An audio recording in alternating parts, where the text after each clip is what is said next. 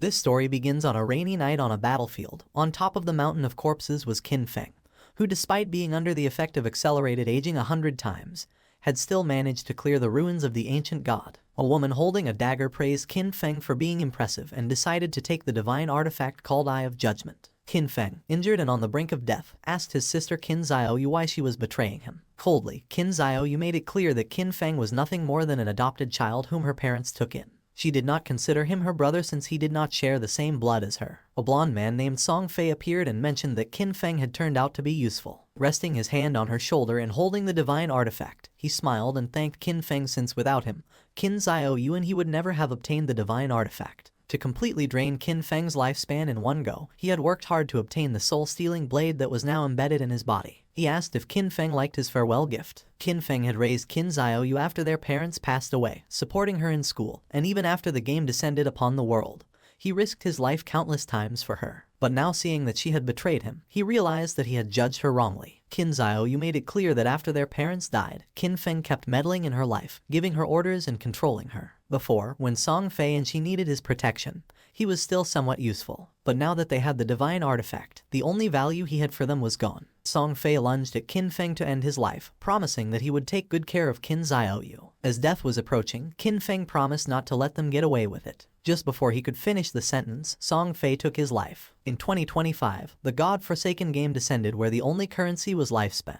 Dying caused a loss of lifespan, while killing monsters granted lifespan. Players could spend lifespan to bring their in-game abilities into the real world. The strong could crush tanks with their own hands, cut airplanes with a sword, and even withstand nuclear explosions with their own bodies. From that moment on, the world changed drastically, and chaos spread. He fought to survive with his sister, enduring countless hardships, barely managing to enter the top 100 of global powerhouses. After overcoming endless dangers and narrowly escaping death countless times, he finally managed to conquer the ruins of the ancient god and obtained the divine artifact called Eye of Judgment. At last, he had the qualifications to reach the top, but who would have thought that the price of his success would be betrayal by his only family? All his efforts in life were nothing more than an interference, and all his struggles only paved the way for another's success. If he could live again, he swore to fight only for himself. But then something happened, and Qin Feng opened his eyes. Surprisingly, he was in his room. He quickly sat up and realized that this was the real world. He was confused since he remembered having died, but once he turned on his phone he saw that it was the year 2025. When looking out the window, he saw the beautiful city, realizing that he had been reborn 9 years ago, the day the God-forsaken game descended to Earth. The next day, his sister, Qin Xiaoyu, kicked open the door and upon seeing that Qin Feng was at home drinking coffee, she got angry and asked why he wasn't answering her calls. She kicked the trash can. Qin Feng remembered that on the day the Forsaken game descended,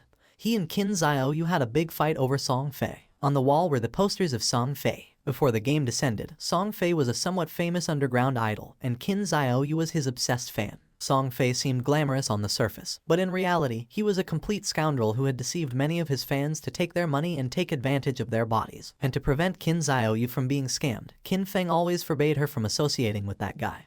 But in the end, our boy was accused of controlling her life. Pointing at Qin Feng with her finger, Xiaoyu asked if he was deaf, saying that it was his fault that Song Fei had lost first place this month, threatening him that if Qin Feng did not give her money to help Song Fei rise in rank, she would get angry. Just then, with a cold expression, Qin Feng gave her a strong slap on the face, making her fall to the ground. Her cheeks swelled, and blood began to flow from her nose, and her eyes filled with tears. She could not believe that Qin Feng had hit her. With a piercing gaze, Qin Feng made it clear that he neither had the desire nor the time to argue with her, warning that if she kept barking, he was going to break her mouth. He threw the credit card over her head and said that this was the money their parents had left behind.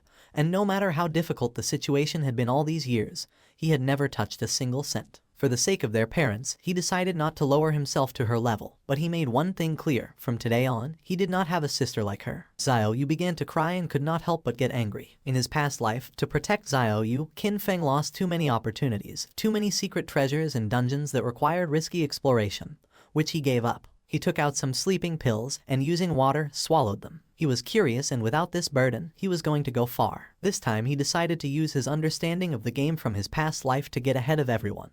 And from now on, Qin Xiaoyu was on her own. And as for Song Fei, our boy decided to take his head personally. Qin Feng fell asleep and appeared in the choice hall. He had missed this place since the first time he came here. He was so nervous that it took him several hours to complete his career choice and leave. But this time, He had to be faster. In his past life, he chose the warrior to protect Qin Xiaoyu. The warrior class was not weak, but it was no longer the right choice. Now, without the burden of Qin Xiaoyu, he was going to be able to clear solo much faster. Mobility and reaction were the most important things, so without hesitating for a second, Qin Feng chose the assassin class. But then something unexpected happened, and the system reported that the divine artifact Eye of Judgment had been successfully bound. The Eye of Judgment was activated. It had a passive authority. Upon entering the Forsaken game, Qin Feng was going to automatically obtain the highest ranking profession and talent. Our boy was in shock upon seeing that the Eye of Judgment had linked to him after his rebirth, realizing how it worked. As long as the artifact recognized its owner, and even if it was stolen, it would be useless, believing that perhaps this was the reason why he had been reborn. Just then, shadow began to enter his body, then his body started to change and his hair turned white, becoming a shadow. Qin Feng's appearance had changed. Shadow was the highest level hidden profession for assassins. It was completely different from the warrior profession he chose in his past life. Just obtaining this profession had already given him enormous power. Qin Feng's eyes widened in surprise when he remembered that each profession had a very small chance of unlocking its hidden higher tier profession, and the authority of judgment actually made this probability a certainty. The system activated, informing that the authority of judgment was the most genuine and ancient primordial authority in the universe. Its power surpassed rules and order. Temporarily, Qin Feng could not activate this authority actively since he did not possess divinity, but its passive effect was active. This revelation left our boy in shock. In his past life, it was not until the 7th year after the God-forsaken game descended that a powerful player managed to leave God's abandoned realm and reach the realm of order. Only then did humanity learn about the existence of the power of order. But in fact, even years later, no one obtained the power of order. Qin Feng never expected to achieve this. Now at the beginning of his journey, he had already obtained the primordial authority that surpassed order and rules. As long as he could leave God's abandoned realm and reach the realm of order to obtain divinity, he could activate this authority, now having another goal in this life. Now that the profession selection had been completed, the system asked him to enter his game alias. Qin Feng hesitated for a moment but then chose Shadow since his profession had been born from the Shadow. Qin Feng was teleported to the God's abandoned realm. This was a ruined land, full of countless monsters. He had to be careful since the monsters were ready to tear him apart and steal his lifespan. One could leave the town, kill monsters and earn tradable lifespan. But if they died in the game, they would lose half of their lifespan, both tradable and non-tradable. Qin Feng was in Shell Town, a safe zone. Here there were no monsters and players could not attack each other, and the lifespan loss speed was multiplied by 1. Many people were dragged into the game. Some had taken a nap after eating and some others had fallen asleep after a long workday, only to end up in this place. Everyone's attention was fixed on Qin Feng. No one knew what profession he had, nor why it looked so different from theirs. Seeing the dagger, some realized that he was an assassin. Soon, powerful figures from various countries were going to appear one after another, reconfiguring the order of this world. If Qin Feng wanted to get ahead of them, then he couldn't wait since practice waits for no one. Just then, 3 men and an archer were teleported back to the town. You see, if during the monster hunt players died, they would return to the town. The players were furious and panicked since the wild monsters were too strong.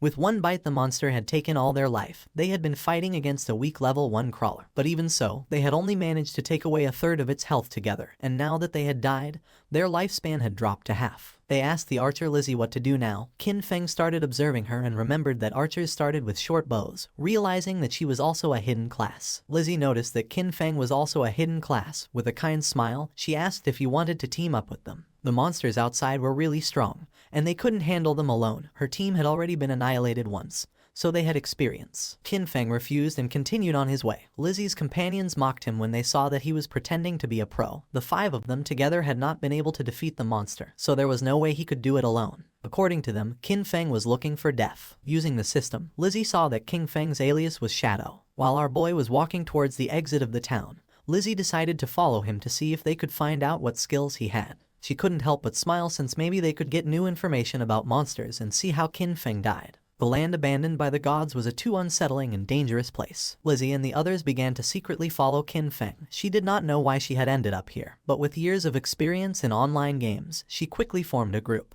However, the first monster they encountered outside of the town annihilated them. She knew that this monster was not an enemy that a level 1 player could defeat. Lizzie's friends were furious since Qin Feng's initial weapon was different from the group's assassin.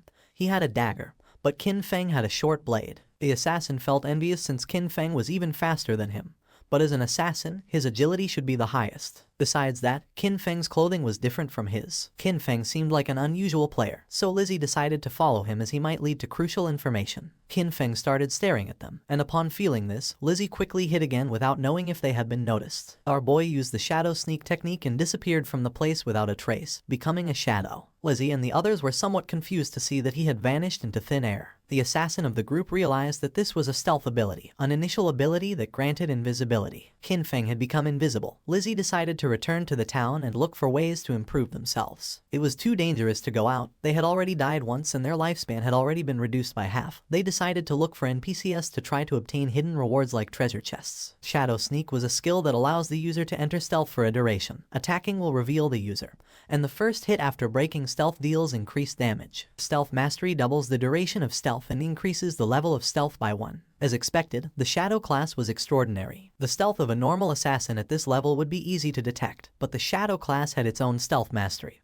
which made it impossible for anyone, even monsters, to notice Qin Feng in the early stages of the game. Our boy couldn't help but think that Lizzie and her friends were naive since the beginner town had nothing that could really improve your strength. It was just a refuge for players. In this forsaken game, weak players were nothing more than prey for monsters. A few seconds later, Qin Feng's stealth came to an end. For now, the duration wasn't very long. Luckily, the cooldown started as soon as he activated stealth. In just a few more seconds, he would be able to disappear again. The status window of Qin Feng appeared. His codename was Shadow, and his class was also Shadow. He had a non-tradable lifespan of 75 years and 0 tradable lifespan, strength of 13 points, constitution of 13 points, agility of 18 points, and spirit of 15 points. All players started with base stats of 10, and the different classes granted additional bonuses. The warrior class he had chosen in his past life only gave him 3 points in strength and constitution, but this time, the Shadow class had granted improvements to all stats, and agility had increased by 8 points. He still had 5 free attribute points to assign. Most players use their points on strength or spirit to increase physical or magical attack power, but that was a big mistake. Without losing a second, Qin Feng assigned the 5 points to agility, now being 23 points. This statistic was key since in the early game, no matter how one allocated their stats, the monsters would always deal overwhelming damage to the players, and the only way to kill monsters without taking damage was to increase agility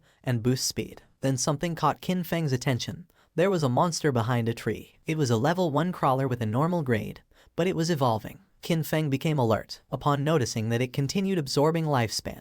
He quickly realized that this monster had been the one who had annihilated that group of 4 players. The crawler felt the presence of Qin Feng. It was somewhat injured because it had lost part of its HP. The monster attacked, but Qin Feng dodged it with a jump. When monsters killed players, they could obtain their lifespan, and if they absorbed enough, they could evolve. Qin Feng activated Shadow Sneak and unsheathed his short blade, and just before the crawler could get close, he disappeared into the air. While the crawler was trying to see where he had gone, Qin Feng appeared above and using Stealth Break Strike, landed on top of the monster and forcefully stabbed his short blade into its head, causing 174 damage, killing the monster and gaining 10 experience points. He did not expect to be able to kill the crawler in a single blow, but then he remembered that attacking the nape of a crawler triggered a critical hit. Just then, a system window appeared informing that the skill Backstab allowed doubling the damage if the attack came from outside the enemy's vision. This explained why the crawler had died in one hit. The skill Backstab had stacked with multiple abilities, creating a terrible damage multiplier. Qin Feng stared at the corpse in silence. He remembered when he played as a warrior. Even a critical hit barely did 40 damage, and he had to fight for centuries just to kill a crawler, almost dying in the process. Once the monster died, it dropped a shining orb that was the lifespan.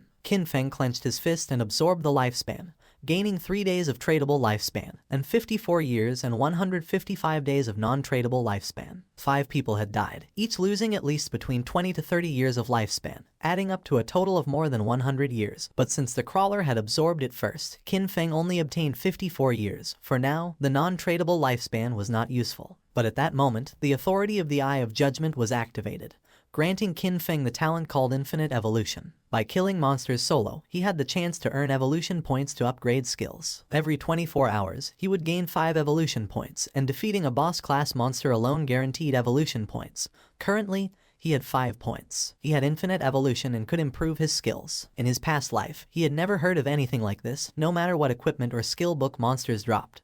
Its grade was fixed and there was no way to improve it. This was a power beyond rules and order. Our boy decided to try it out and upgrade Shadow Sneak and Backstab. He spent 4 evolution points and the skills were successfully improved. The starting skill Shadow Sneak went from normal to bronze, and the duration increased from 12 seconds to 16 seconds. The breaking stealth attack bonus increased from 60 to 90, and the cooldown time was reduced by 2 seconds. Backstab went from inferior to normal and the damage increased by 5%.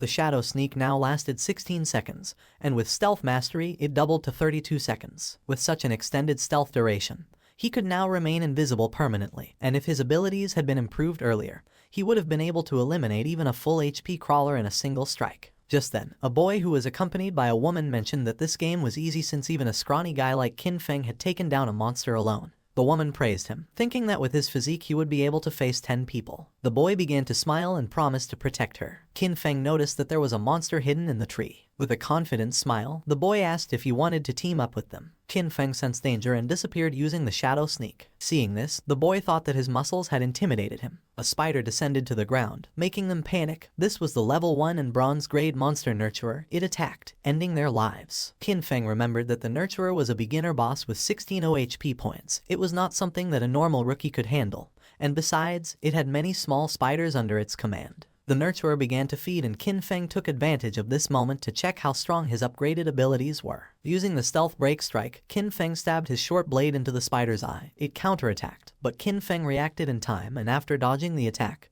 he moved away and became invisible using Shadow Sneak. Our boy's attack caused 338 damage, and in the process, he received 9 damage.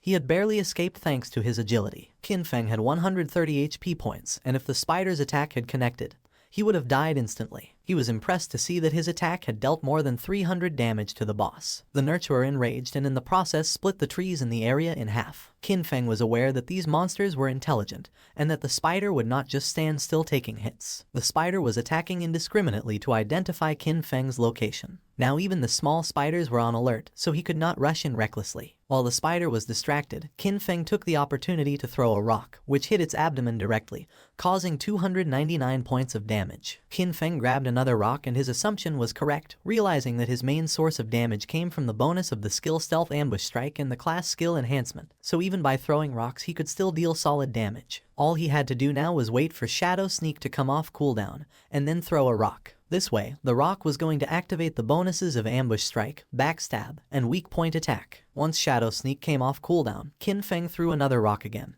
dealing 279 points of damage to the spider, and then activated Shadow Sneak again. His plan was simple: stay hidden until Shadow Sneak was off cooldown, and then attack again. At the same time in the town, the leaderboard was updated revealing that the player Shadow had killed the boss nurturer of bronze grade, being the first to reach level 2, rising to the list as number 1. The other players were in shock since most had died to mobs and could not understand how someone had already defeated a boss. Lizzie and the others were speechless upon seeing that Qin Feng had defeated a boss and ascended to level 2, while they could not even handle normal mobs together, believing it must be a system error. The woman and the man who were attacked by the giant spider spawned in the town and were in shock upon seeing that someone had killed that big spider, realizing that Shadow was the boy they had seen earlier in the forest. Back in the forest, the system announced that Qin Feng had killed the boss nurturer, obtaining 300 experience points and 2 evolution points. Additionally, Shell Town's level leaderboard was unlocked, granting our boy 1 reputation point. Qin Feng began to absorb the lifespan of the spider. The moment the big spider died, the small ones scattered, which was a waste. He couldn't help but regret it since he should have killed the small spiders first to gain more experience. He obtained 46 tradable lifespan and a new skill book called Greedy Hand of bronze quality along with a corrosive dagger, which had 35 damage points and 4 agility points. After learning the skill Greedy Hand, Qin Feng could use it on defeated monsters, granting a 20% chance to obtain an additional loot reward. Qin Feng was somewhat surprised as he did not expect a bronze boss to drop this god-tier assassin skill. This skill significantly increased loot acquisition. In the late game, defeating powerful bosses would have a 20% chance of producing extra loot. According to what Qin Feng remembered from his past life, there was a guy in the Godslayer guild who had average combat strength. But just because he had this skill,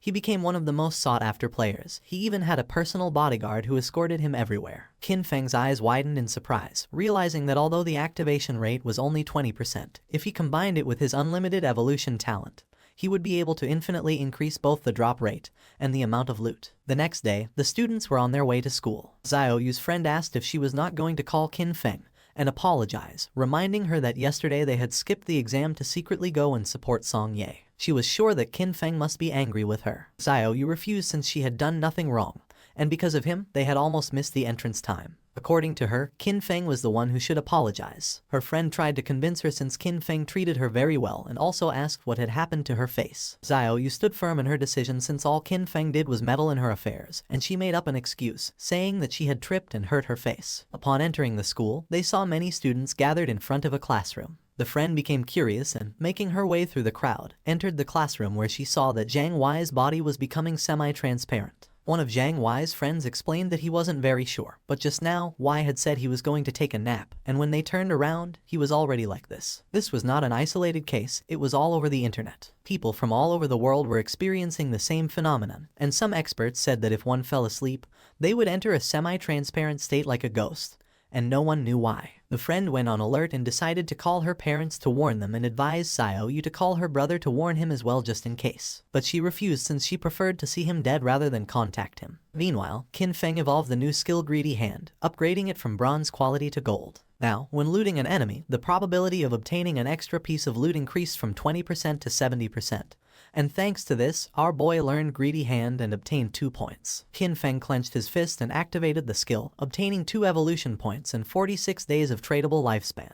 He was more than satisfied to have obtained 2 evolution points and knew that to upgrade Greedy Hand to level 3 he needed 3 points, and that soon he would have a 100% chance of obtaining extra loot. He knew that the governments of the world must have realized the situation by now, and more people were going to flood into the game, so he had to accelerate his progress and equip what he could use. Qin Feng equipped the corrosive dagger of bronze quality, gaining 35 attack points and 4 agility points. He activated the shadow stealth to avoid drawing attention from the monsters, knowing that it wouldn't be long before people realized that the skills and equipment from this game could be extracted into the real world.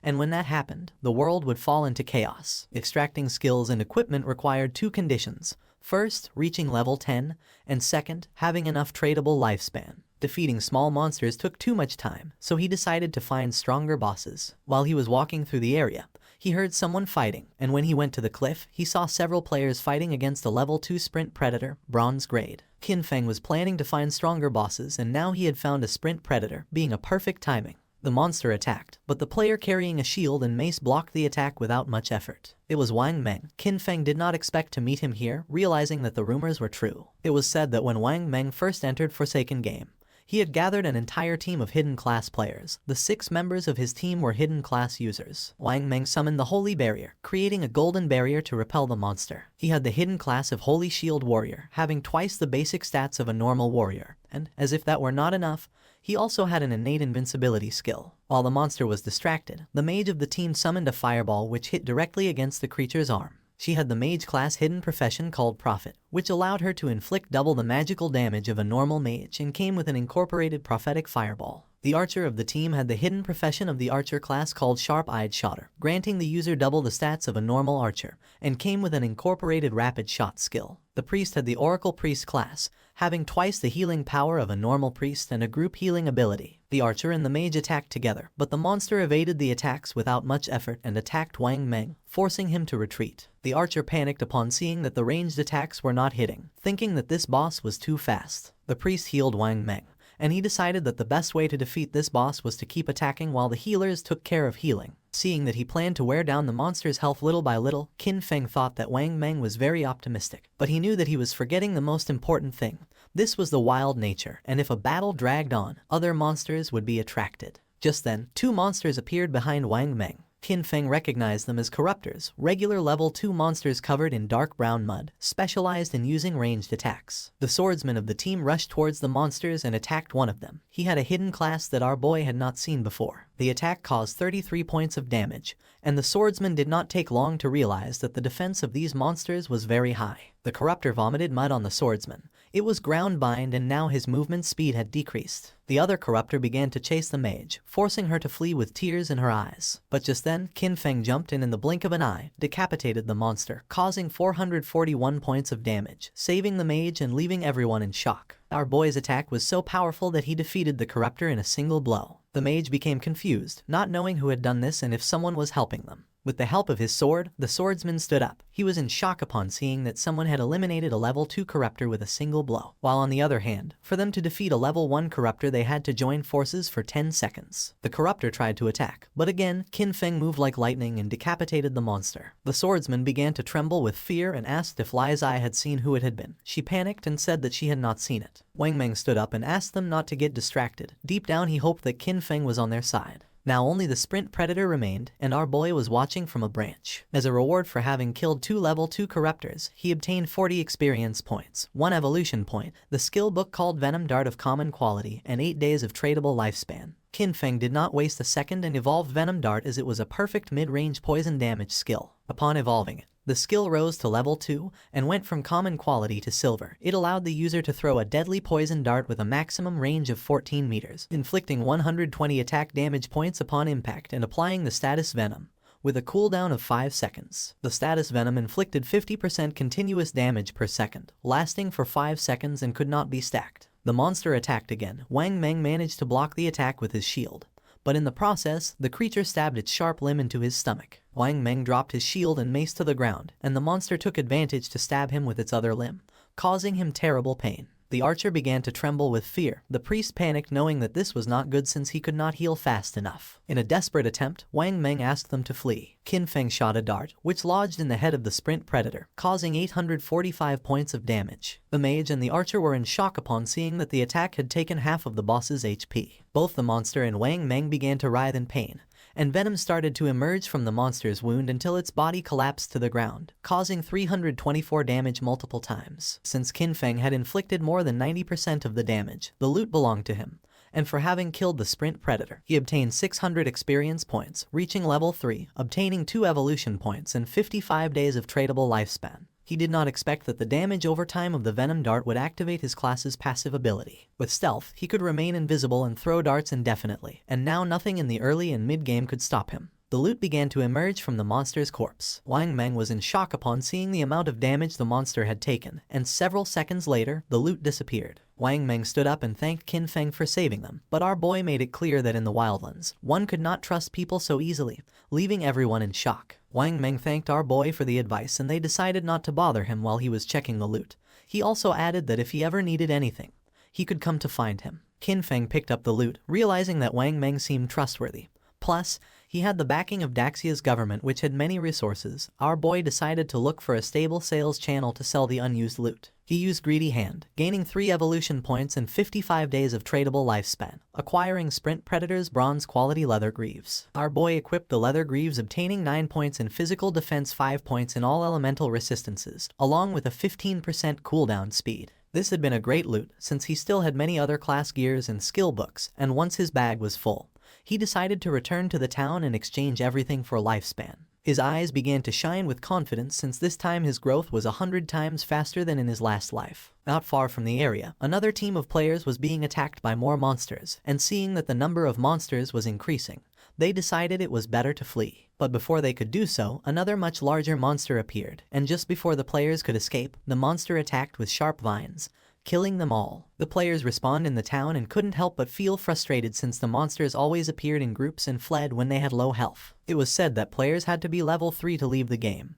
but this seemed like an impossible task. Some players thought they needed more people since a team of 3 players was not enough, believing they should form groups of 6 or 10 players. The other player argued that this was not going to work since he had seen a team of 10 be surrounded and wiped out. Plus, too many people were going to attract a boss, and recently, a group of 40 had activated some curse master and it had annihilated more than 30 of them in one single strike. Lizzie's team also spawned back in the town. If the players did not reach level 3, they were going to be trapped inside the game forever. They had all ended up here after falling asleep, so in other words, only their consciousness was inside the game, and if they could not get out, their real bodies were going to starve to death. Lizzie was frustrated because she did not know why the game was so difficult. Her friend panicked since they had already died 3 times and their non-tradable lifespan had dropped to less than 10 years, and at this rate, they were going to end up dying in real life. Despite not knowing if it was real or not, Lizzie knew that they could not afford to die again. Upon seeing that Shadow was level 3, she was somewhat confused, realizing that he must have discovered some trick. She knew they needed him to carry them to level 3 in order to escape this game.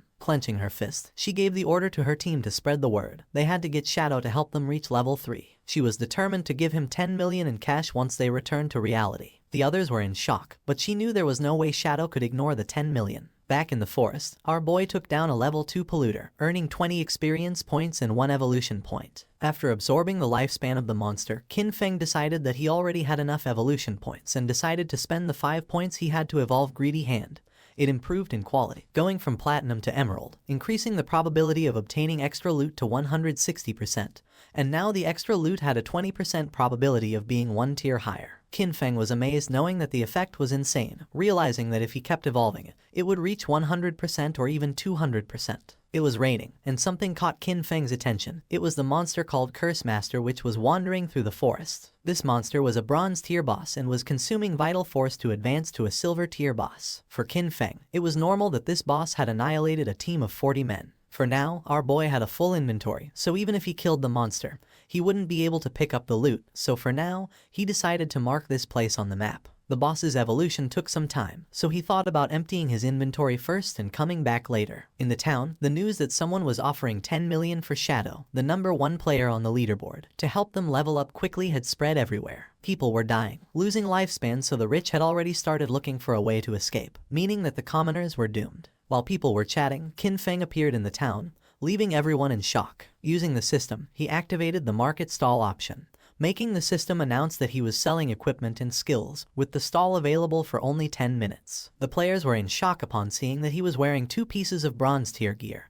and furthermore was selling 2 more. They still couldn't believe that he had killed a bronze tier boss. One of the players asked why they couldn't see Qin Feng's face. Another player explained that he had enabled the face concealment function, making the in-game appearance match the real one, so for this reason he wanted to remain mysterious. A mage approached our boy's stall and with a curious gaze asked how much for the icicle spell, to which Qin Feng replied that it was 100 days of tradable lifespan. She was Grey Rose, currently ranked 11 in Shell Town, who also had face concealment activated. For Rose, 100 days of lifespan was a lot, so she asked if he could lower the price, to which Qin Feng explained that the common tier skill icicle spell increased a mage's early farming speed, and 100 days was already a bargain. Rose asked if she could use real-world money, but Qin Feng refused to accept it, advising her that if she had cash, she could first buy tradable lifespan and then exchange it with him, and if no one offered more, he was determined not to sell the skill until she had the lifespan. She started to ponder, and then using the team channel, she asked her teammates if this was a good offer. They had leveled up to level 2 so quickly thanks to her leadership, so they showed no objections. Moreover, with this skill, they would be able to reach level 3 even faster since the most important thing was escaping first. She asked them to transfer their tradable lifespan to her, promising to send them money when they returned. She handed over the 100 days of tradable lifespan to our boy. Seeing that all of her team members were level 2, Qin Feng realized that they must have killed at least 30 or 40 crawlers.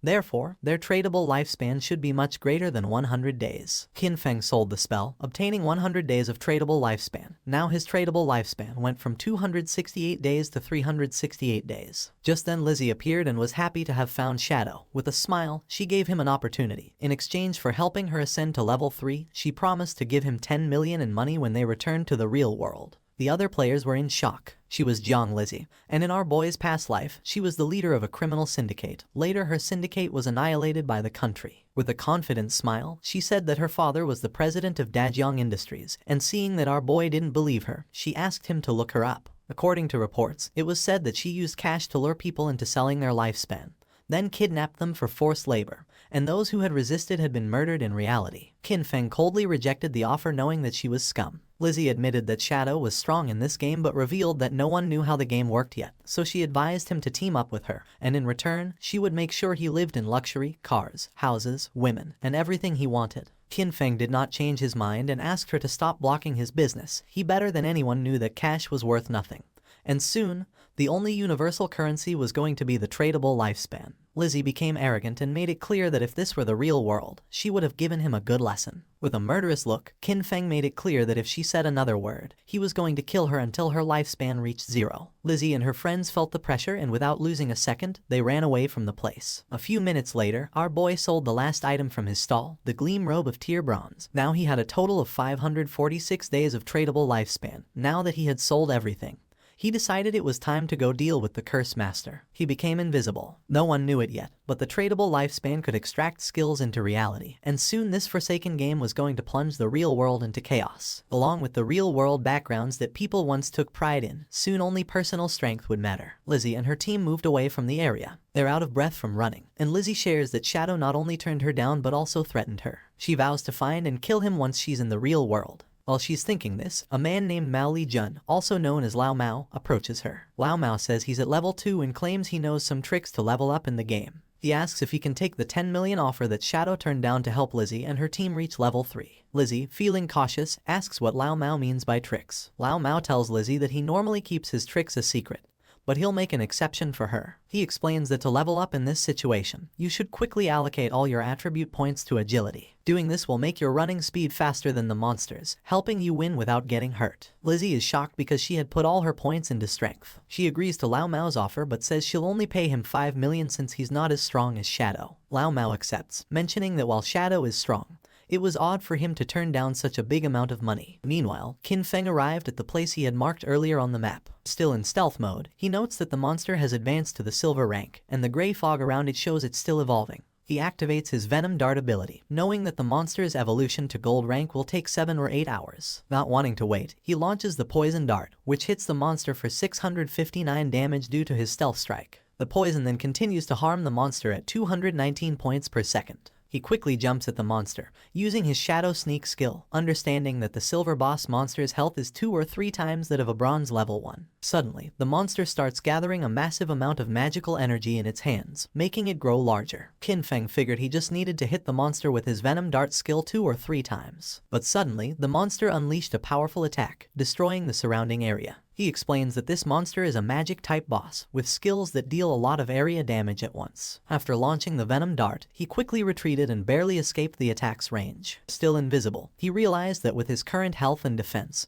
he wouldn't survive if he took the monster's attack directly. As the battle continued, the monster started charging another big attack. Its massive form turned toward him, but he stayed calm, moving carefully across the battlefield while watching his cooldown timer. His hidden shadow ability wasn't ready yet, so he needed to wait for the boss to show a moment of weakness. The plan was simple: wait for the right moment, strike precisely, and disappear before the monster could hit back. Moments later, the creature stumbled, briefly distracted. This was the chance. Without waiting, he moved forward, using his Venom Dart skill. The attack hit perfectly, dealing 659 damage. Almost right away, the venom started working, draining the monster's health by 219 damage per second. Seeing the danger, the monster tried to escape, but Qin Feng wasn't going to let it get away. He followed closely, his eyes focused and determined. The monster was nearly defeated. Its attempt to run away was useless. In a swift movement, Qin Feng vanished and reappeared on the creature's head, slamming it into the ground. The system quickly confirmed his victory. He had defeated the silver-ranked boss. A stream of notifications appeared before him. He gained a total of 1,800 experience points, and leveled up from 3 to 5 instantly. He also received 4 evolution points and a surprising 124 days of tradable lifespan. He chuckled, noticing how a single boss kill boosted him 2 levels and gave him extra evolution points. As the monster's body turned into loot, he used his evolved skill, Greedy Hand. The air shimmered as a system screen confirmed the loot was collected. The rewards were even better than he expected, with another 4 evolution points and an extra 124 days of tradable lifespan, doubling his gains. The generous rewards made him smirk. 2 extra bonuses right away were impressive. He realized the silver-ranked boss had given him a total of 12 evolution points and 372 days of tradable lifespan. Just as he was taking in his rewards, another system prompt appeared, revealing an unexpected bonus. The secondary effect of Greedy Hand had kicked in, upgrading one of his looted items from silver to gold rarity. He looked at the notification with interest, a gold tier item. It made sense why Greedy Hand was considered a Jade level skill. It could enhance loot beyond its original quality. His focus then turned to the scattered loot. 7 or 8 pieces of gear had dropped, but he only had 10 slots left in his backpack. He sighed, realizing that running back each time he defeated a boss would waste a lot of time. He knew that a storage ring or something similar would have been perfect to solve this problem. Just as Qin Feng was about to check out a specific item among the loot, the scene suddenly shifted back to the shell town.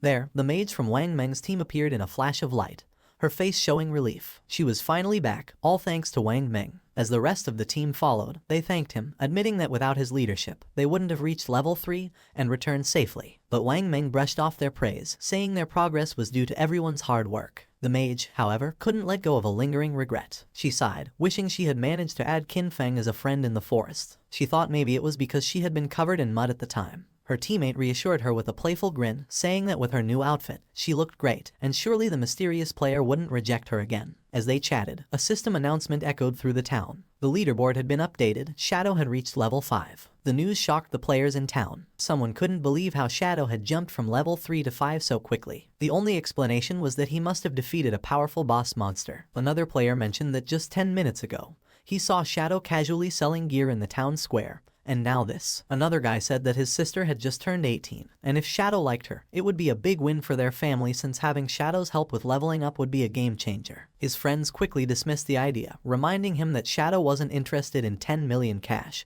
so he wouldn't be interested in a matchmaking proposal. Back at Wang Meng's camp, his team was starting to worry. They had just celebrated reaching level 3, only to find out that Shadow had already moved far ahead. But Wang Meng stayed calm. He told them to put their worries aside for now. They needed to log out, return to reality, and warn their families and friends about this dangerous game. As their bodies started to fade, the system confirmed their logout. Wang Meng's last words were serious. If the world was heading toward chaos, they had to prepare their loved ones. The scene shifted to the real world. Wang Meng's eyes opened, and a voice quickly called for the captain. He wasn't just any player. Wang Meng was a police officer. His fellow officers rushed to him, visibly worried. One admitted they were scared because his body had started to turn transparent while he was unconscious. The terrifying truth was clear. If a player died in the game or lost all their life, they didn't just log out, they disappeared from the real world. But there was no time to dwell on that horror. Wang Meng stood up and called for everyone to gather as something serious had happened. Someone asks Wang Meng about his report. Wang Meng explains that he and his team formed a party and each member had a hidden profession,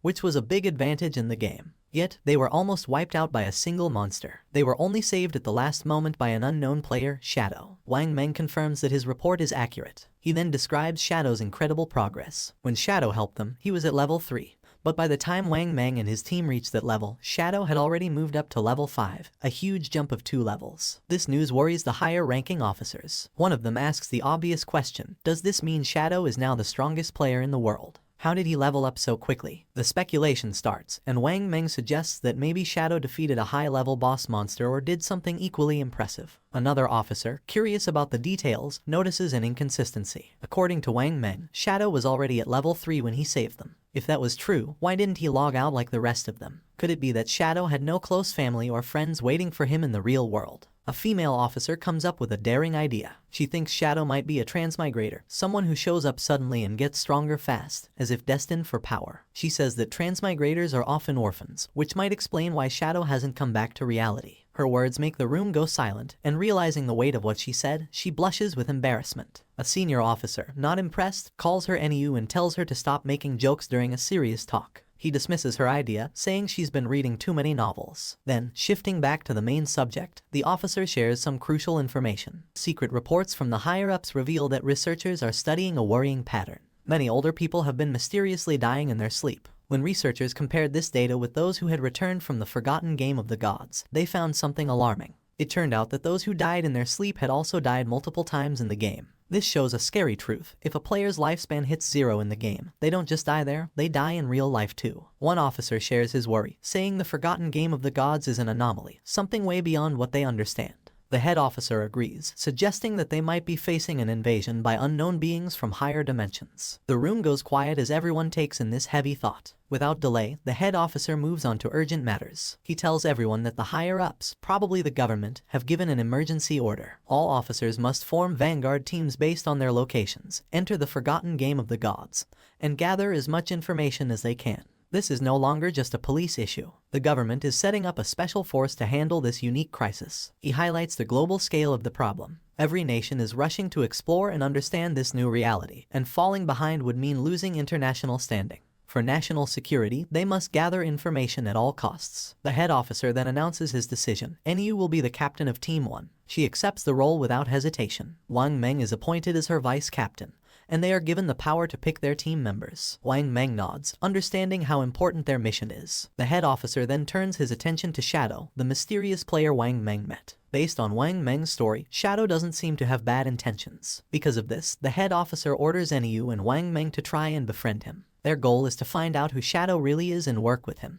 He explains why NEU is in charge. Her deep knowledge of games and stories makes her the best choice to investigate someone like Shadow, whose abilities and actions seem almost like those in myths. The head officer hopes that NEU and Wang Meng can make Shadow an ally, someone who could represent them in the game. If they succeed, they will get access to vital information that could give them a strategic edge. The other police officers are tasked with keeping public order and stopping any mass panic. With that, the meeting ends. As the sun sets and casts a golden glow over the city, the officers get ready for the challenges ahead. The next day, the scene shifts to a high school where the protagonist's younger sister sits at her desk, lost in thought. Around her, students chat excitedly about recent news. A small group nearby talks about a surprising discovery. Chang Wei, the student whose body had started to vanish, has reached level 3 in the game and logged out safely. One of the girls shares that Chang Wei revealed something important. If several people from the same district fall asleep at the same time, they will all end up in the same starter village in the game. This news stirs both excitement and worry among the students. Another girl, alarmed, insists that this won't work. She feels she must bring her parents into the game. They have no gaming experience, and she's scared something might happen to them if they enter unprepared. But another student disagrees, saying they shouldn't rush to involve their parents yet. They should focus on getting stronger first, so they can protect their families when needed. Meanwhile, the protagonist's younger sister looks at her phone, deep in thought. A nagging frustration grows inside her. Why hasn't her brother reached out to her yet? With something as big as the forgotten game of the gods happening, she expected at least one message from him.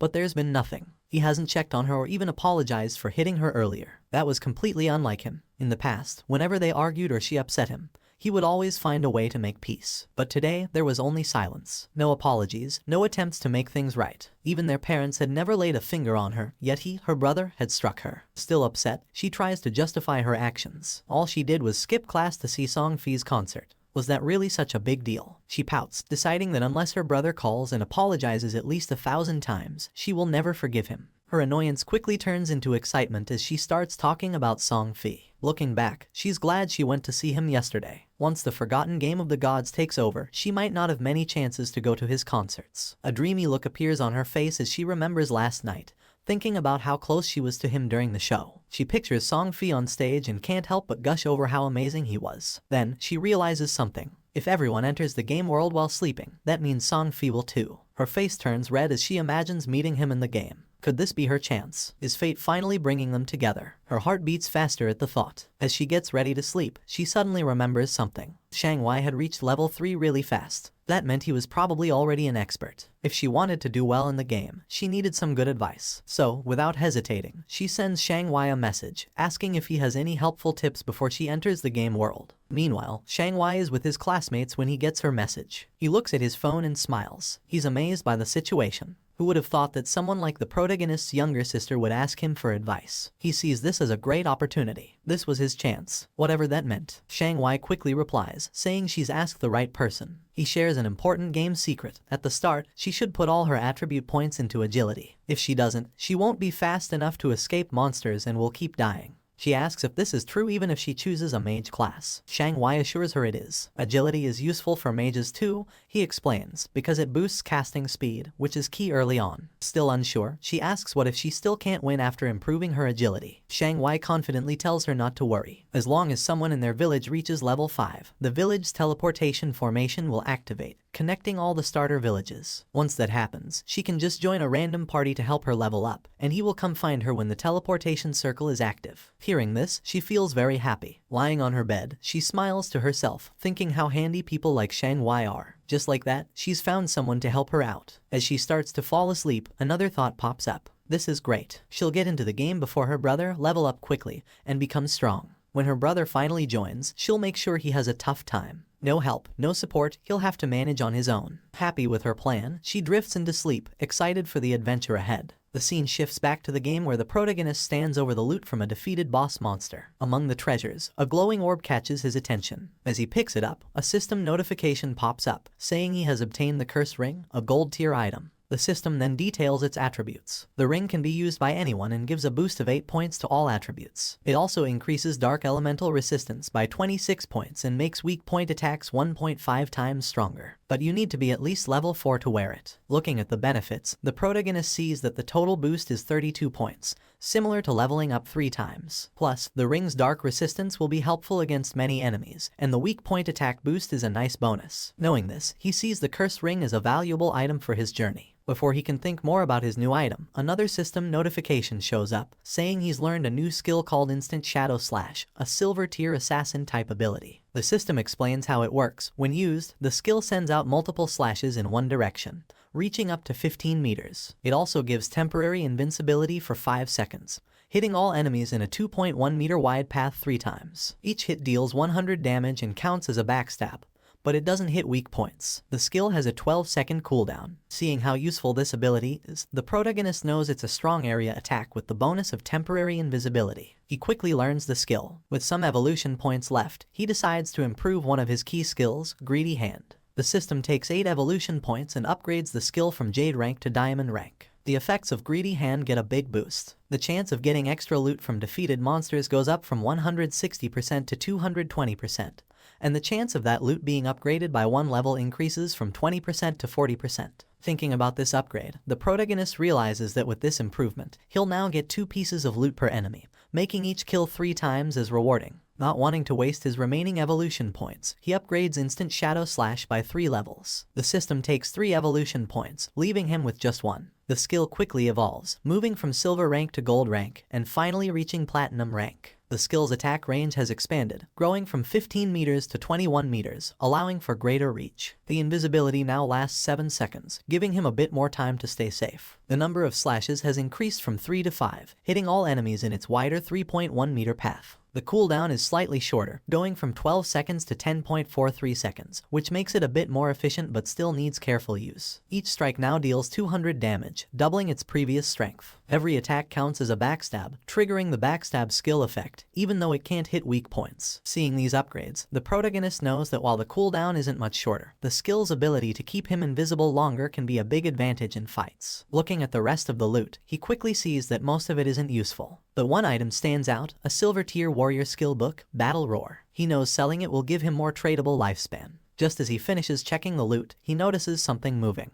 Turning around, he sees 3 huge creatures coming toward him. Without delay, he recognizes them as level 4 limb crawlers, ugly and dangerous monsters. Instead of being scared, he sees this as a great chance to try out his improved skill. He quickly activates Instant Shadow Slash. In a flash, he becomes a blur, launching a series of fast slashes that cut through the creatures with ease. The limb crawlers are torn apart before they can even react. As the dust settles, a system notification pops up, confirming their defeat. The system records his win, giving him 80 experience points and an extra 5 days of tradable lifespan as a reward. Standing in the aftermath, a dark, intimidating aura surrounds the protagonist. He calmly thinks about his new power, realizing that his ability to defeat enemies has greatly improved. He thinks about a strategy, figuring that if he uses his Poison Dart skill with Instant Shadow Slash, he could win battles before they even start. Checking his tradable lifespan, he sees he has 618 days. But to bring his game skills and gear into the real world, he needs at least 900 days, or about 2.5 years. With that goal in mind, he plans his next steps. First, sell all the valuable items in his inventory. If things go well, he might reach the required lifespan sooner. Once he hits level 10, he can finally connect the virtual and real worlds. The scene shifts to the protagonist heading back to the starter town,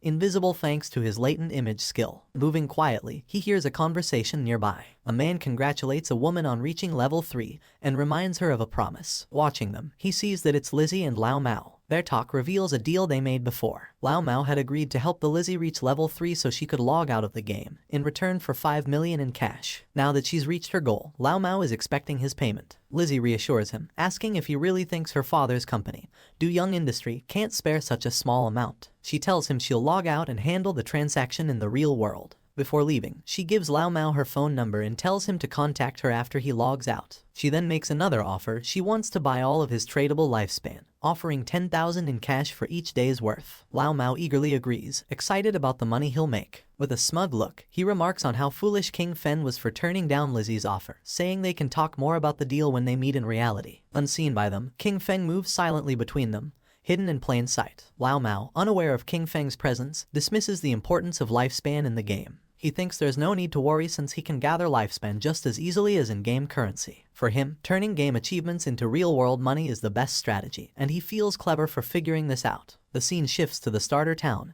where King Feng stands in front of the teleportation gate. As he stretches out his hand, the gate glows with bright blue energy. As the light grows stronger, a system window appears, congratulating him for activating the teleportation formation in Shell Town and awarding him 1 reputation point. The system explains that he can use the teleportation gate once a day for free, but using it more will cost tradable lifespan. However, since no other teleportation gates in the game are active yet, it's not useful right now. King Feng thinks about the teleportation system, knowing it's a two-way setup. Just activating one side doesn't help. Another player in a different starter town needs to reach level 5 and activate their gate for it to work. He remembers that in his past life, Song Fi was in Firefly Town. To stay ahead, he sets up an altar that will alert him as soon as someone activates the Firefly Town gate. He's not just waiting, he's getting ready. The moment that gate is active, he'll be prepared to face Song Fi. As he moves deeper into the city, his thoughts are on his main goal. While teleporting between towns is important to most players, he knows the real challenge is still ahead. His true aim is to reach level 10 and enter the God's abandoned realm, where he can finally activate his authority. Only then will the real challenge of the God-forsaken game begin. A bit later, he sets up his shop, and a system notification appears, letting all nearby players know that he's selling equipment and skills, but only for 10 seconds. It's a first-come, first-served chance. The reaction is immediate. Players get excited, rushing toward him and calling him an expert. Some say they've been waiting for this moment, saving up tradable lifespan just for this. One player proudly mentions he has saved up 150 days worth, while another remembers that the last time King Feng set up shop, he sold an icicle spell, which helped Gray, the buyer, climb to second place in the rankings. Another player, thrilled, discovers a silver tier skill book called Battle Roar, a warrior-only ability, and decides to buy it without a second thought. A system notification pops up, confirming the Battle Roar skill book has been sold for a huge 300 days worth of tradable lifespan. The players around are stunned. One questions if a single skill book is really worth that much. Another player dismisses him, explaining that Battle Roar greatly increases a warrior's ability to farm monsters. With this skill, the 300 days of tradable lifespan can be earned back in less than 2 days, making it a very smart buy. Understanding the value of what King Feng offers, the rest of the players rush forward, desperate to buy anything before it's gone. In just a few seconds, everything is sold out. Looking at his system window, King Feng checks his earnings. In just 1 minute, he gathered 650 days of tradable lifespan, bringing his total to 2,174 days. But he's still not satisfied. To bring his attributes, skills, and equipment into the real world, he needs much more lifespan. Meanwhile, some players complain about not getting a chance to buy anything. They ask if he'll set up shop here again, and he confirms he will. Suddenly, a female player calls out to him, saying she has a treasure and asks if he's interested in making a deal. As he turns to look, he recognizes her. She's one of Wang Meng's teammates. The system quickly identifies the treasure as a space ring with 12 inventory slots. It adds that the ring doesn't take up King Feng's backpack or equipment slot. King Feng is momentarily taken aback. He knows the true value of the space ring. It's a rare storage item that doesn't use up a ring or backpack slot. Since players can only carry up to 3 storage backpacks, an item like this is invaluable. He understands that while space rings can technically drop from any monster, the chance is incredibly low. The fact that this girl, with her prophet profession, got one so early in the game is amazing. Her luck is incredible. Without delay, he asks for the price of the ring, already figuring out its true worth. In his past life, a 12-slot space ring like this sold for an astounding 3,600 days worth of tradable lifespan. But instead of asking for lifespan, the girl surprises him with her offer. She doesn't want his lifespan at all. Instead, she asks him to add her as a friend and team up with her to defeat a boss monster. King Feng agrees right away, and a system notification pops up, confirming that player Big Plum has accepted his friend request. As they leave Shell Town, King Feng asks Plum about the boss monster she needs help with. Plum explains it's a gold tier boss, but she didn't catch its name because it was too far away. She says it's located on a worn-out boat in the swamp. King Feng is surprised. Could it be the Golden Ghost ship? He knows this ship is a rare special boss that can show up at any level. Its appearance rate is very low, but when it appeared in the past, it caused big guilds to fight fiercely over the strong gear it dropped. Just spotting this monster could start a big battle. But from what Plum says, he thinks this version of the Golden Ghost ship is probably around level 5, making it the easiest to beat. Still, he wonders how Plum found such a rare boss so near the starting town. His mind races as he tries to figure it out. The space ring, her link to Wang Meng's team, a gold tier boss showing up as if by luck. A thought hits him. Could she be the rumored koi fish from his past life? He recalls whispers from before. People said someone in Wang Meng's team had crazy luck, finding rare bosses, treasure chests, hidden palaces, and ancient temples just by wandering.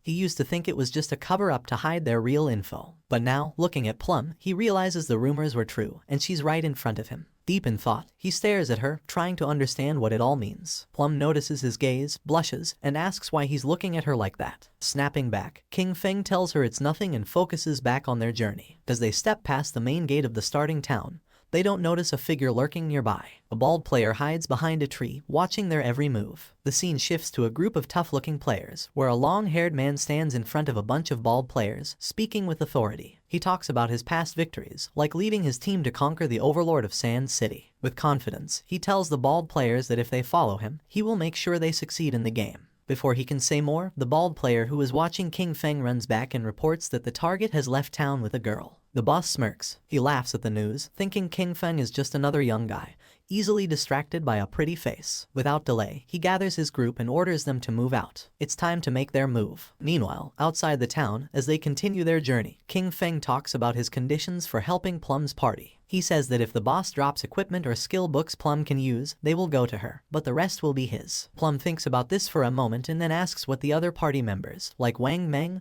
will get from this deal. King Feng explains that since the party has different roles, there's no promise that gear for an assassin will drop. If that happens, he would have fought for nothing, which wouldn't be fair. Understanding his point, Plum agrees to his terms but has a small request. If any gear drops for her captain or other party members, she asks if he would sell it to her at a discount. King Feng agrees. With the terms set, Plum says they will go to the boss's location once Wang Meng and the rest of her party log back into the game. But after walking for a while, she realizes she doesn't know where they're going. It's only when King Feng finally tells her their destination that she understands. They are going to fight the gold-tier boss monster now. Plum is shocked. The idea seems crazy. King Feng is an assassin, and she is a mage. He might turn invisible, but she can't take a hit from such a strong enemy. Facing a gold-tier boss this early with just the two of them sounds like a death wish. But King Feng stays calm and confident. He doesn't plan for her to fight at all. His plan is to tackle the boss alone while she watches from a safe distance. Even with his confidence, Plum finds it hard to believe. She knows he's strong, but beating a gold-tier boss solo is unheard of. Just as she gets ready to question him more, King Feng suddenly stops, sensing something.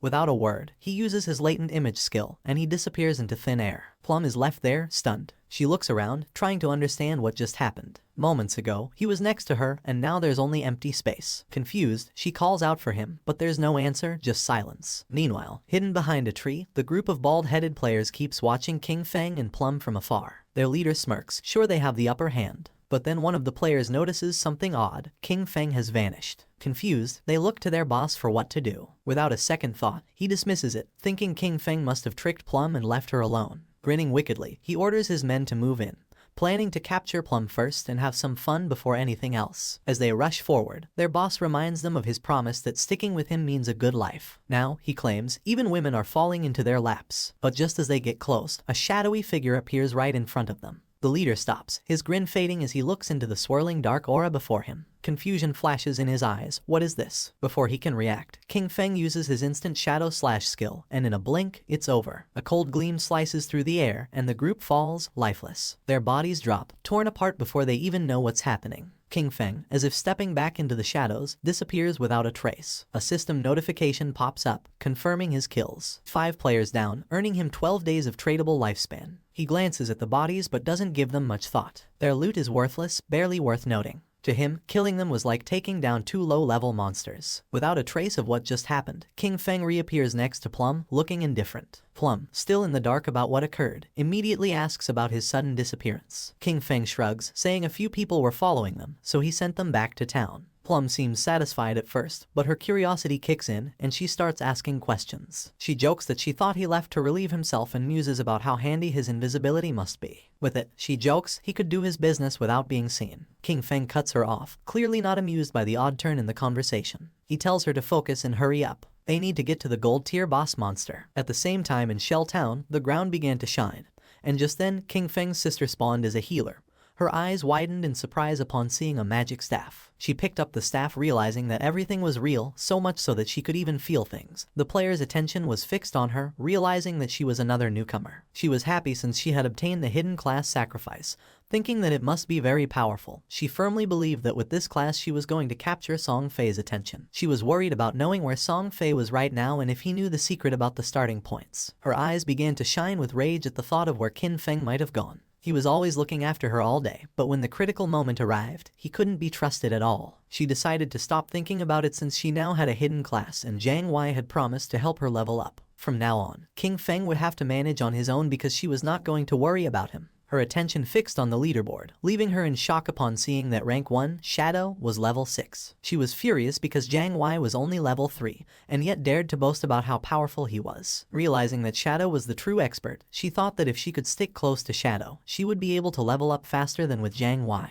But a question came to her mind: where should she go to find that expert? Not far away, there was a group of players talking. They were worried because they couldn't contact Swaying, the healer of the party. It was Wang Men's team. He knew they didn't have time to wait for him, so he asked if anyone had any ideas. One of them, somewhat concerned, explained that they couldn't kill mobs without a healer. The other player argued that they weren't experts like Shadow, who could farm alone, suggesting finding another healer to party up. While they were trying to find a solution, someone greeted them, and when they turned around, they saw King Feng's sister. For her, this opportunity was perfect. With a smile, she asked if they needed a healer, revealing that she had the hidden class life sacrifice. Meanwhile, in the forest, King Feng and Plum were on top of a cliff with a swamp at the bottom, where they saw the Golden Ghost ship lurking. Using Shadow Sneak, King Feng disappeared into the air, asking Plum to hide and be careful of ambushes while he went to take care of the boss. Plum, somewhat confused, nodded but asked him to be careful. Our boy descended onto the swamp, and a system window appeared informing that due to the influence of Ghost Ship, this area had become a violent domain,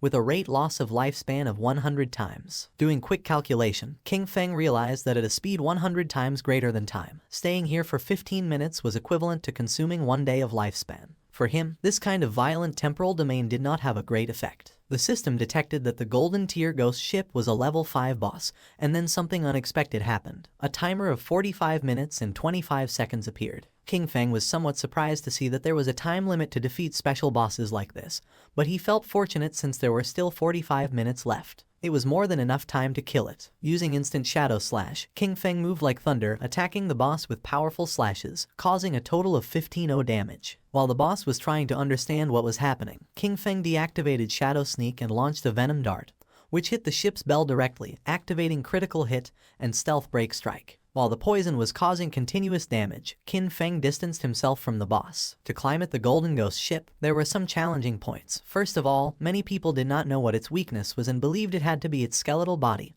or the ship. But in reality, the weak point was the Ghost Fire Bell located at the tip of the ship. The boss enraged because when its weakness was attacked, it controlled the surrounding water. The boss prepared a massive AI attack, making pillars made of water emerge. Evading the attacks, King Feng began to approach the boss. The water pillars had abnormally high damage, and early-stage warriors wearing silver armor sets could barely take a hit. He was happy since his shadow class had high agility. Otherwise, he wouldn't have been able to dodge. At that moment, hands emerged from the swamp. Decaying zombies known as ghosts began to surface. King Feng remembered that once the AoE attack ended, the boss would summon 12 decaying water ghosts, each with a silver tier capability. Thanks to Shadow Sneak, the ghosts couldn't sense King Feng's presence as he stood right in their midst. The 12 decaying water ghosts were about to attack savagely, and most parties would be in a frenzy by then. And as if that weren't enough, the Golden Ghost ship would summon a decaying water ghost every 3 minutes. If you weren't fast enough in dealing with them, their numbers would only increase more and more, resulting in total party elimination. But since he had been invisible from the start, they wouldn't be able to detect him. He just needed to find the perfect angle. Using instant shadow slash, he started moving quickly and destroying all the ghosts at once. While our boy was taking care of the monsters, Plump was watching from the cliff. She was trembling and red, realizing that this was the power of the ranked 1 expert, Shadow. To her, he was too powerful since he appeared and disappeared without a trace. In the blink of an eye, he had already taken more than half of the boss's health without even giving it a chance to counterattack. But to her surprise, King Feng communicated with her through chat and, calling her by the nickname Little Black, revealed that he was going to die in a while, leaving her in shock. With a confident expression, King Feng said that there was nothing to worry about and the only thing she had to do was wait for him to revive. Plump panicked as she thought our boy had the advantage,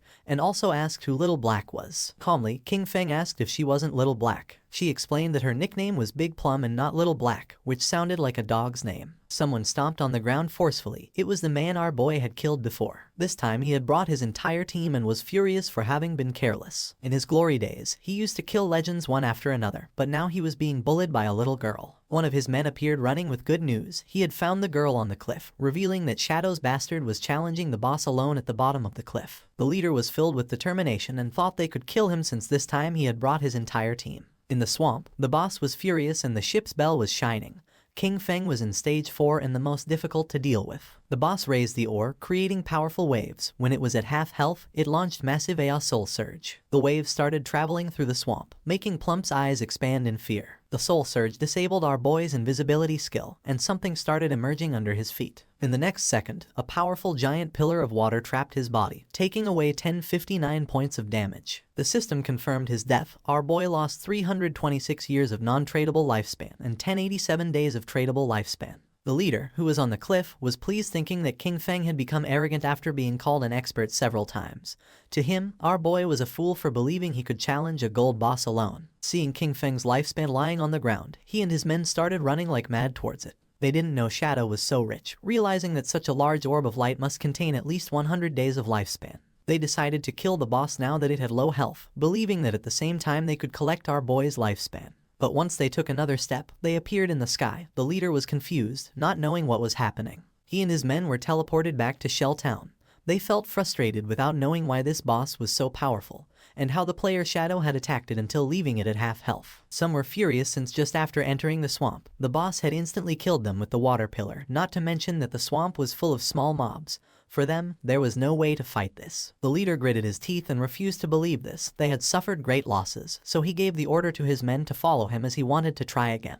At the same time, someone jumped. It was Qin Feng, who had already returned to the swamp. He felt somewhat confused upon seeing so much lifespan dropped on the ground. Using the chat, he informed Little Black that he was already back and also asked why there were so many lifespan light orbs. Little Black was somewhat surprised to see how quickly he had returned, explaining that the lifespan belonged to a group of people who had charged noisily against the boss, only to be wiped out by the water pillar. Qin Feng couldn't help but smile upon seeing that they had overestimated their own strength, but then he remembered that in his past life, he had also suffered a lot because of Ghost Ship. The boss was still roaming around the area. King Feng began to observe it, knowing that the golden ghost ship was only going to use the immobilization skill once, so the rest of its health was very easy to handle. When it received damage while below half health, there was a fixed probability that it would disappear and reappear far away, making it very difficult for normal players to kill it. Without wasting another second, King Feng launched a poison dart, which hit the ship's bell directly. The boss became enraged and began to summon another attack. Seeing this, King Feng used Shadow Sneak and became invisible. After carefully observing the boss's movements, King Feng used Instant Shadow Slash and attacked quickly since he had long seen through its movement patterns. The leader and his men arrived at the cliff again. One of them informed his boss that King Feng was fighting against the boss again. Upon hearing this, he decided to find an opportunity to take down both. Seeing that the group of idiots had returned to cause trouble again, Little Black got angry. Shadow was about to kill the boss,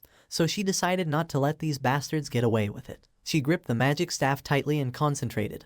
Making thunder appear, a thunderbolt emerged from the magic staff, falling on the men, charring their bodies and leaving the others in shock. The leader, somewhat furious, asked who was attacking him. One of his men began to point at Little Black with his finger, informing that it had been her. He picked up his axe from the ground and gave the order to his men to kill her. Seeing this, Little Black's eyes filled with fear. She started running, asking for help. The leader and his men began chasing her, swearing to kill her. Not far from the area, a man who was hiding behind a tree began to observe them. He was not alone. There was another man behind him. Upon noticing that Little Black and the others were approaching, they hid again behind the tree. Back at the swamp, King Feng distanced himself from the boss, his gaze fixed on it, realizing that it was almost dead. But it was as he had expected. Despite being only a level 5 boss, the Golden Ghost ship was difficult to kill alone. He knew that his damage was very low. The battle had taken too long, attracting many people to spectate. Noticing that there were people on the cliff, he realized they were those who had just died. Additionally, he noticed that there was also a group beside the swamp waiting for him to kill the boss before killing him and seizing his loot. The poison started to take effect on the boss, making its eyes start to shine, and not many after, its body started to disappear. The system announced the death of the Golden Ghost ship of gold grade, granting King Feng as a reward 48 experience points.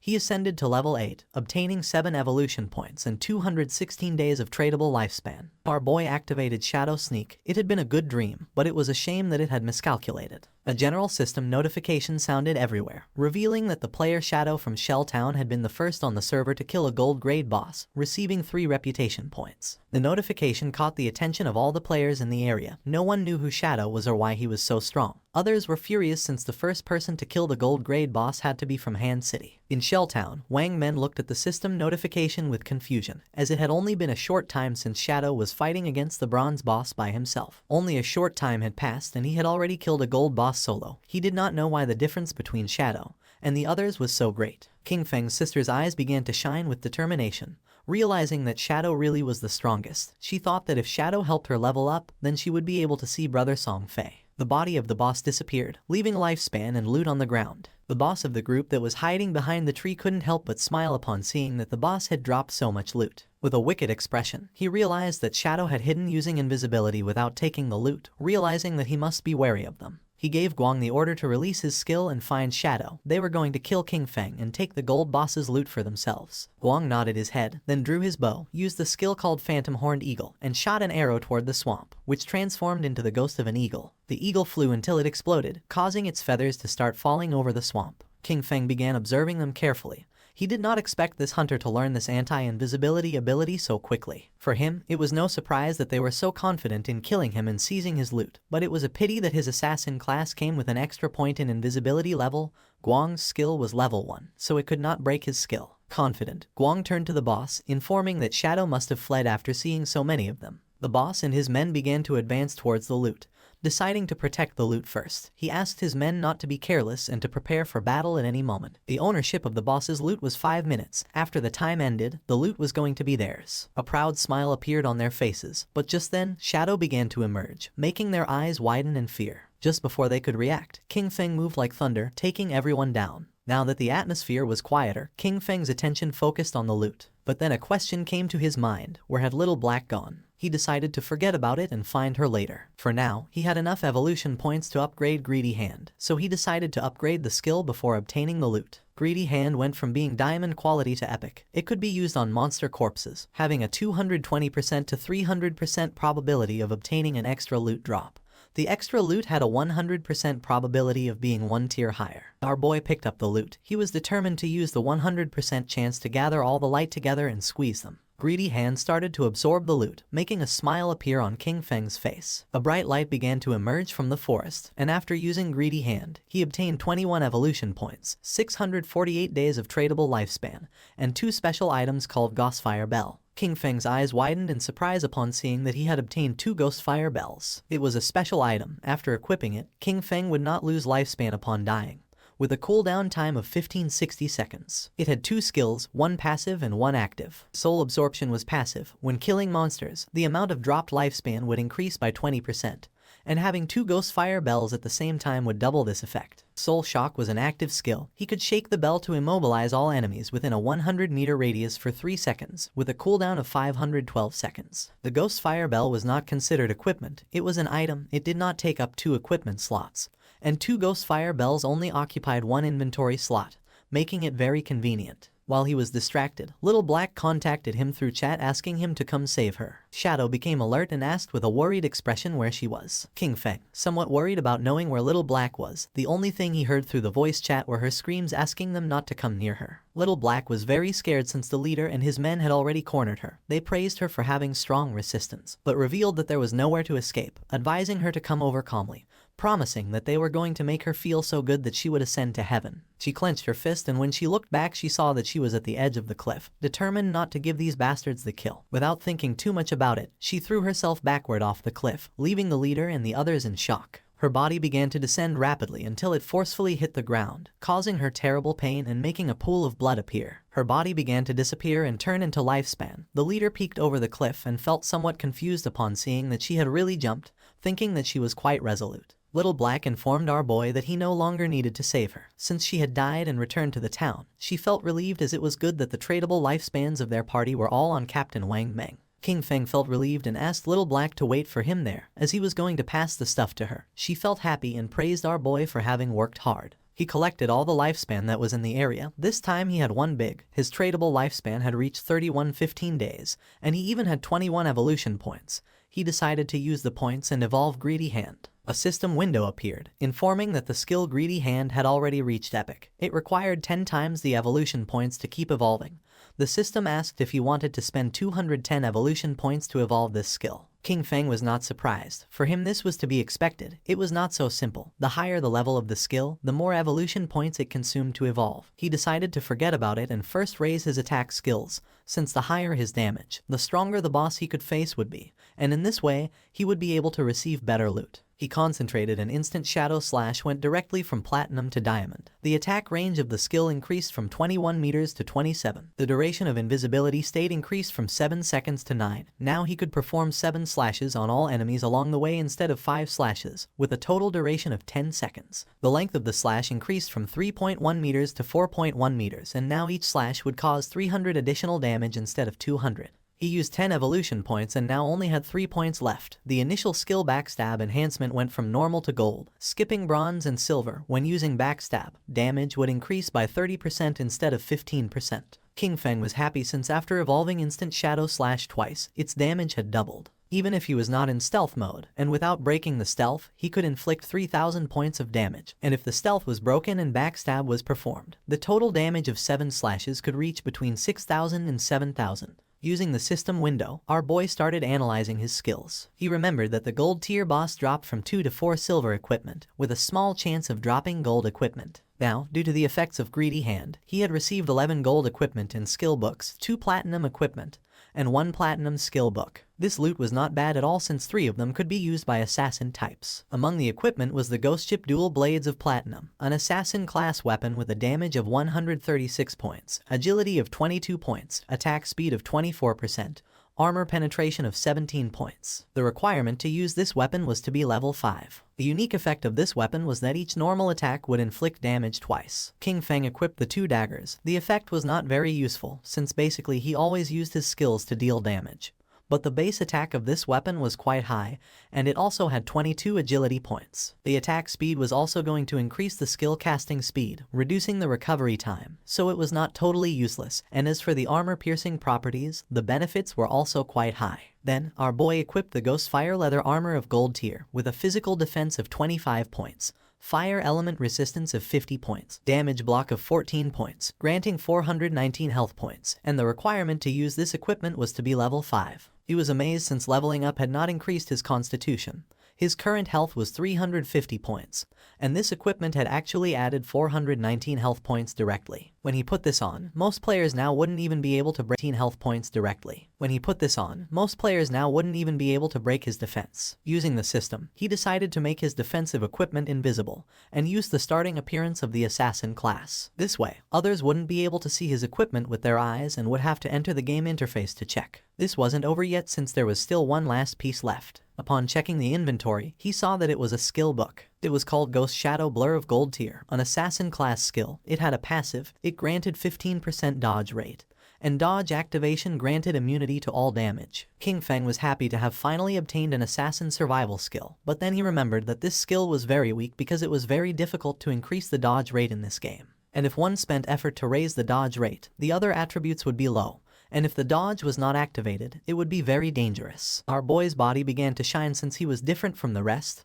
He could evolve skills infinitely. While increasing the dodge rate, he would not sacrifice other attributes, so there were only benefits for him. King Feng started to move away from the area and decided it was time to return. The remaining loot consisted of warrior, priest, and archer items. He could sell them to Wang Meng with a 10% discount, and although they couldn't afford them now, he was sure that with Wang Meng's personality, he would sell them on credit. This great upgrade was all thanks to Little Black. Without this koi, he wouldn't have been able to find a level 5 ghost ship to attack, so he decided to thank her. King Feng passed by a tree, and just at that moment, the leader, who was furious, and his men appeared. King Feng noticed them, and they did too, and their faces turned pale. With eyes full of fear, they started running upon seeing Shadow. As expected, King Feng was not going to let them escape, so he used Shadow Stealth, and while the skill was activating, he let out a sigh. Just before they could take another step, King Feng moved like thunder and finished off all the subordinates. Upon seeing this, the leader panicked and ran with all his strength, but King Feng was not going to allow this. Our boy appeared in front of him and deactivated the invisibility skill. The leader's face touched King Feng's, his eyes filled with tears and fear. He admitted he was wrong and promised not to do it again, begging our boy to please let him go since he had less than 1 year of lifespan left. With a cold gaze, King Feng asked if he had first thought about his own fate when attacking others. Without remorse, King Feng attacked with a poison dart, and while the leader was writhing in pain, he turned his back and left. Since he had killed too many players, he received a layer of status called Killer. Currently in the first layer of the Killer status, he was going to lose 75% of his current lifespan upon death. King Feng was calm since he had the Ghost Fire Bell. If he was careless and died once, he would not lose any lifespan. King Feng returned to Shell Town and everyone's gaze fixed on him. People started talking among themselves since he had killed a gold tier boss. Everyone was in shock. Seeing that he was not wearing any equipment, some thought that he must have exploited bugs to defeat the boss. While our boy was walking through the area, a man approached and asked him to please wait. King Feng turned curious. Showing a skill book with a smile, the man mentioned that they had mistakenly bought this assassin's skill book, asking him to please accept it and take it as if nothing had happened between them. The system identified the skill book. It was a common tier called Impale. It was a single target skill. Upon hitting, it added 20 attack points and caused stun for 2 seconds, with a cooldown of 22 seconds. King Feng took the skill book and his eyes widened in surprise since it was a control skill. After taking the book, he went on his way, and the man and the others on theirs. One of the men, furious, told Xian Shao that they had been killed by King Feng. For him, it was too cowardly to have to give a skill book to him. The other man nodded since no one treated them like that. The other man decided to use each of their connections to gather people, with everyone contributing. Even a single spit from each of them could drown King Feng, so there was no reason to fear him. With a serious gaze, Xian Shao made it clear that Shadow was growing so fast and leveling up by himself, so he must have a great secret. He wanted to find him in real life and kidnap him since not only would they learn his secret, but they could even make him their slave to collect lifespan for them. The man praised Xiao Shao for this great plan. Xian Shao decided to have the family send a woman to try to extract information from King Feng. When he had heard Shadow's voice just now, it sounded very foreign. He knew he was not within their circle,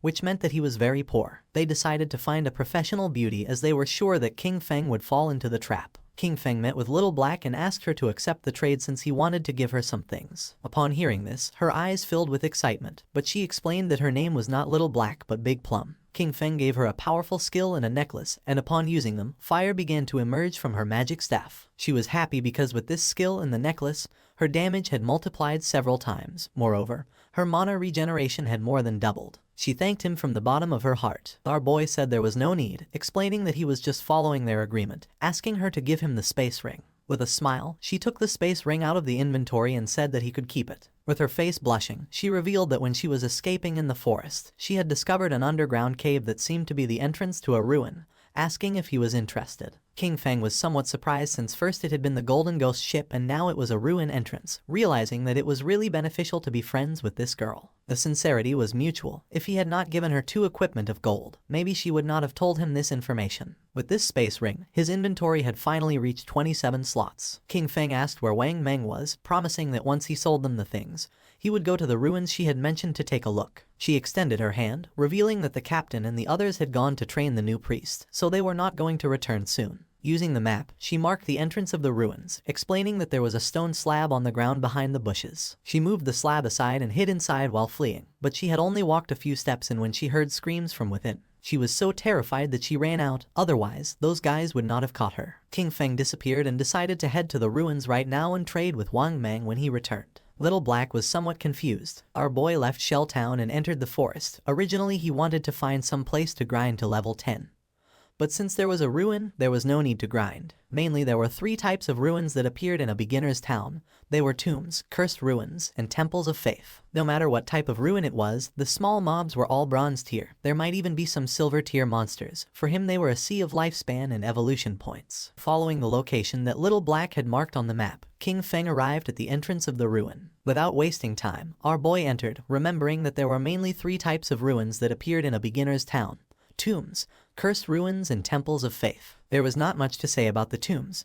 They were inhabited by a lot of monsters and it was very difficult to kill them all. And also there was almost always going to be a golden boss at the end. The monsters in the cursed ruins were all cursed by ancient gods and evil gods. They could have been humans in the past, but some went mad and others became ghosts after death. The monsters in the temple were all believers of ancient gods and evil gods. Moreover, the layout of the temple was very complex. The walls were filled with ancient murals. If one managed to get past the last 2, they would receive a special item or a skill book. Upon observing the murals on the walls, our boy realized that this was a temple of faith. He began to observe the murals carefully as they were very familiar. At that moment, roars began to be heard. Our boy started walking down the hallway, realizing that this was the faith temple of the ancient god of judgment. It had the same origins as his eye of judgment. At the same time, in the forest was Wang Meng and his party fighting against a monster. Wang Meng drew his shield and blocked the monster's attacks. But then, the monster lunged at him and just before he had time to react, it attacked with its fierce claw, causing Wang Meng's body to fly through the air, inflicting terrible damage on him. Seeing that the captain was injured, the party's archer panicked and gave the order to the healer to heal. King Feng's sister was paralyzed with fear, not knowing what to do. With tears in her eyes, she tightly grabbed the magic staff and asked how to do that. While they were distracted, the monster jumped and prepared to attack. Seeing this, the party's swordsman drew his sword and gave King Feng's sister the order to use her skill. But instead of obeying, she fell to her knees on the ground, dropped her magic staff, and began crying in fear. The monster attacked again and Wang Meng's party was eliminated and they were teleported to Shell Town. Wang Meng and his men were furious. Little Black, who was in the area, greeted them and with a smile asked why they were back so soon, explaining that the expert Shadow was still not back so they couldn't buy equipment now. The archer, who was furious, started pointing at King Feng's sister and said he had never seen someone as stupid as her. She didn't know how to dodge monster attacks, nor how to use her skills. Xiao Yu started to cry, not knowing what to do. Little Black stood in front of her and with a confused expression asked the archer why he was so fierce, explaining that she was a beginner, and it was her first time playing the game, so it was normal to die once. With eyes full of rage, the archer asked Little Black to move away since he was going to scold her to death. The swordsman explained to Little Black that they had not died once, they had died 3 times in less than an hour. Upon hearing this, Little Black's eyes widened in surprise. With a smile, she began to show the necklace that King Feng had given her. She decided to go with them, revealing that she had just received 2 good things from the expert. She was very powerful now, and believed they were not going to die once she was there. Wang Meng stepped forward and gave the order to everyone to stop arguing. For him, Little Black's suggestion was not bad since with her joining them this time, things should go well and maybe when they were back they would be able to meet Shadow. Although deep down Xiao Yu was furious, she pretended to be grateful, apologized and promised to work hard. She could not believe that they themselves could not do the job and still dared to blame her. If it weren't for the connections they had with Shadow, she wouldn't bother with all of them. She was very angry. At the same time, our boy entered a room and something caught his attention. 2 monsters knelt before him, and the system identified them as devout followers of the ancient god. Called the Judged, they were level 10 monsters and silver tier. King Feng's eyes began to shine with suspicion. Without wasting another second, with a determined expression, he attacked the monsters using instant shadow slash. Our boy became invisible and when he turned around he saw that he hadn't taken much health from them. Even after breaking his stealth and backstabbing them, they had only lost a small portion of their health. For him, this was to be expected. They were level 10 silver bosses, and the health of these 2 devout followers together was already greater than that of the gold tier Golden Ghost ship. Just then, something caught our boy's attention, making him turn curious. The monsters knelt before him again. He was somewhat confused since the monsters were kneeling once more in his direction. It was strange since he was still in stealth. He didn't know if they had sensed the eye of judgment on him, nor if this was the reason why they weren't attacking him. King Feng questioned whether they knew the way and asked them to guide him. The monsters raised their heads and began to roar. King Feng realized that they had been corrupted, decomposed and had gone completely mad. They had turned into wild beasts that only knew how to steal lifespan from humans. At that moment, the eyes of the monsters began to shine.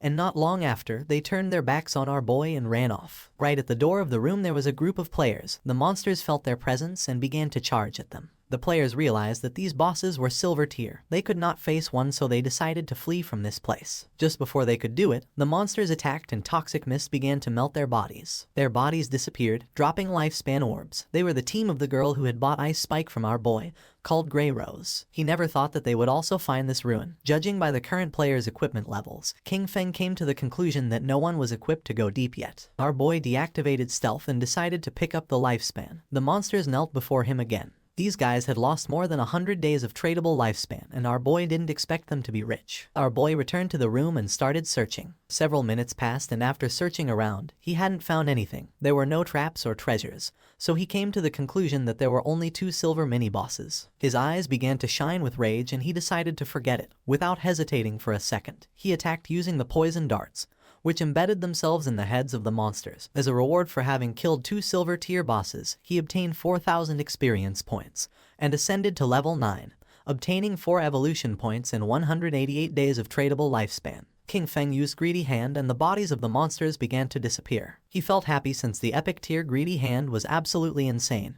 He got 32 evolution points, 1504 days of tradable lifespan, 4 gold tier items and 10 silver tier items. He extended his hand, making a pendant appear. He was happy since he had obtained a gold tier item for assassins. It was the Pendant of the Faithful, an assassin class accessory. It was going to grant 15 agility points and 20% cooldown reduction, with the unique effect of summoning a silver tier devout follower to fight for you with a cooldown of 6,000 seconds. King Feng clenched his fist. This necklace had good stats. The 20% cooldown reduction was going to lower the cooldown of his stealth skill from 22 seconds to 19. The cooldown of poison darts dropped from 4.35 seconds to 3.75 seconds. That of instant shadow slash went from 10 seconds to 8. Grinding had become much more efficient, since all his other gear required being above level 8. No one else could use this yet, so he decided to keep it for now and sell it later. Just when King Feng was about to leave, the ground started moving. Our boy became somewhat curious, and when he turned around, a small pillar emerged. His eyes began to shine with joy, since after eliminating all the monsters, the mechanism had been activated.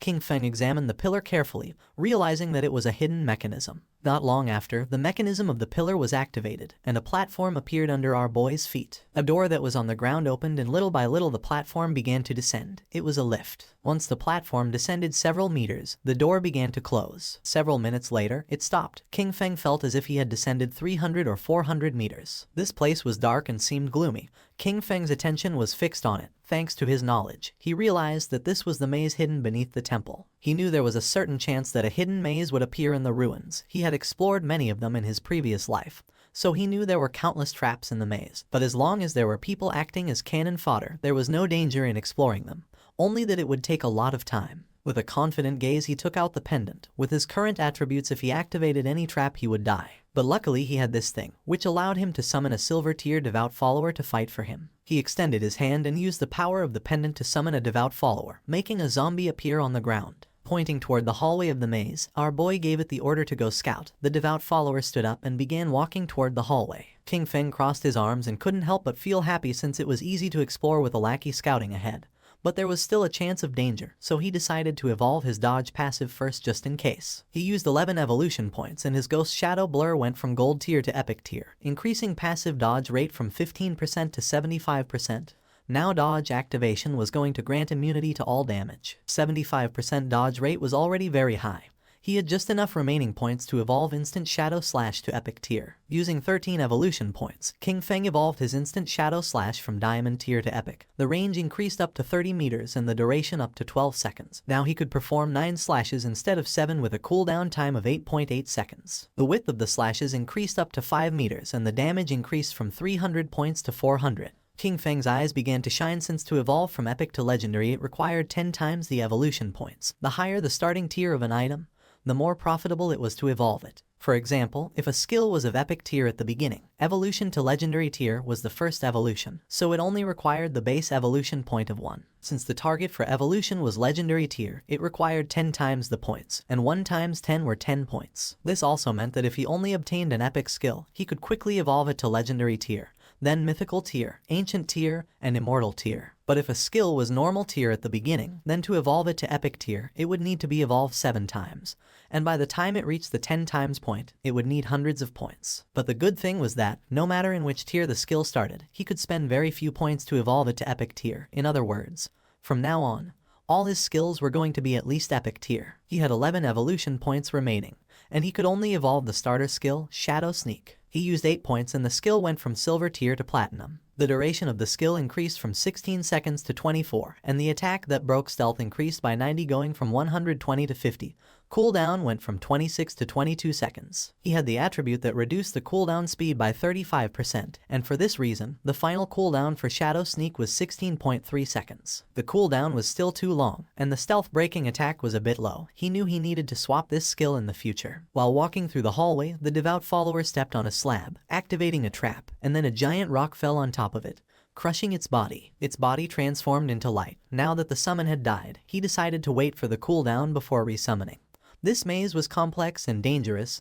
He could only do this to explore slowly, and hope to find good things when the time came. In the upper layer of the temple, a man carrying a shield and a hooded woman peeked their heads through the door. The man informed his captain, Grey Rose, that the monsters had disappeared. Upon hearing this, Grey Rose couldn't help but feel somewhat surprised. They entered the room, and Grey Rose noticed that their lifespan had also disappeared, knowing that someone must have killed those monsters and taken their lifespan.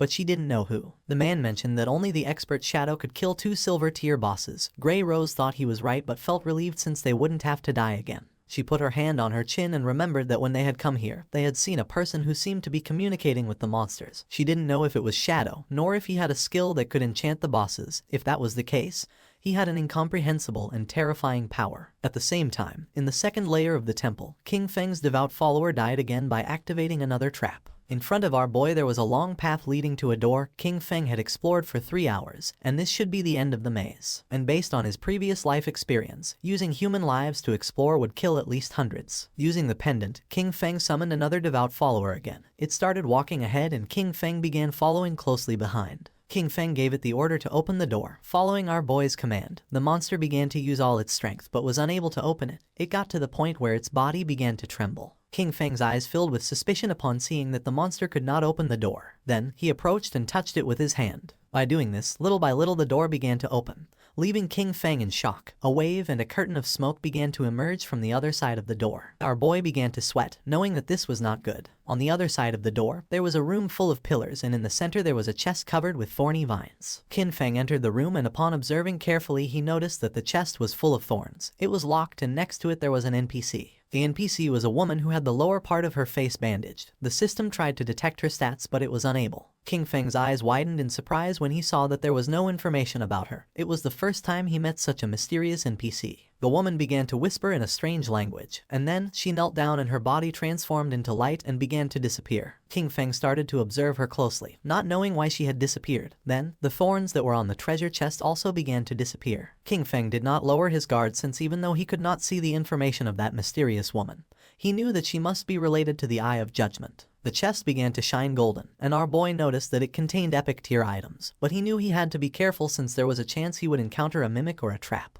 Pointing at the chest, King Feng gave the order to his summon to go open it. Following the order, the monster opened the chest and a bright light began to emerge from it. King Feng's eyes widened in surprise as he realized it was a skill book, a godly skill for assassins containing passive and active effects. The chest contained an assassin-type skill book of epic tier called Bestowal of Mercy. It had the passive effect of 100% weak point hit correction, and weak point damage multiplier doubled. The chest also contained an active skill called Slit Throat. Shadow's next attack was going to inflict Slit Throat, causing 100% of that attack's damage per second for 3 seconds, with a cooldown time of 60 seconds but thanks to his skill the cooldown dropped to 44.4 seconds. King Feng noticed that the passive ability doubled the hitbox for the enemy's weak spots, but the most ridiculous part was the active skill, Slit Throat. If his next attack dealt 300 damage, the debuff would cause 300 damage per second for 35 seconds. The total damage would be 12 points, which is 3 times the original damage. King Feng began to read carefully. Skills like Instant Shadow Slash landed multiple hits, but Slit Throat only counted the first strike.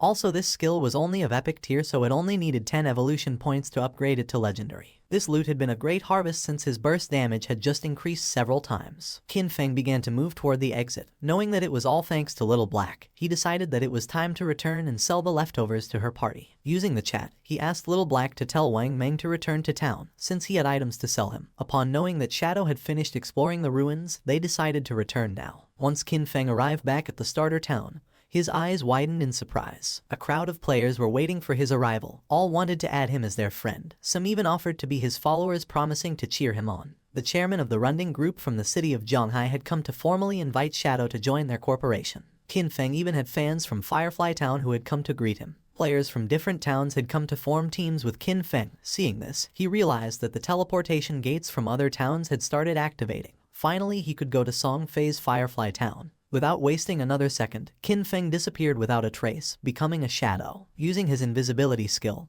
King Feng began to move away from the area and the players started fighting among themselves, thinking that he had left because they kept bothering him. King Feng reached Little Black and caught her attention. Raising her hand, she informed her captain that the expert Shadow had arrived. Something caught King Feng's attention. It was none other than his sister, Qin Xiaoyu. She began to show a kind smile. Many questions came to King Feng's mind. He didn't know how she had managed to get into Wang Meng's team, knowing that Wang Meng's crew could be destroyed because of her. He knew he had to be careful, since everyone knew that Shadow existed now.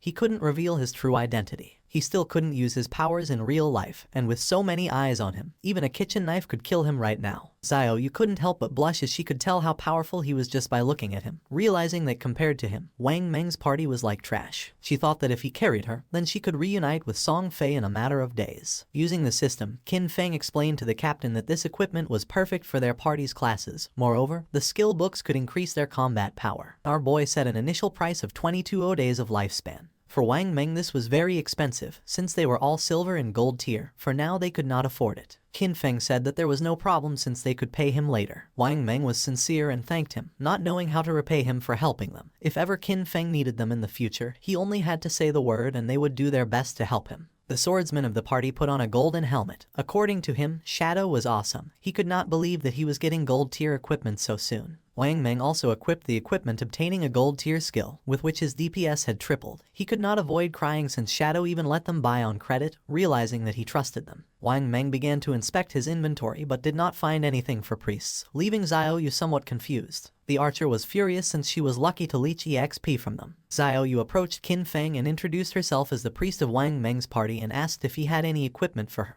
The system informed our boy that the player, Little Graceful, wanted to add him as a friend. Xiaoyu's eyes widened in surprise. Qin Feng began to stare at her with a cold gaze and disappeared without a trace, leaving poor Xiaoyu in shock. With a confused expression, she asked where Shadow had gone. Wang Meng explained to her that he probably just hadn't gotten any priest drops this time, and that maybe next time he would bring items for her. The archer revealed the harsh truth. Qin Feng had intentionally ignored her. For Little Black, Shadow was very cool as he appeared and disappeared like a dragon. Qin Feng walked away from them, knowing that he currently had a gold tier priest staff in his bag, and also a gold tier priest skill book. But there was no reason why he would give such precious things to Qin Xiaoyu. As he progressed, he would have tons of unused equipment and skill books. Selling them individually wasted too much time. But Wang Meng's backing with the authorities was perfect for bulk buying of him. He could not allow Xiaoyu to affect his cooperation with the authorities. He needed to quickly find a priest for Wang Meng's team to replace her. His eyes began to shine with seriousness when he thought that he needed to find Little Zhu quickly. Gu Yixu, the former manager of the Godslayer Guild in his past life, she was a hidden class priest called White Avian Priestess, which came with a white bird that could heal and apply buffs. She was the only priest he knew who could defeat epic tier bosses alone. She was his powerful ally, and compared to her, Qin Xiaoyu was complete trash. Qin Feng activated the gate, remembering that Little Zhu was also from Firefly Town. Just like Song Fei, being perfect. If King Feng could find Little Zhu, he was going to put her on Wang Meng's team. Using the gate, he traveled to Firefly Town. Qin Feng arrived at Firefly Town, a place very different from Starter Town. While he was walking through the area, he heard two players who wanted to hurry back. Since the silver boss was below half health, they couldn't let someone steal it, as they would have died in vain. One of them cursed Song Fei since that bastard brought many fangirls with him, knowing there was no way to compete with him. Nor did he know how some minor celebrity had so many brainless fans. Qin Feng had just arrived and had already found clues about Song Fei. Following the players, he reached a valley. This was the level 5 area, called Wailing Valley. The monsters in this place were Emberfiends and the Shackles. After walking a bit, he started to hear players fighting. When peeking his head out, he saw a group of players attacking a two-headed monster with its body surrounded by flames. Qin Feng knew that this twin-headed Emberfiend was a silver tier boss, and noticed that the situation was somewhat chaotic since many players were attacking each other. When observing closely, Qin Feng saw a group of players, and among them was the bastard Song Fei. Two players stood in front of Song Fei's team and drew their weapons. One of them had been ambushed by Song Fei, and his lifespan had been stolen by him. He swore to kill him. With a smile, the player carrying a shield asked if Song Fei thought that hiding behind his mage girls made him safe, revealing that he had the godly anti-mage skill. Just before he could take a step, one of Song Fei's mages crushed his head using the magic staff. Qin Feng remembered that Song Fei, with the title Heaven-Defying Mage God, had the mage class. In his past life, this bastard tricked a bunch of fans into choosing the mage class, only to take all their equipment and skills to strengthen himself quickly. But a team couldn't be made up of only mages, so his fangirls came up with a solution. Some put their attribute points into intelligence to become glass cannon mages. Some put their points into agility to become disruption mages. Others used their points on health to become meat shields, and some chose strength to become battle mages who attacked using their staff. In the early stages, Song Fei's team was extremely dominant, stealing lifespan from players everywhere without anyone being able to stop them. And as expected, as the game went on, most of his fangirls died pretty quickly. Pointing at the boss with his finger, Song Fei made up a lie saying that his fans were working so hard that now his heart hurt. He hoped the boss would die soon so everyone could rest, and also that the world would be full of love and free of violence. The twin-headed Emberfiend began to advance towards Song Fei's group. One of Song Fei's fans explained that this was not hard for them since the one who was trying the hardest was him. According to her, he worked so much that he shouldn't have to endure all this. She started pointing at the monster and decided to kill it so it wouldn't hurt their beloved Song Fei. Song Fei's fans began attacking the monster by casting spells. They were willing to defeat it so that Song Fei would become king, swearing to follow him no matter where he went. The monster opened its mouth and launched a burst of fire towards Song Fei, putting him on alert. But just before the burst of fire could get close, one of his fans stepped in the way, taking the attack fully. Song Fei took the girl's hand and began to show a sad gaze, while the woman's body was disappearing. With tears in her eyes, she swore to do anything for him. The chubby girl tightly grabbed her magic staff and told the others to get angry since if they killed this ugly monster, brother Song Fei would be able to ascend to first place in the ranking. He had to surpass Shadow. This made the others excited. Raising their weapons, they swore to conquer the world, dominate the heavens and fight alongside Song Fei. They summoned several powerful spells, causing thunderbolts to strike the monster. Song Fei realized that it was going to die, knowing that this silver tier boss was hard to kill. He couldn't help but wonder how someone had been able to defeat a gold tier boss alone. He was sure that Shadow had used a bug. Song Fei had many fans helping him and was only level 7.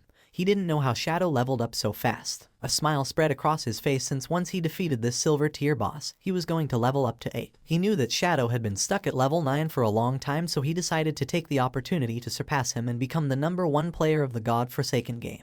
Just then, a hand surrounded by Shadow grabbed Song Fei by the mouth. In the blink of an eye, Qin Feng decapitated Song Fei, and using instant Shadow Slash, cut his body into pieces. Blood began to emerge from the mouth of the bastard Song Fei. His fans went into shock, and just before they could take another breath, Qin Feng attacked again. Moving like thunder, he cut the bodies of the fans and of the boss into pieces. A system window appeared, informing that the boss had been defeated and granting him 15 experience points. The boss fell to the ground and its body began to transform into lifespan. The players were in shock since they couldn't believe that Shadow had killed the boss with a single strike. A single attack from Shadow did thousands of points of damage, while theirs only did 100 points of damage. Shadow was 10 times stronger than them. The corpse of the boss transformed into orbs of lifespan, and Qin Feng deactivated his stealth skill. The smartest players realized that it had been an AoE attack. They couldn't believe that a single attack had killed Song Fei and all his gang of fans. Upon observing closely, they saw Shadow and remembered that he was the one who had achieved the first global kill of the gold tier boss. They decided to leave and let Shadow have the loot. They began to cheer for Shadow for having avenged them by killing Song Fei's gang. Qin Feng knew that they were only afraid of being attacked, and that's why they could only join forces to attack him. In his past life, he would not have hesitated to kill them. At the same time, Song Fei respawned again in Firefly Town. The system reported that he had been killed by Shadow, and he lost 1106 days of tradable lifespan, and 18 years and 113 days of non-tradable lifespan. Song Fei panicked and realized that Shadow had come to Firefly Town.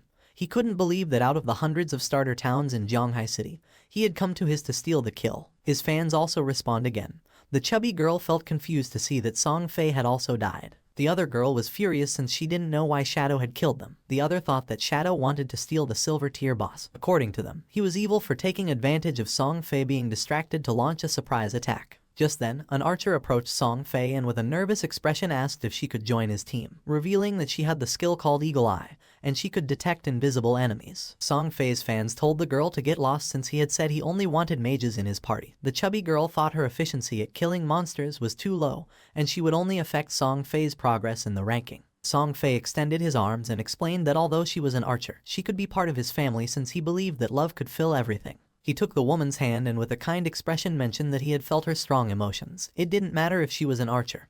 He decided to let her join his team, swearing they would strive together to level up. Having Song Fei so close made her blush and tears of joy began to flow from her eyes. An assassin appeared and mentioned that she could also become invisible, swearing that she was going to make Shadow pay for having killed him. The mage revealed that she had learned a new AoE skill and could freeze Shadow. Song Fei extended his arms, making it clear that his family was full of love. Any girl who wanted to join his team was welcome. The girls began to cry with joy and swore to stand by Song Fei forever. According to them, Shadow had no honor for having attacked their beloved Song Fei by surprise. They promised that he was going to pay the price. As soon as they found Shadow, they were going to let Song Fei kill him so that he could learn what happened when someone messed with Song Fei. The attention of two players focused on them. They didn't know what Song Fei wanted to do now, but they were aware that someone had killed him out there, being very satisfying. They remembered that there were many girls protecting Song Fei, so they didn't know how he had been killed. But then they realized it must have been Shadow. According to them, Shadow was incredible. And seeing the girls crying for Song Fei, they thought these girls were not right in the head. A smile spread across Song Fei's face as he was confident that with so many people as witnesses, when he defeated Shadow, everyone would know that it was useless to be strong if one fought alone, especially being an assassin. According to him, Shadow was a soft assassin who had dared to challenge a great and noble mage like him. At the same time, Qin Feng picked up the loot using Greedy Hand, obtaining 16 evolution points, 217 days of tradable lifespan, 6 pieces of silver tier loot, and 1 piece of golden tier loot. Qin Feng decided to evolve the skill Graceful Liberation, consuming 10 out of 19 points. The skill went from epic to legendary. The passive effect Weak Point Attack Correction went from 100% to 200%, and the weak point attack multiplier was doubled. The active effect also improved. The next attack was going to trigger Throat Slit effect, causing 150% attack damage per second instead of 100%. With a duration of 3 seconds, the cooldown of the skill went from 30 seconds to 18.5. The weak point hit correction had increased by 100%, reaching 200%, which equaled doubling the target's weak point. If it was amplified even more, half of the enemy's body would be considered a weak point. He feared that even his Shadow Slash could deal weak point damage. The initial epic level skill, with 0 evolution points, could evolve to legendary. However, to evolve it from legendary to mythical, it required 100 times more evolution points. It needed 200 points to evolve from legendary to mythical. According to this pattern, the epic level Greedy Hand was going to require 210 evolution points to evolve, and when it reached legendary, evolving it was going to require 34 points. He had 9 evolution points left, so he decided to evolve Backstab Enhancement. Qin Feng spent 8 points and the skill Backstab Enhancement went from gold to platinum, and the damage of the passive effect increased from 30% to 40%.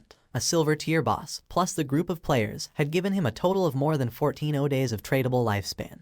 His mission had been fulfilled, so he decided it was time to return. While Qin Feng was distracted, a girl tried to attack him by surprise. She intended to kill him. Shadow began to observe her in silence and dodged the attack without much effort. The girl attacked again, but he evaded it again without problems. The girl was in shock to see that he could dodge all her attacks. Without wasting any more time, she used stealth and disappeared. Just then, Song Fei's fans appeared on top of the cliff. They had cornered him and swore to avenge Song Fei. The mages of Song Fei raised their magic staffs, and the archer who had just joined the team began to aim her bow at Qin Feng.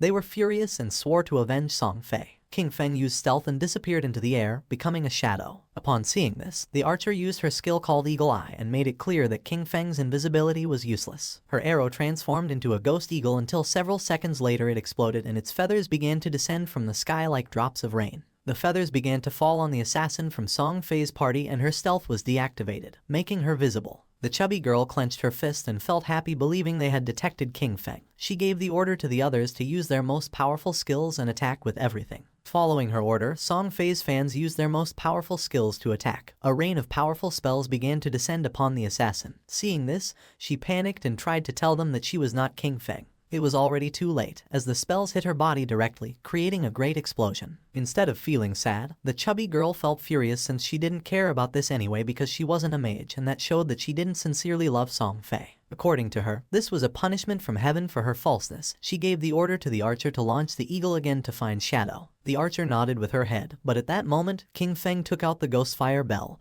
and started shaking it, activating its active effect called Soul Attack, which could immobilize all enemies within a range of 100 meters for 3 seconds, with a cooldown of 521 seconds. Just before the archer could use her skill called Eagle Eye again, an aura appeared around her body and those of her friends, leaving them immobile. Seeing this, they felt confused. Just before they could take another breath, Qin Feng appeared and using Instant Slash, attacked like thunder, cutting their bodies into pieces without even giving them a chance to react. Song Fei, who was hiding behind the corner, peeked his head out and felt confused, not knowing what was happening or why they had suddenly died. At first he thought the culprit was Shadow, but then dismissed this idea since if he had made a move, he would have revealed himself. Qin Feng, who was invisible, approached him and with an arrogant gaze made it clear that his death was near. Upon hearing Shadow's voice, Song Fei's eyes widened in fear and surprise, making him tremble. Without losing another second, he activated his magic shield, causing a powerful shield to appear around him. But to his surprise, Qin Feng launched a poison dart which passed through Song Fei's shield without much trouble, breaking it into pieces. The dart hit him squarely on the forehead, making the bastard Song Fei fall to the ground and start screaming in agony. Song Fei's body transformed into orbs of lifespan. Qin Feng deactivated stealth, and upon seeing that Song Fei had so much remaining lifespan, he realized that originally he had more than 2,000 days of tradable lifespan. Song Fei's body disappeared, leaving only lifespan. Qin Feng began to observe it and felt somewhat confused since he didn't know why his fans had no tradable lifespan, realizing that they had given all their lifespan to Song Fei. A lot of time had already passed and there were still people thinking that the godforsaken game was just a game. The crazy fans were truly terrifying. For our boy it was a shame since the tradable lifespan added up in total to several hundreds of years, and now it was only going to go to the nearby monsters. Back in Firefly Town, Song Fei and his fans respond again. Song Fei was furious since out of more than 2,000 days of tradable lifespan now he only had 500 left. With a confused gaze he asked the archer why she hadn't been able to find King Feng using her detection skill. She explained that she had indeed used the skill, but the only thing she had found was their assassin sister. The chubby girl mentioned that she could see there was stealth level in her attribute panel. She didn't know if Shadow's stealth level was higher than they expected. The archer revealed that her eagle eye skill had a counter stealth level of 1, so she could only see targets with a level 1 stealth. If the opponent had a higher stealth level, she couldn't detect them. Song Fei felt frustrated since Shadow attacked and disappeared without leaving a trace. He didn't know how to defend against that. Touching his face, Song Fei thought that he had not offended Shadow, and now that he had also taken the boss kill, Shadow had no reason to come after him again. But then he thought maybe Shadow was jealous of his unparalleled beauty, and was going to come kill him again. Song Fei's fans raised their weapons and decided for everyone's safety to level up somewhere else. Wherever Song Fei wanted to go, they swore to follow him. Not long after, King Feng also returned to Firefly Town. After searching for a while, he thought this was strange since Song Fei and the others had left. He didn't know if they had gone to another town or logged off. Deactivating stealth, our boy asked a player who was in the area if he knew where Song Fei and the others had gone. Upon seeing Shadow, the man couldn't help but feel afraid. Pointing to one side, the man revealed that Song Fei and his fans had gone in that direction. He begged Shadow to please kill Song Fei. He also had a request. After killing Song Fei, he asked King Feng if he could spare the life of his girlfriend, a female hunter named One Flying Treasure Cat. Our boy advised the man to look for another girlfriend, realizing that his girlfriend was the hunter who could detect invisibility. Using stealth, our boy disappeared again. The man began to beg, saying that he had worked very hard to find her. Although King Feng knew the direction in which they had gone, he had no idea where they were heading, and searching everywhere was going to take too much time. The man put his hand near his mouth and started calling Shadow. Our boy knew that things would be much easier if he could find Gu Yixu. At that moment, a woman passed by his side, and his attention fixed on her, leaving him somewhat surprised. This girl was none other than Gu Yixu. Our boy deactivated stealth, and with a cheerful gaze called her beautiful and asked if she could help him. Upon seeing Shadow, she couldn't help but feel surprised. King Feng took out the golden grade staff from his inventory and mentioned that he had heard that her class could search for targets in a wide area. He promised that if she could find Song Fei, as a reward he would sell her the staff at a bargain price. Seeing this, Gu Yixu's eyes began to shine with excitement. She opened her system window and asked how he knew that she could search over a wide area. She remembered never having told anyone about it. King Feng asked if she wanted this golden grade weapon, and she said yes, even though she didn't know if she could afford it. With a confused expression, King Feng asked if she didn't even have 500 days of tradable lifespan,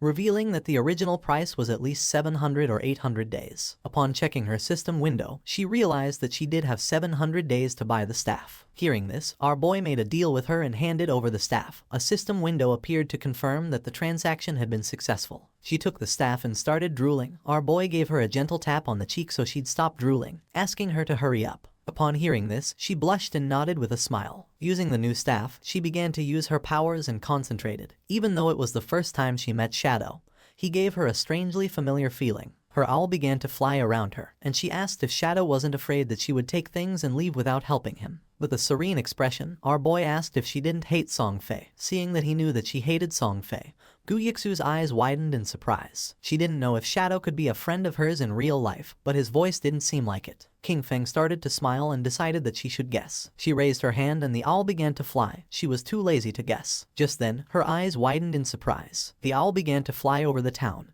and in the distance in the middle of the canyons she saw Song Fei and his fans. Her owl finally found where Song Fei was hiding in the rocky canyons and quickly told King Feng the place. She also told him to hurry because Song Fei and his friends might leave before he got there. The owl could fly fast, but following them for too long could make it really tired. Shadow, ready to go, told her not to worry because he'd be there super quick. Right then, King Feng took off like a shot, zooming over rocks and through rough spots without slowing down. But then, the owl stopped flying. That made King Feng stop too, because it meant something was messing with their tracking. He looked around and saw a tree with a weird sign on it. Wanting to know more, he got in touch with you again, and she had the owl check the area. Soon, the owl found 2 more trees with the same signs. One was 100 meters ahead, and another was 100 meters to the left. King Feng went up to each tree, touching the symbols very carefully. When he touched all 3 with a bit of his energy, a bright light connected them. Then, the ground in the middle started shining, and suddenly, a treasure chest with a bright green light and golden glow appeared. Feng was shocked. A treasure like this in a simple place like Firefly Town. He could hardly believe it. These treasures, left by ancient gods, were super rare and could pop up anywhere. Some brought monsters, some unleashed swarms of beasts, and some, like this one, had incredible treasures. You, watching through her owl, couldn't believe it either. That green chest could be worth 1,000 days of someone's lifespan,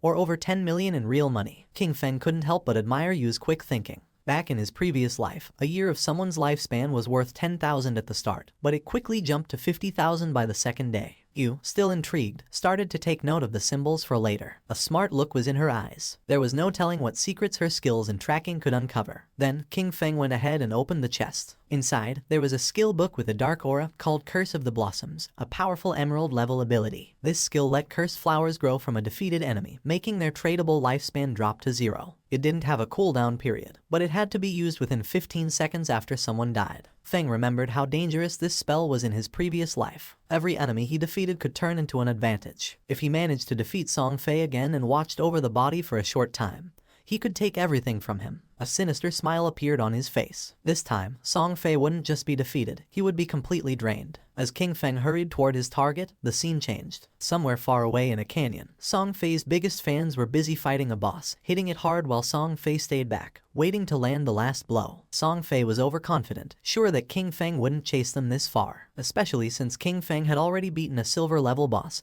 and embarrassed him twice. That should have been the end of it. But Song Fei was mistaken. Right when the boss was about to go down, the girl who was a bit heavier noticed another group fighting a different boss nearby. Song Fei, smooth as ever, convinced his fans once more. He said the other group were fans of a rival idol, trying to make him look bad. The faces of his fans twisted with anger. No one was going to outdo their dear Song Fei. Without a second thought, they charged at the other group. The other team, thinking they were about to get some help, welcomed them. But before they could even say hello, the heavy girl slammed her staff down, knocking out their leader in one hit. The rest of the team was shocked as Song Fei's fans turned on them, madly talking about idols and fate. When one of the enemy tried to ask what was going on, they were quickly shut down by a spell. Then, in a strange turn, the fans started spouting odd poems, talking up Song Fei like he was some kind of god. After they took out the other team, the girls made way for their golden prince Song Fei to finish off the boss. Song Fei kept up his act, pretending to be grateful and showering them with thanks that didn't mean a thing. He made up stories about almost getting caught in an ambush and called them heroes. His words made them all blush and giggle. They were totally caught up in his make-believe world. But that was the end of it. At the same time, Shadow appeared at the edge of the canyon. Song Fei felt something wasn't right and got a cold feeling down his back. But by the time he turned around, it was too late. Feng's sword moved through the air like it was meant to punish, striking in an instant. Song Fei's head was cut off in one smooth motion, and his body fell to the ground. This time, Shadow didn't just leave after the deed was done. He knelt down next to Song Fei's body and used the Curse of the Blossoms. A big red flower grew right out of Song Fei's chest, its petals moving like they were alive, sucking away the tradable lifespan from the young troublemaker. The fangirls watched in shock, not able to make sense of what was happening right in front of them. Then, the scene changed, and Song Fei was back at Firefly Town's portal, feeling confused and annoyed, still not getting why Shadow was always after him. In his confused way of thinking, he decided it must be jealousy. Maybe Shadow was upset about all the attention from the fangirls, or perhaps one of those girls was someone Shadow had feelings for. Song Fei convinced himself that Shadow's constant showing up in Firefly Town was part of some complex revenge scheme. While he was lost in his wild guesses, a system alert popped up, scaring him with the news that his tradable lifespan was going down fast, much more quickly than just from dying. At first, he thought it was some kind of penalty for dying too much, but before he could really figure it out, his fan club started showing up at the portal as well. The heavier mage girl was among them, out of breath, telling Song Fei about the creepy red flower that grew from his body, clearly taking away something important. Song Fei quickly figured it out. The cursed flower and his disappearing lifespan were Shadow's doing,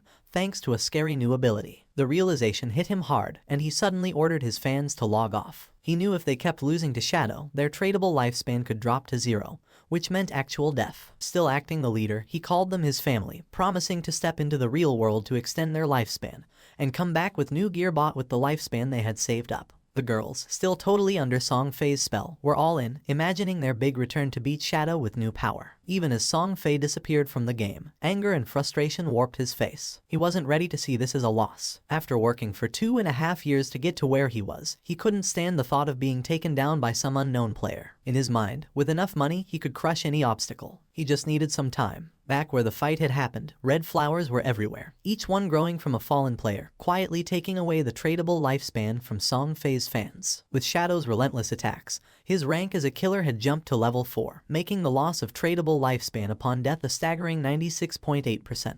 But Shadow wasn't bothered by this at all. Shadow figured out that this surprise attack had just added about 1,000 days to his lifespan. All thanks to Song Fei and his misguided followers. They had done the hard work of defeating monsters only to end up giving their gains to him. But the bounty didn't last forever. The flowers started to fade, and the energy stopped flowing. Shadow realized that the players had logged off to avoid losing more of their lifespan. Above, the white owl kept flying in silence. Yui had watched the whole thing, and even she was taken aback by such a show of strength. Seeing what the top player could really do was something else. When Shadow asked Yui if Song Fei had really logged off, she nodded, saying the whole group had disappeared to save themselves some time. Shadow told her calmly to keep an eye out and to let him know if Song Fei ever came back. When she wondered if her job was over, Shadow said to stay on it a bit longer. He had just gotten a golden tier priest skill called Sword of Divine Judgment, and her interest was immediately piqued. She really wanted that skill. Seeing her interest, Shadow made her an offer. He'd trade the skill for 500 days of her lifespan, but he'd cut the price in half if she agreed to one thing. Yui's eyes narrowed, and she quickly said she wasn't going to trade her dignity, which caught Shadow off guard. He hurried to explain she had the wrong idea. He just wanted her to join his team as their main healer. She relaxed and laughed, agreeing right away, but warned him she'd hold him responsible if the team was a disaster. Shadow reassured her they were a solid group and decided to get in touch with them immediately. Then the story moves to a different part of the game world, where Wang Mang was feeling proud after defeating a poisonous monster, happy about the experience points. He called over to Ju for a heal and something to counter the poison, but Ju was stuck, not knowing what to do. Wang tried to remind her again about her priest class's ability to remove toxins, but before she really got what he was saying, she accidentally used the skill on a tree instead of helping Wang, who needed it. As time ran out, Wang fell to the ground, succumbing to the poison, his victory over the monster wasted. The team was left in shock, frustration simmering as they looked at Feng's sister, unable to believe how useless she had been. Standing near the teleportation stone later, the team leader faced a tough decision. He knew they needed a new healer since every skilled hidden class priest was already taken. But they couldn't continue like this. Zhao, on the other hand, was blissfully ignorant of her failure, lost in fantasies of being the chosen one, a goddess in this new realm. She believed her quick leveling was a sign of her destined greatness and anticipated joining her brother, Song Fei, in glory. But at that moment, news from Shadow reached Wang Mang, bringing a surge of excitement. A hidden class healer, a white bird priest, had agreed to join their team. She was also strong in other roles. This was the chance they were waiting for, and the leader immediately asked Shadow for her location. Shadow told them the new healer was in Firefly Town. It wasn't the best place for leveling up, but it was important to get together and start moving as a team. Wang agreed and got ready to head there, but he knew he had to address the issue with Zhao first. He carefully told her they were moving to a zone with higher levels because Shell Town was too crowded. He said it in a way that made it seem like her low level was the only issue, to avoid hurting her feelings. But before she could respond, the whole team took off, clearly happy to leave behind a healer who couldn't actually heal. Zhao didn't seem bothered, though. She saw their leaving as a good thing, thinking they weren't strong enough for her anyway. She decided she'd find Shadow and make him help her level up. Meanwhile, Wang Mang made it to Firefly Town and found Shadow and Yu. Right away, he gave them the lifespan he'd gotten from their last fight, ready to settle up and get going with the new team setup.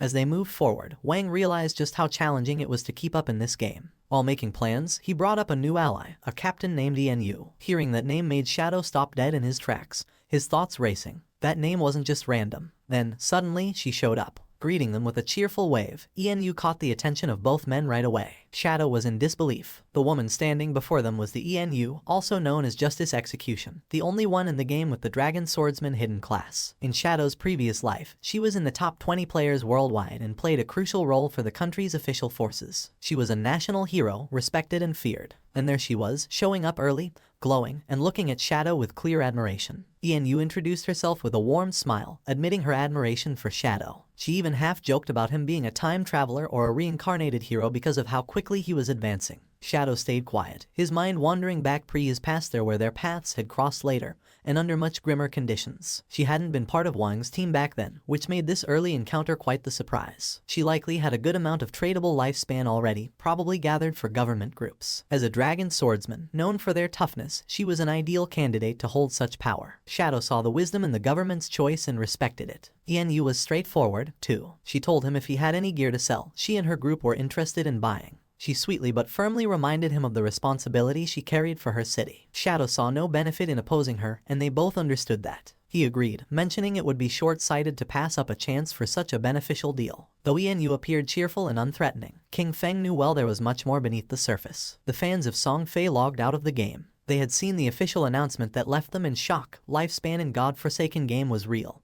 and if it reached 0, one would die in the real world. The archer was furious since she realized this wasn't just a game. She had given all her tradable lifespan to Song Fei. Some of them only had a few days of lifespan left. The assassin had killed several players and had the assassin's stat, and dying one more time was going to make her lose double the lifespan. They were in shock. They couldn't believe how it was possible that dying 3 times cost so much lifespan. The chubby girl began to read the messages and her face filled with sweat. She realized, cursing to herself, that in the game, as a tank mage, she had always charged at the front. She had killed many people and died many times, so now she only had 1 day of lifespan left. If it reached 0, she was going to die. Just then, something caught her attention. Brother Song Fei was buying lifespan. That was great. She decided to go find Brother Song Fei, thinking that he would definitely help her. Quickly, she changed clothes and thought about putting on Brother Song Fei's support outfit from head to toe, thinking that it was great, and that she was going to find Brother Song Fei, who would definitely help her. She even mentioned Brother Song Fei's latest release, the Song Fei Ultra Thin Anti-Side Leak. She dressed in Song Fei's merchandise, and without wasting a second, she left her house and started heading to the concert. Not far away, there were some apartments. Qin Feng's sister also logged out of the game. She didn't know if she was in the real world since now it was hard for her to tell the difference. She turned on her phone and couldn't help but smile when seeing that. At that rate, 1 day of lifespan could be sold for 15,000. With the 200 days she had left, she could become a millionaire. But then, she went into shock when she saw that Shadow had killed Song Fei 3 times. She couldn't help but cry from sadness and fury, since she remembered that they had told her that if her lifespan reached 0 in the game, she would truly die in real life. Even having 100 years of non-tradable lifespan, dying 3 times had left her with barely 12 years remaining.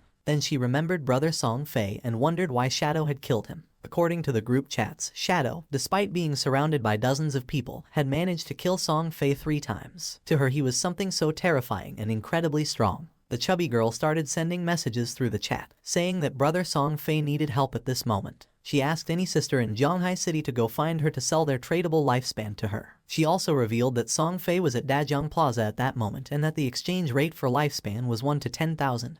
This was the perfect opportunity to get rich and help brother at the same time. King Feng's sister put on her clothes. She couldn't believe that Brother Song Fei was in Dajiang Plaza, not far from her. She thought she couldn't just stand by and watch his lifespan run out. She had to go help Brother Song Fei. Thanks to that Shadow and the others, she had managed to save more than 200 days of tradable lifespan, just enough to help Brother Song Fei. Without wasting any more time, she decided to go to Dajiang Plaza. At the same time in the game, our boy slaughtered several monsters without much difficulty. A system window appeared, informing him he had reached level 10. His attributes had increased by 2, and he had gained 5 free attribute points. He had unlocked class promotion. In addition, as the first player to reach level 10 in the Zhonghai City area, he had earned 7 reputation points. As the first player in the Great Xia Kingdom area, he had earned 14 reputation points, and as the first player worldwide to reach level 10, he had earned 21 reputation points. The window also revealed that the teleportation function to the continent of Forgotten Gods would be unlocked when there were 7 level 10 players in the Zhonghai City area. The system revealed in all towns that Shadow had reached level 10. People were in shock and commented with amazement. They said that, as expected, it was Shadow again. He had gotten the first kill of a gold tier monster and was the first player worldwide to reach level 10.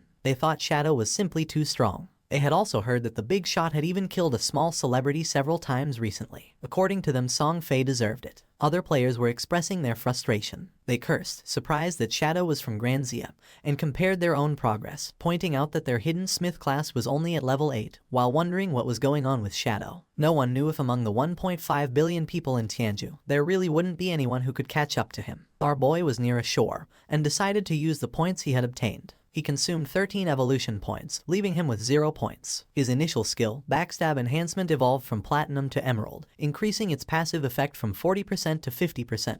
Even though his tradable lifespan was just a little over 7,000 days, he realized it wasn't enough. He knew that to leave Starter Town, they needed to gather 7 level 10 players to activate the teleportation portal to the continent of the Forsaken Gods. But since the highest level at that moment was only 7, they would have to wait a bit before it became possible. He decided to go back to the real world to take care of a matter. His figure disappeared with the sand, and several seconds later, he opened his eyes in the real world and the system asked him, "Do you want to consume tradable lifespan to transfer your skills to reality?" Without losing a second, Qin Feng accepted. When the system asked what skill he wanted to extract to the real world, he stood up and decided to extract his class. The system then consumed 1,000 days of tradable lifespan and completed the extraction. He gained the shadow, its passive was activated, and his attributes increased, strength by 3, constitution by 3, agility by 8, and spirit by 5. Then, he decided to extract level 2. The system informed him that he had successfully extracted level X2, consuming 2,000 days of tradable lifespan in the process. His level in reality immediately increased to level 3, and his stats received a boost, strength plus 4,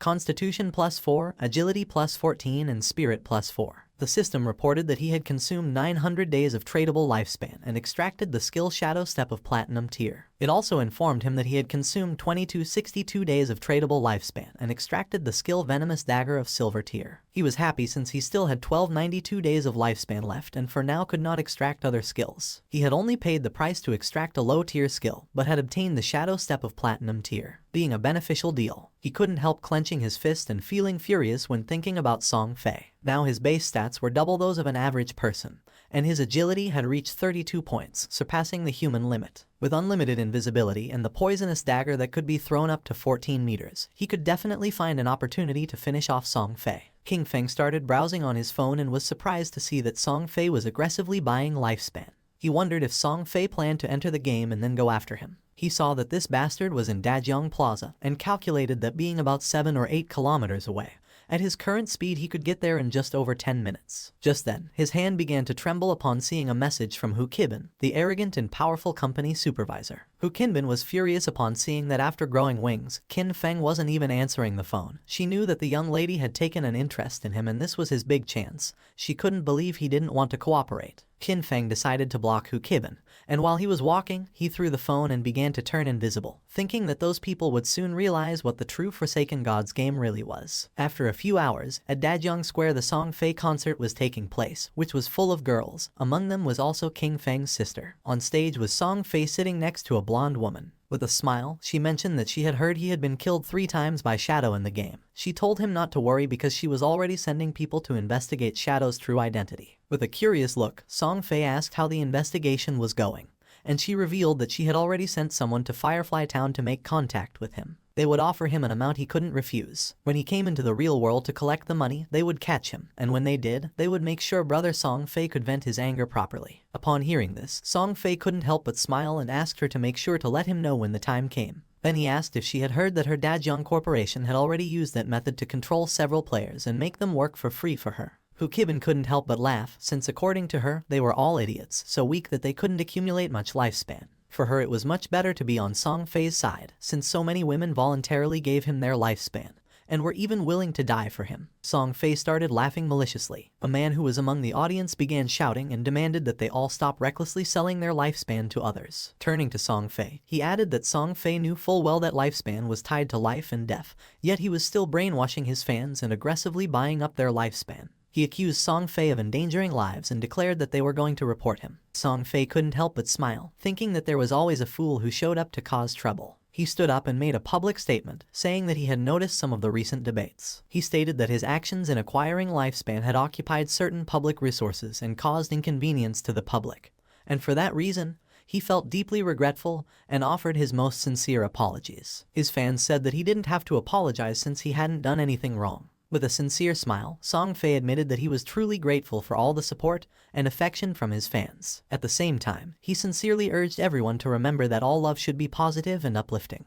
He hoped everyone could follow their idols with rationality. During that special moment in the game, while ensuring their personal safety, they also needed to work together in a more positive way to contribute to society and bring positive energy. With his face full of tears, he explained that while the entire nation was being affected by the game, he had been actively cooperating with the authorities and working hard within the game. That was the reason why he had used his personal wealth to acquire lifespan, hoping to become a quality idol in the game, someone worthy of liking. He had done this to give back to his fans, hoping that everyone could gain something outside of the game and live a happy, peaceful, and safe life and work together for a better tomorrow. But he never expected that it would cause so many problems for everyone. His words made all his fans unable to avoid crying. He apologized to everyone for having caused them trouble. This made everyone feel sad.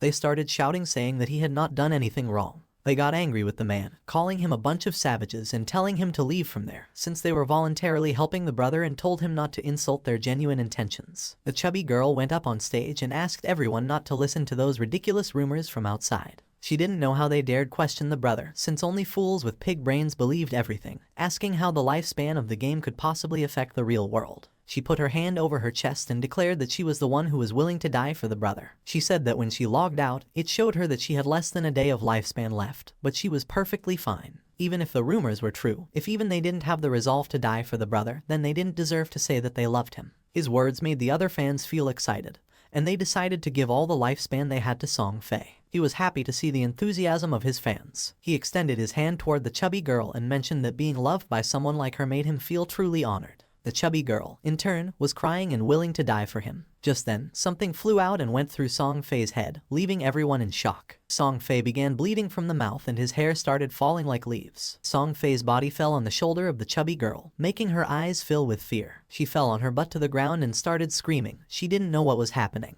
Once it was revealed that Song Fei was dead, all his fans panicked. The guards began to escort Hu Kibin, and she couldn't help but cry and scream. She said that she had seen it, that when Song Fei died in the game, his body was surrounded by an orb of lifespan, and that they should leave immediately. She knew that the person who killed Song Fei clearly did it using a skill from the game. She wondered, horrified, if the skills from that game could really be used in the real world, and how that was possible. She thought about the actions, killing Song Fei instantly, becoming invisible and collecting lifespan, and concluded that the only person who could do that was Shadow. Just then, a dart pierced her head as well, killing her instantly and leaving the guards in shock. Among the crowd was King Feng. It was already dusk, and the news announced the tragic death of superstar Song Fei in Dajiang Plaza. It was also reported that his most devoted fans had sacrificed all the lifespan they had left, falling dead next to Song Fei's corpse, and the police investigation had revealed that his death was due to supernatural abilities. The faces of King Feng's sister and her friend were full of tears and fear. She was sad since she still couldn't believe that just the day before they had gone to see Song Fei's concert,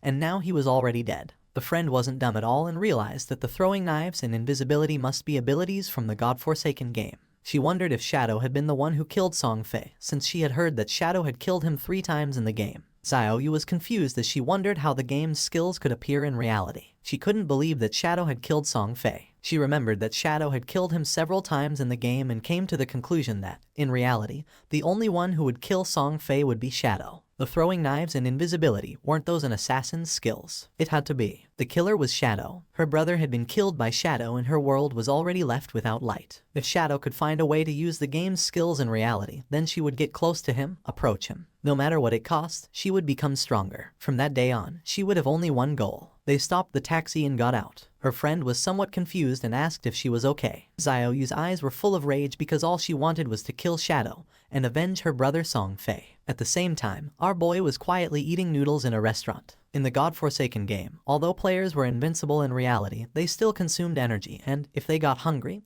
they still needed to eat. Just then, his phone started ringing, and when he unlocked it he saw that he had a message. Someone informed him that Fat Hu was furious. He had blocked his phone and WeChat, and if King Feng didn't go soon, he would be expelled and wouldn't receive his salary for that month. The message was from Yang Xiaoya, whom he considered a good girl, although quite delicate and often bullied. In his previous life, she had also been a member of his Jan Shen guild. King Feng asked her not to worry about him or the job but to focus on leveling up in the game. She was confused since she asked King Feng if he had played the game. She had heard that it was very difficult and that the lifespan of many people was almost exhausted. Our boy explained that, whatever her profession was, she simply had to focus on improving agility at the beginning. She decided to listen to him, but mentioned that she had heard that the lifespan produced in the game was really expensive at this moment. Then, she asked Kin Feng how his progress was going and how much he had earned. Our boy replied not much, since he had almost spent it all. He knew that Fat Hu was a lackey, and that the real problem was his boss behind him, Kayan Shishi. She was the daughter of the president of Kayan Group, and the company for which he used to work belonged to said group. This young woman did nothing all day except look at men. She had gone into a hotel with 6 middle-aged foreign men,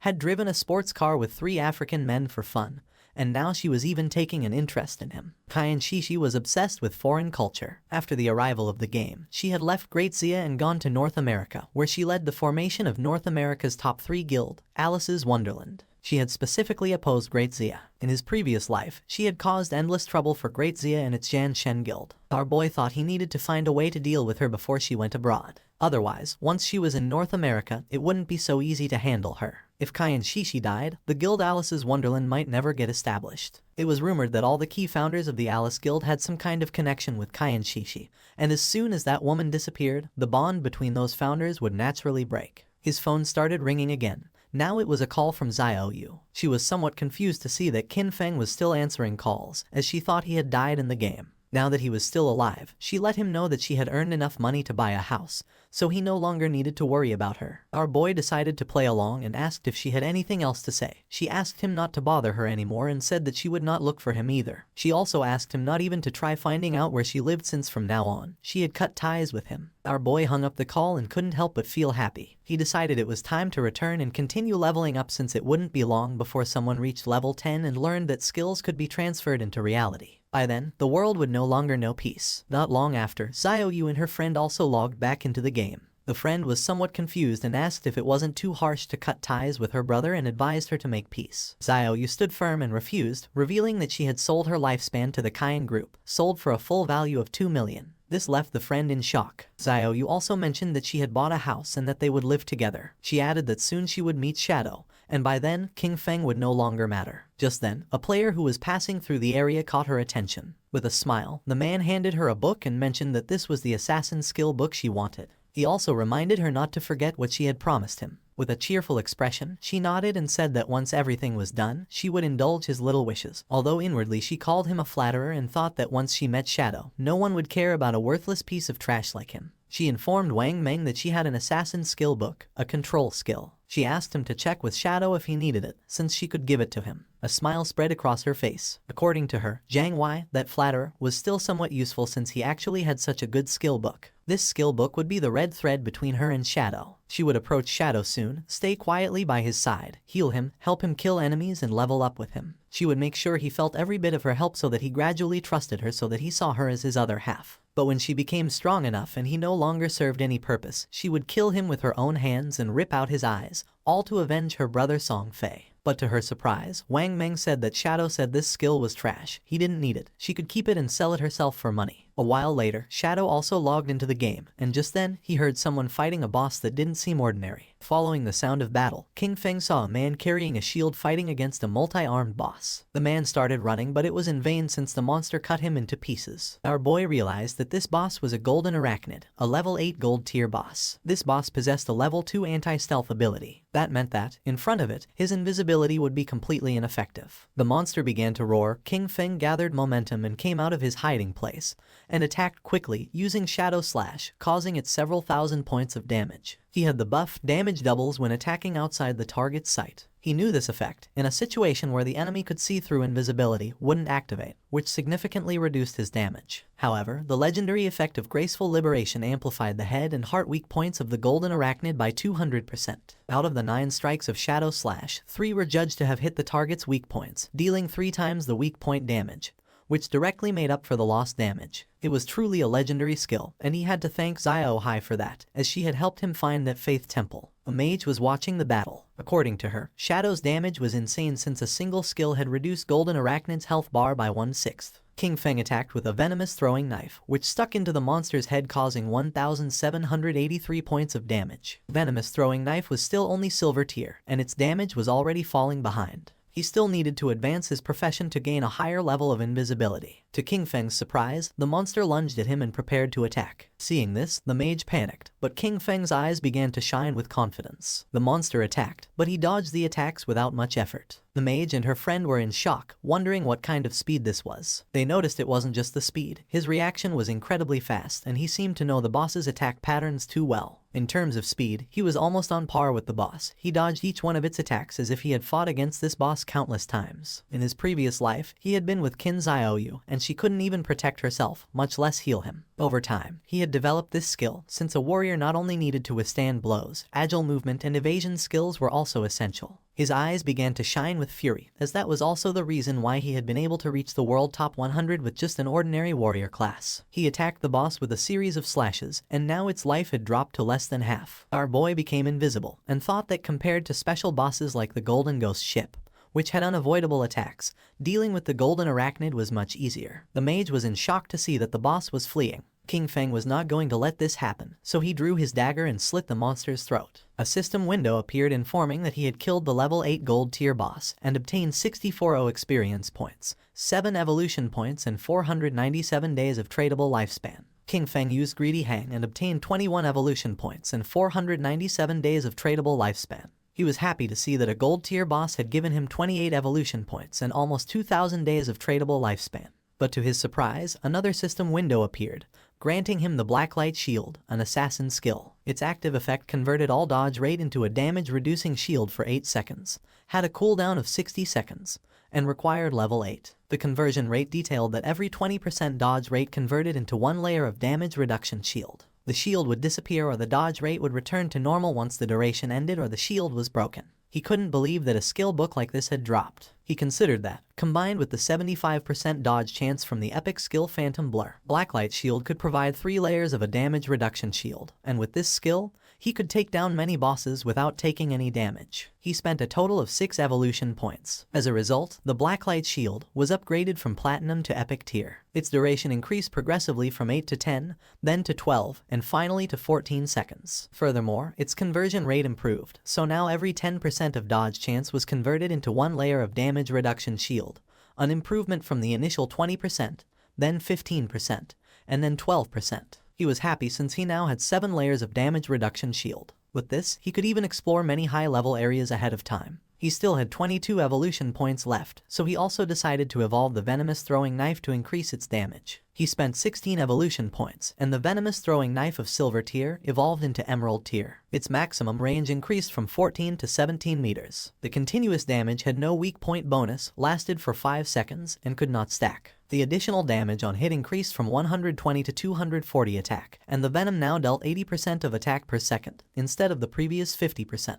He was aware that evolving venomous throwing knife 3 times had at least doubled its damage. With a base cooldown of only 5 seconds, it could continuously output damage, making it no weaker than Shadow Slash, and he had gotten 2 assassin class gear pieces, so he would equip them right away. He also obtained the Agile Ring of Platinum tier, an assassin class accessory that provided plus 20 agility, plus 20% movement speed, plus 20% attack speed, and plus 20% cooldown speed, with an equipment requirement of level 8. Additionally, he got the heavy red leather gloves of gold tier, an assassin class armor that provided plus 18 physical defense, plus 15 to all elemental resistances, plus 12 constitution, and plus 588 HP, with an equipment requirement of level 6. With these 2 pieces of equipment, his cooldown speed was now at 55%. What used to be a 12-second cooldown for Shadow Slash was now only 7.7 seconds. Plus, he had increased 51 points of Constitution, 106 points of physical defense, and 17 points of HP. It was not bad at all. Now, his stats allowed him to tank 3 attacks from the Golden Arachnid without dying. Combined with Blacklight Shield, his survivability had greatly improved. The mage and the others went out and praised Shadow, saying that the boss had been nothing to him. They couldn't believe he had defeated it alone. Then, the mage asked him if he had any equipment or skill that she could use, adding that she would buy them. Our guy revealed that for a mage, he had a gold tier skill book, Frostball Bounce, a group skill that released ice balls, bouncing up to 10 times, priced at 800 days for a one-time purchase. The mage thought that 800 days was a bit expensive, as she had seen someone sell a level 5 gold tier skill book for just 400 days earlier. With a serious gaze, he made it clear that this Frostball Bounce was a level 7 skill book, which had over 40% higher damage than a level 5, so 800 days wasn't expensive at all. The mage did not hesitate and made a deal with King Feng and decided to buy it for 800 days. The system window confirmed that the transaction had been completed. Our boy started to become invisible. At this moment, there was no boss in the initial stages that could threaten him. He decided to go back to the town to post a message, gathering information about the locations of silver and golden tier bosses. This way, he would have a constant flow of bosses to hunt, and his leveling speed would be maximized. Wang Meng informed him that Xiaoyu, the priestess from his team, wanted to send him a skill book. He He found it interesting and wondered what kind of skill book it would be. King Feng was somewhat surprised to see that Xiao Yu wanted to send him a skill book. Moreover, it was one of bronze tier. He wondered what it could be, but even so, he decided he should take a look at it. King Feng wasn't stupid at all and knew that now everyone speculated that he had killed Song Fei, and right after that she was trying to send him a skill book. He decided to reject her offer while wondering if she was trying to associate with him or if she was trying to avenge Song Fei, or maybe both things. Wang Meng informed her that Shadow said her skill book was trash, he didn't need it, and she could keep it and sell it for money. King Feng asked Wang Meng to go to the town since he had something to sell him and to prepare some lifespan. With a serious look, Wang Meng decided to ask him a question, and our boy asked what he meant and if he was asking whether he had been the one who killed someone. Then, he revealed that he had been the one who killed them. For King Feng, Wang Meng was his friend, so he knew that during the time Song Fei had been murdered, Shadow had been disconnected the whole time. The motive and timing of the crime matched perfectly. Since Wang Meng had asked this, it meant that the authorities had already deciphered most of it. King Feng asked if Wang Meng was trying to arrest him, as he knew that in 2 hours other players would reach level 10 and the ability to transfer powers to reality would no longer be a secret. He considered it the perfect opportunity to see how the Daxia government would react to this and would take it as a test. King Feng returned to Firefly Town and reunited with Wang Meng and the others. Enyu asked if he was really admitting to having killed Song Fei. King Feng nodded. With a smile, Enyu mentioned that King Feng was, in fact, the main suspect. However, they also knew that Song Fei and Zhonglai had harbored malicious intentions toward him, and that Dajiang Industries had captured and abused many players, forcing them to work. Strictly speaking, killing those two had been an act of self-defense. King Feng realized that since they couldn't uncover his true identity, they had chosen to maintain a temporary cooperation with him. He reflected that in his previous life, by working with the officials, his record had been spotless. However, this time he had directly killed Song Fei and Zhonglai, which might cause some changes. He was eager to see how much his rebirth could alter that doomed era of games. For now, he considered selling the platinum tier equipment he didn't use. Since they were backed by the authorities, they would accept equipment and skill books of any class, and most importantly, they possessed enough resources for the transaction to be worthwhile. Our boy opened the system window. Upon seeing what it contained, the others couldn't believe that he possessed platinum tier equipment and skill books. They exclaimed in astonishment, wondering if Shadow had just achieved the first kill of a platinum grade boss. However, they immediately dismissed that possibility, as there had been no global announcement about it. Our boy mentioned that his luck had been decent. He had found a few treasure chests, and Xiao Zhu could confirm it. Even he himself had obtained an emerald tier skill book. The mage confirmed that she herself had seen King Feng open that emerald chest. Little Black couldn't help but feel jealous upon noticing that King Feng called her Xiao Zhu, but when it came to her, he simply said you. Our boy decided to call her Little Blackie instead of Little Black, and this made her angry and she asked him to better call her Little Black. Wang Meng let out a sigh, since according to him, people really couldn't be compared with each other. And you felt jealous since it was true that they had barely managed to defeat a silver grade boss, while Shadow casually opened platinum and emerald tier chests. King Feng revealed the prices of the items. The platinum grade archer skill book at a fixed price of 2,500 days. The platinum grade berserker weapon at 1,500 days. The platinum grade mage skill book at 3,000 days. And the gold equipment and skill book package at 8,000 days. Including the remaining platinum equipment and skill books, which totaled 25 items.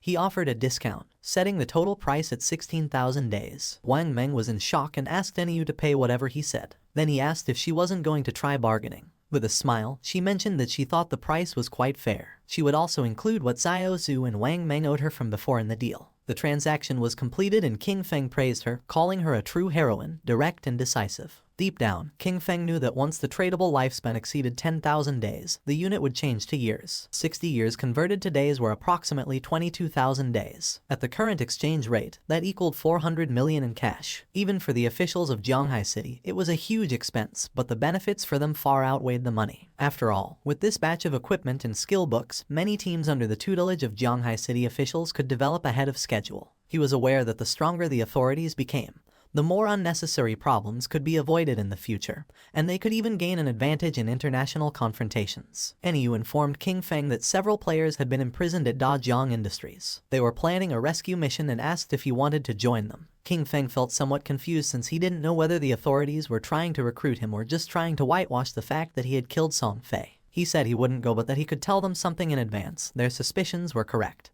He had indeed used game skills to kill those two, leaving everyone in shock. King Feng made it clear that, while in the game they reach level 10, they could consume lifespan to extract skills from the game into reality. Enyu realized that for this reason, Dajiang Industries was also buying lifespan at that time. Once their people reached level 10 and extracted skills from the game, their rescue mission would face even greater level 10 and extracted skills from the game. Their rescue mission would face even greater resistance. King Feng was glad that she had understood and decided it was time to leave. Not long after, he transformed into shadow and disappeared from the place. With a serious look, Enyu gave Wang Meng the order. From that moment on, they should level up separately. She explained that their 6-person team already had high levels, and when they stayed together, they defeated small monsters with a single blow due to excessive damage.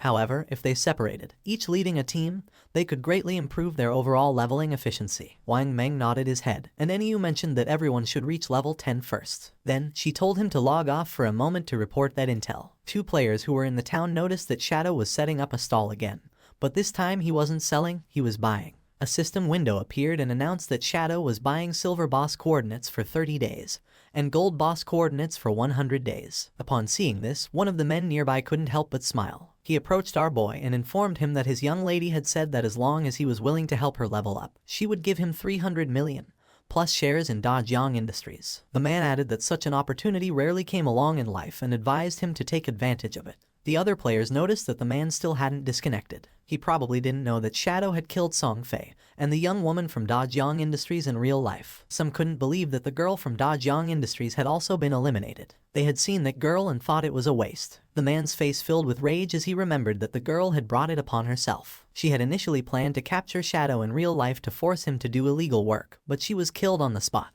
With a shock, he realized that Zhang Lai was dead. He recalled how, at first, Zhang Lai had offered 10 million for Shadow to help her level up. Shadow refused, so he, seeing the money, rushed to help her. He thought he could get a huge payment of 5 million, but when it came time to collect the money in real life, they knocked him out. When he woke up, he found himself locked in an unknown basement. They whipped and abused him every day, forcing him to earn lifespan for them in the game and lure more people in. He never expected that Zhang Lai had already been killed by Shadow. With a bitter laugh, he thought that hateful woman got what she deserved with a good death. He used to mock Shadow for being stupid, but it turned out the real fool was him. Upon seeing his expression, King Feng realized that he must have helped her tie up quite a few people. The man got nervous and refused, then mentioned that he had been forced to do it and decided to leave. King Feng knew this guy was trash and decided to let the officers take care of him. 2 players approached King Feng and revealed that they had the coordinates for a silver boss, offering them for 30 days, and proposed closing the deal. Someone arrived in the city and everyone's attention turned to them, realizing it was Ace of Spades. It was said that she was Kayan Shishi, the heiress of the Kayan group in reality. They warned each other to stay away from her since she had killed quite a few players, and to be careful because she might try to steal their lifespan.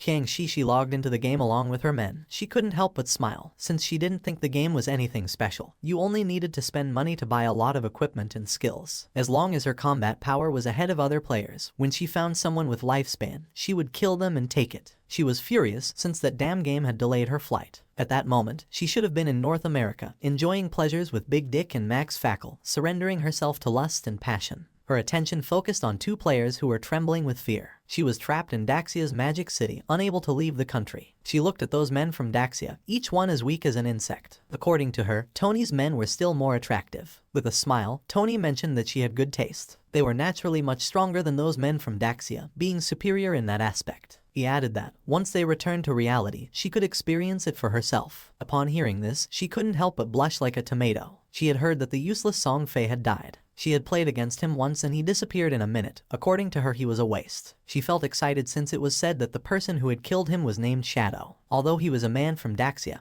he was still number 1 in the world. Maybe she could get to know him. Upon learning that Shadow had been capable of killing Song Fei, she deduced that murdering an ordinary person would be even easier for him. She believed this was a good opportunity to get to know him. She informed her men that she would disconnect to make a call and send someone to contact Shadow. She claimed that although Shadow might not be interested in cash, he definitely wouldn't reject 3,000 days of lifespan. To obtain this, all she would need was to kill an ordinary person with a simple flick of the finger. Internally, she chuckled softly, promising never to forget the expression on Qin Feng's face when he rejected her, and stated that soon, Qin Feng would die. At the same time, in the forest, a player killed a monster, and its body transformed into lifespan, while a healer was healing him from the monster's attacks. The man was exhausted and asked Xiaoyu that next time she healed him, not to be so extreme, since he was about to meet his great-grandmother. Xiaoyu turned her back on him and asked why he was being so fierce, adding that he wasn't dead. With a confused look, the man replied that he hadn't meant to be fierce. He was just reminding her. She mentioned that the system had warned her that her hunger level had reached 90%.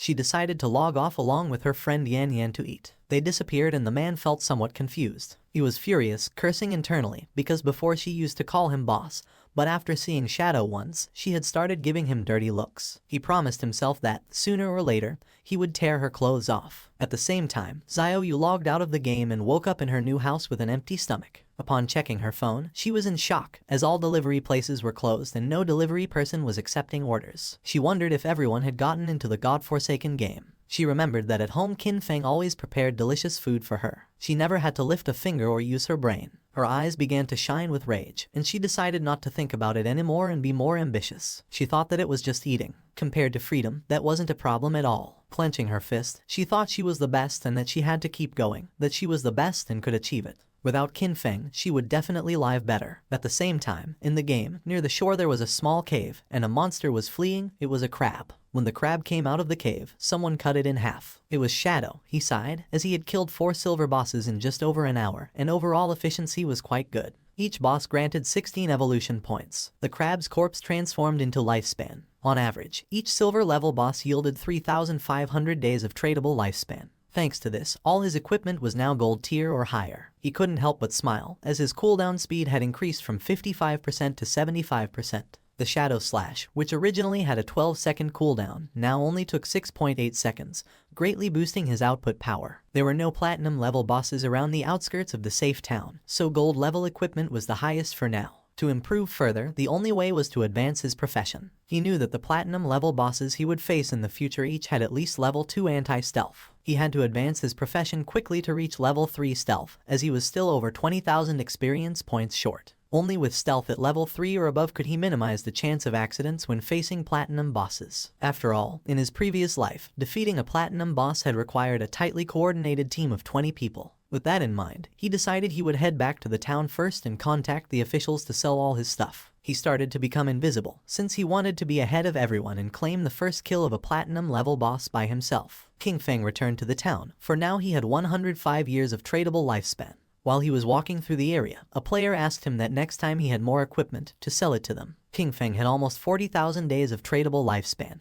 and knew that it would allow him to extract quite a few skills. A man who was hiding behind a pillar peeked out and, with a smile, realized that he was Shadow. He approached and offered him an assassination contract, asking if he would take it. He asked him to kill someone in reality, assuring him that the payment would not be less than what he deserved. Our boy ignored the man and left. Seeing this, the man panicked and stood in front of Qin Feng, asking him to stop. He explained that it was just about killing an ordinary person named Qin Feng.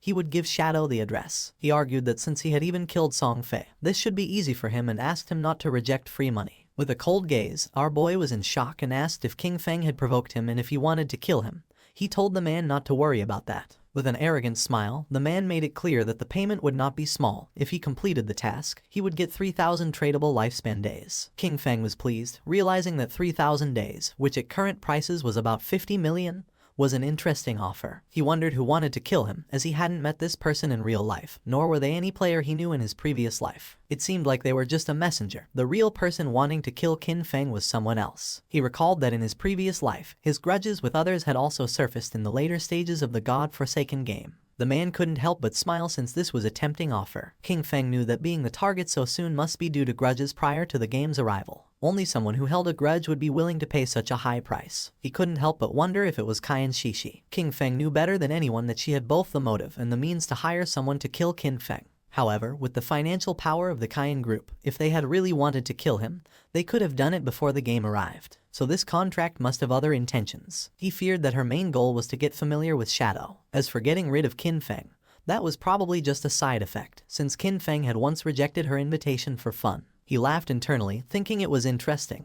He hadn't looked for her yet, but she had already found him. With a smile, he mentioned that he would accept the job. He demanded half of the deposit up front and also made it clear that he would decide when to make his move. The man panicked upon hearing this and asked him to wait a moment, as he needed to inform his superiors first. After consulting with his superiors, the man decided to pay half of the deposit first. He would transfer the amount directly, and once the transaction was completed, he would receive 1,500 days of tradable lifespan. Qin Feng was happy, as he would take the deposit first, considering it as interest. Then, internally, with a snort, he told Cayenne Shishi to wait because he would soon come for her. The man gave our boy the address and information of the target. According to him, with his skills, finding him wouldn't be a problem. King Feng was in shock upon seeing that the information was correct. Shadow decided to leave and asked the man to wait. The man was furious upon noticing that he was acting all arrogant, and thought, "Aren't you working for Miss Kyan just like me?" Just then, someone asked our boy to wait. It was a woman who had heard that he was collecting coordinates of bosses. She asked if he was interested, as she had a coordinate of a gold boss. With a smile, she said the price was 100 days.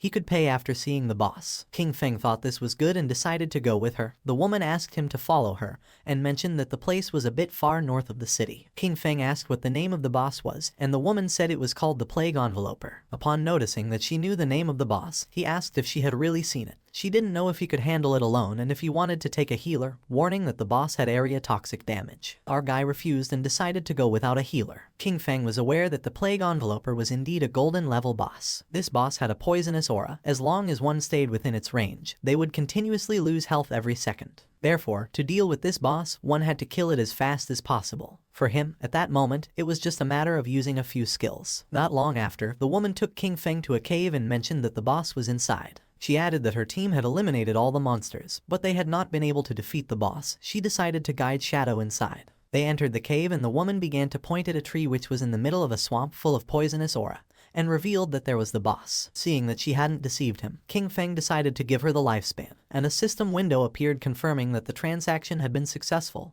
He had traded 100 days of tradable lifespan. He remembered that this kind of poison damage could be evaded. In this case, his Ghost Blur's 75% evasion would be really useful. With her face full of sweat, the woman mentioned that there was something she needed to remind him. In reality, it was a trap. As soon as he started fighting, someone would come to kill him. She remembered that they had level 2 anti-stealth items. For King Feng this didn't matter much, but the woman revealed that they had told her to pretend to stop them as part of the plan and to use that opportunity to get close to him. In the end, they wanted her to find a way to discover his real-life information. Our boy began staring at her. He was disappointed upon seeing their plan. The woman blushed and, with a nervous expression, said that she had also been forced. She wanted to tell him the truth so he could go after the one behind everything. Since they were blackmailing her in real life, she wished for their death as much as he did. When King Feng asked who was forcing her, she revealed that it was Dongfeng Xian. She explained that in the game, his ID was Xianian, and he said that King Feng had killed him once. Upon hearing this, our guy couldn't help but wonder if it was Dongfeng Xian, the one who had first tried to steal his Golden Ghost ship boss. The same guy later sent him a skill book asking for forgiveness. The woman panicked and remembered that he had been able to kill Song Fei, so she believed he could also take down Dongfeng Xian.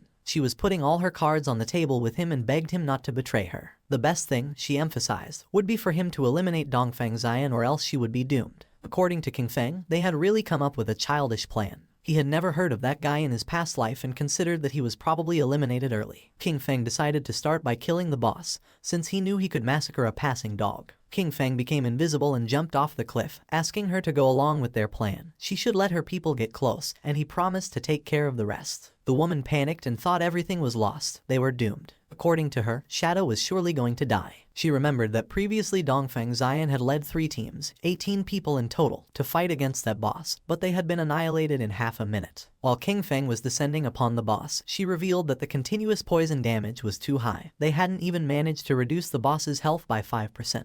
No matter how strong that Shadow was, when facing indiscriminate poison attacks, death would be the only outcome. Therefore, they had to find a way to escape. King Feng first used Blessed Release, and while the boss was preparing to attack, our boy activated the Weakness Amplification effect, and then the Throat Slash effect. His eyes began to shine with determination. King Feng attacked quickly, taking several thousand HP points from the boss. In an instant, its HP bar dropped to less than half. The woman was in shock, since she realized that a single skill had annihilated 2/3 of the HP of the gold tier boss, inflicting more than 80,000 points of damage. She wondered if King Feng was even human. Our boy disappeared and appeared behind her. Luckily for him, the active effect of Blessed Release had a 25-second cooldown. With a 75% cooldown speed boost, the final cooldown was 14.3 seconds. He decided he wouldn't kill the boss yet. He would wait for Dongfeng Xian's people to come and die, and meanwhile, wait for his skills to cool down. Not long after, Dongfeng Xian and his men entered the cave with the intention of killing Shadow. With an angry gaze, the leader made it clear that if anyone tried to stop them, they were going to kill them mercilessly. The woman drew her sword. King Feng was somewhat annoyed, since out of all the people, it was this guy again, and now he was also involved with Dongfeng Xian. He wondered if their plan, which consisted of Snowy pretending to block this group, would really work. He didn't know if Snowy's combat power was really that strong. More than 10 people were rushing in, and he wasn't very sure if she could really stop them. Snowy used her powers and summoned a golden shield. Seeing this, Shadow understood why they had chosen her to act. With this defense, there really weren't many who could break through it in the early stages of the game. The men began to attack the shield. King Feng knew that she had encountered an ancient god's blessing in the wild and had gotten a golden level treasure chest. His eyes began to shine with seriousness, and using instant shadow, King Feng attacked quickly, cutting their bodies into pieces. With eyes shining with rage, King Feng used the skill Blooming Curse and the corpses of the men transformed into flowers. Snowy was in shock since, according to her, it was terrifying. A single skill had killed so many people, and she wondered what those crimson flowers were. Fortunately, she hadn't listened to Dongfeng Zion, or otherwise she would have died miserably like Song Fei and the others. She asked Shadow to add her as a friend, promising that if she had the chance, she would tell him Dongfeng Zion's location in real life. King Feng decided to listen to her. Snowy couldn't help but blush and asked him that if he ever needed any special service, he should come to her, assuring him that for him they would always be free. King Feng realized that was how it was, and it was no wonder it burned so much. Then he jumped and began descending the cliff. He attacked the boss quickly using powerful slashes. According to King Feng, the lifespan that had been absorbed from more than a dozen people did not even compare with what the boss had granted. He remembered that after all that, instead of dedicating themselves to farming safely, they went out to cause trouble, and therefore deserved to die. He turned around towards Snowy and asked if there was any problem. She said no and decided to leave. King Feng used Greedy Hand and felt happy, since it had been a long time since he had seen an assassin skill book. Finally, another one had appeared. This skill book was called Darkest Hour of Platinum Level. It was an assassin-type skill that unleashed a burst of dark light from his blade, blinding all enemies within range. It had a cooldown of 60 seconds, required level 10, a range of 20 meters, and a base duration of 10 seconds. The higher the target's spirit stat, the shorter the duration. King Feng clenched his fist and decided to learn it. He unsheathed his dagger as he knew that as long as he blinded the enemy,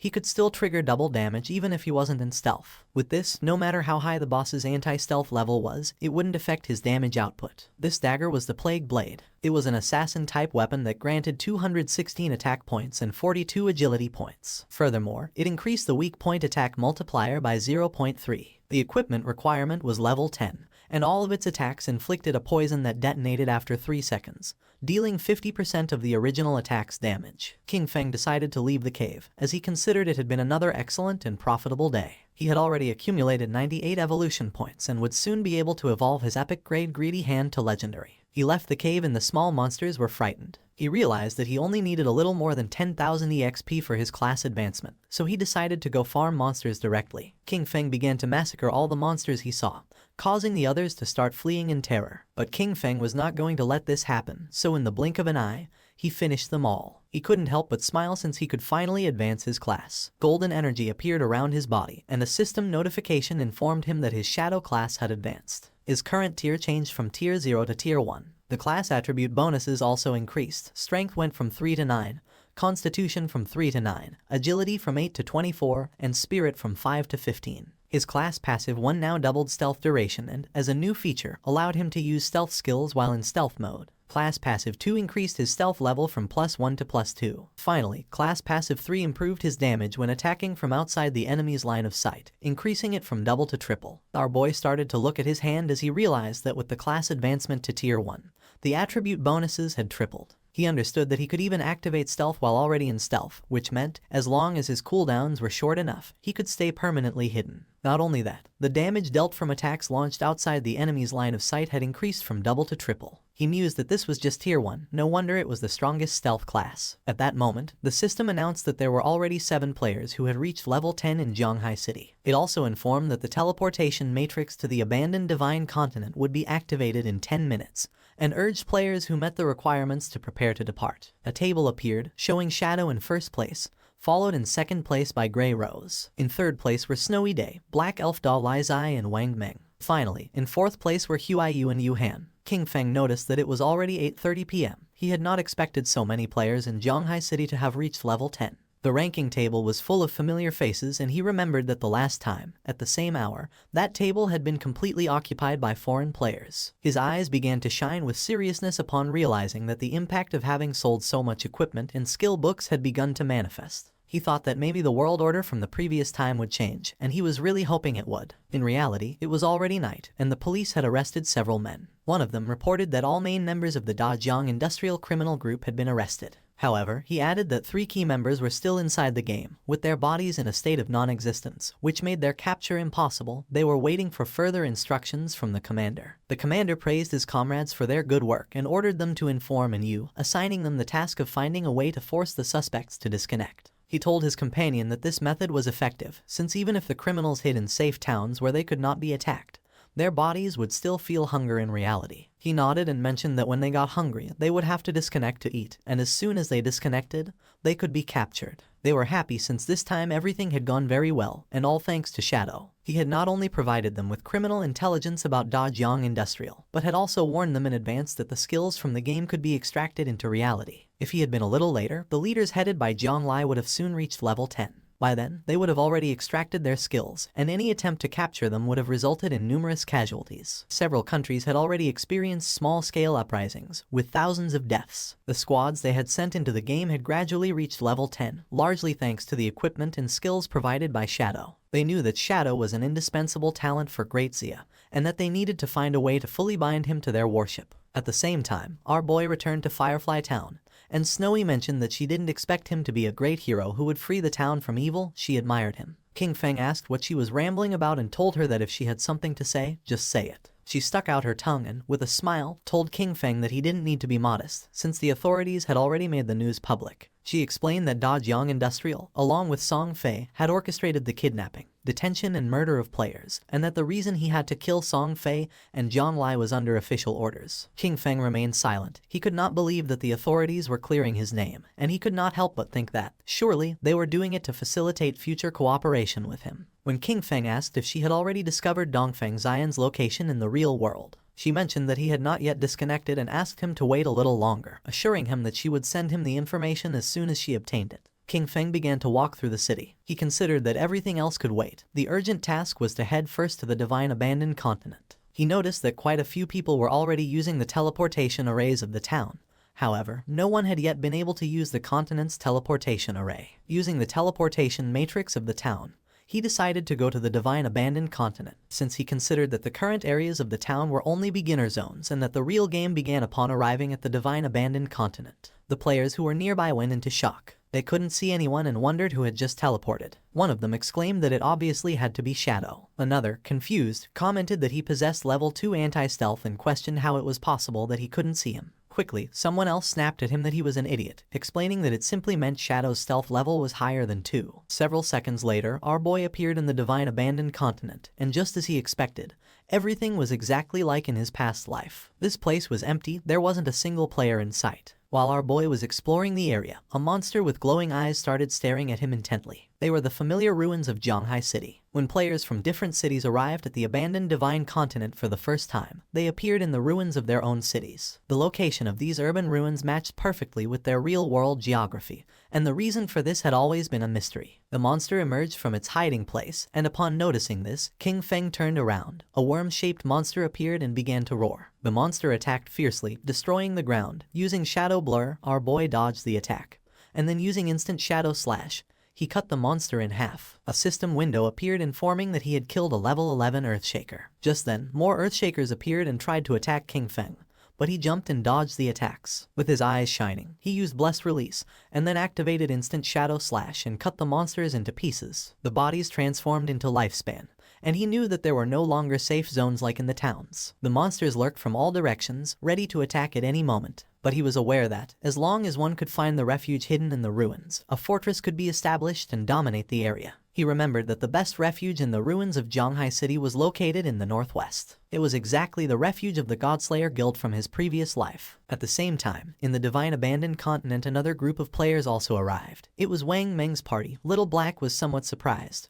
while Wang Meng did not know why this place looked like the ruins of a modern city. For them, this place was very familiar. Little Black began to point toward the tower and asked if these were not the ruins of Jiangnan City. Du Yixu replied that yes, and confirmed that she was right, adding that the towers of Jiangnan City were still standing. Little Black began to look around the area, since she had heard that someone had said they had seen Shadow teleport here, and she was insistently wondering where he was. Du Yixu asked her to stop searching, adding that he could turn invisible. At that moment, 2 Earthshakers emerged from the ground. Seeing this, Wang Meng drew his shield and warned everyone that they were being attacked by monsters. Du Yixu used her skill called Elven Blessing, The monsters attacked quickly, but Wang Meng blocked the attack using the shield, and thanks to her enhancement he was able to withstand the attacks. Gu Yixu asked Wang Meng to be careful, warning him that the ordinary monsters hit harder than the silver tier bosses around the starting town. The party's archer used the skill called Binding Shot and shot an arrow toward the monsters. In the blink of an eye, the arrow created energy ropes which wrapped around the bodies of the monsters. With a smile, he mentioned that these monsters were vulnerable to control, and therefore he would keep them immobilized and unleash all his damage to finish them off. Little Black raised her magic staff into the air and summoned a prophetic fireball. 2 flames of fire struck against the monsters. The Earth Shakers died and their bodies began turning into lifespun. Wang Meng asked Xiaoxu to send her owl to fly high and explore the surrounding terrain. She nodded and her owl began flying around the area. She reported that there were monsters everywhere, a lot of them, and that the noise from the previous fight had already attracted some in their direction, which were heading directly towards them. She added that she didn't see any nearby safe zone and asked the captain what to do now. Wang Meng was in shock upon seeing that there was no nearby safe zone. The archer panicked, wondering what kind of lousy continent this was and how it had suddenly turned into a survival game. Little Black asked Xiao Zhu to try to find Shadow, explaining that he had arrived about 10 minutes before them and shouldn't be far away, and assured that if they found him, they would be safe. At the beginning, she couldn't see any human figure nearby, but then she started to see Lifespan. She observed a huge cluster of bright lights toward the northwest and realized that those were the rewards from the defeated monsters. She deduced that it must be Shadow's work, who probably had a full inventory and that's why he hadn't picked up the loot. More monsters emerged from the ground and began to charge towards them, and Yu started to run and asked everyone to hurry up. Now that Shadow had cleared all the monsters from that place, it was safe, and if they followed the glow of the rewards, they would find him. The captain asked everyone to stay alert, maintain formation and not fall behind, adding that they would fight while retreating. At the same time, not far away, more Earthshakers emerged and prepared to attack. But someone moved quickly and cut their bodies into pieces. It was Shadow. He knew that even without the active effect of Graceful Release, the total damage of Shadow Slash could still reach 20 to 30,000, which meant an instant kill against those mobs.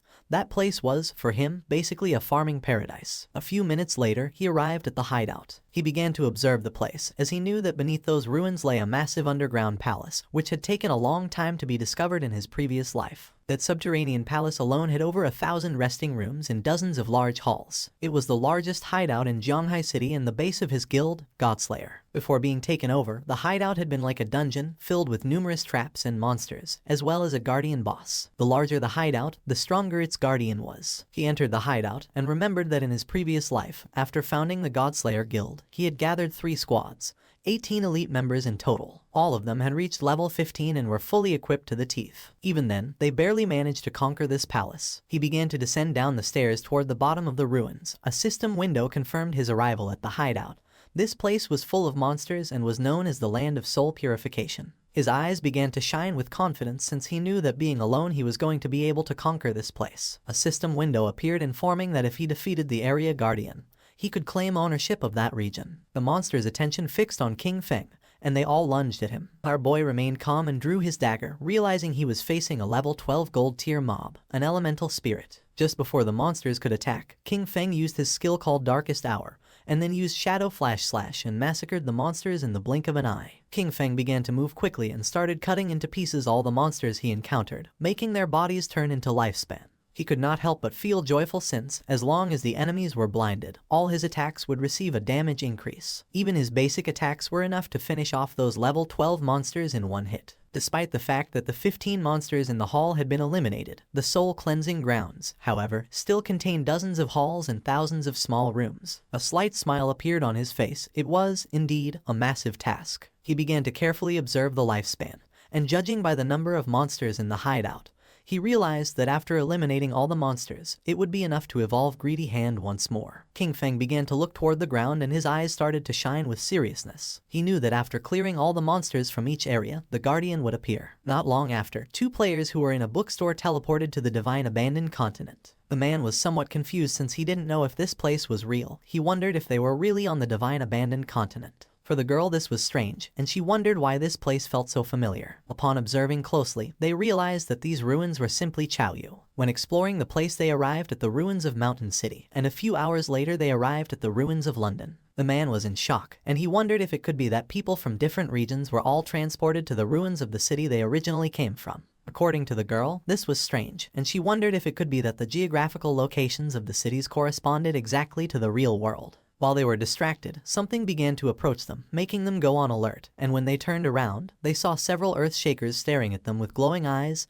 They panicked and decided to flee. The monsters began to attack and they began to flee the area. At the same time, in the Zhonghai ruins, the ground was filled with lifespan, and not far away were Wang Meng and his team hidden under some rubble. Wang Meng stuck out his head and, seeing that there were no monsters nearby, suggested that they first take a moment to recover, and you couldn't help but blush, since for her shadow was impressive. She had believed that they were strong enough, but in the end, they could only cower trembling under the shadow of the boss. Wang Meng coughed and asked her to watch her words. She felt somewhat confused and asked if that wasn't an accurate description. Little Black stuck out her head and mentioned that, fortunately, Shadow had cleared that area, since otherwise, with so many monsters, they probably all would have died. She added that she was a little curious about where exactly they would reappear if they died in this place. While Gyixu was controlling the owl to explore the area, Wang Meng reached out to Yu and suggested that the 6 of them should postpone exploration for the moment, proposing that they wait until all members of their team reached level 10 before moving forward together. She nodded her head. Gyixu's owl was flying over the area and she observed that the monsters were really falling like flies. But she wondered why Shadow had stopped there, since it was as if he had disappeared right in that place. She also noticed that there was a lot of loot,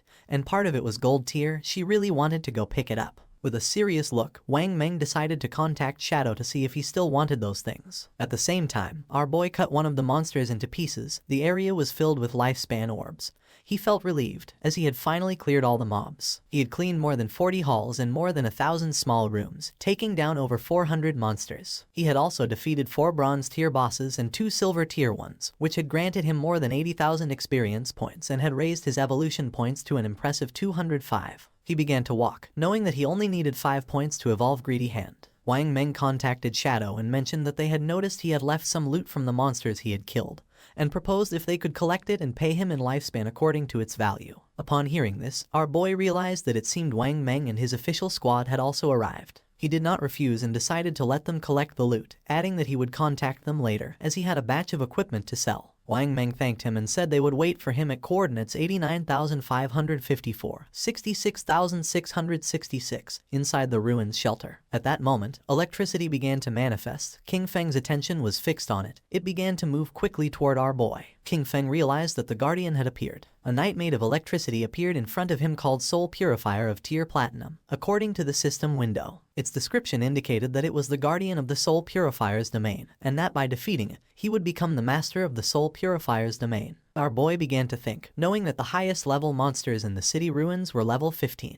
This Soul Purifier, Faisal, was already the highest level monster within the city ruins and also the highest grade boss. If he remembered correctly, this boss had a total of 750,000 HP and 3 phases. Using instant shadow slash, King Feng decided to take the first step and attack, but the attack didn't have much effect. King Feng attacked using throat slash. This time the attack took a bit of HP from the boss. It raised its hand and summoned a spear of electricity. A rain of spears began to descend from the sky towards Shadow, but he started moving quickly and dodged the attacks. While dodging the attacks, he realized that if he were hit by those lightning attacks, with his current defense and lightning resistance, death was certain. He knew that any skill or attack from a platinum level boss or higher had hit correction. With his current evasion rate of 75%, normal monsters only had about a 25% chance to hit him, but the Soul Purifier's attacks hit him with at least a 50% probability. However, his agility attribute had already reached 182 points, and at maximum speed, his running speed exceeded 40 meters per second.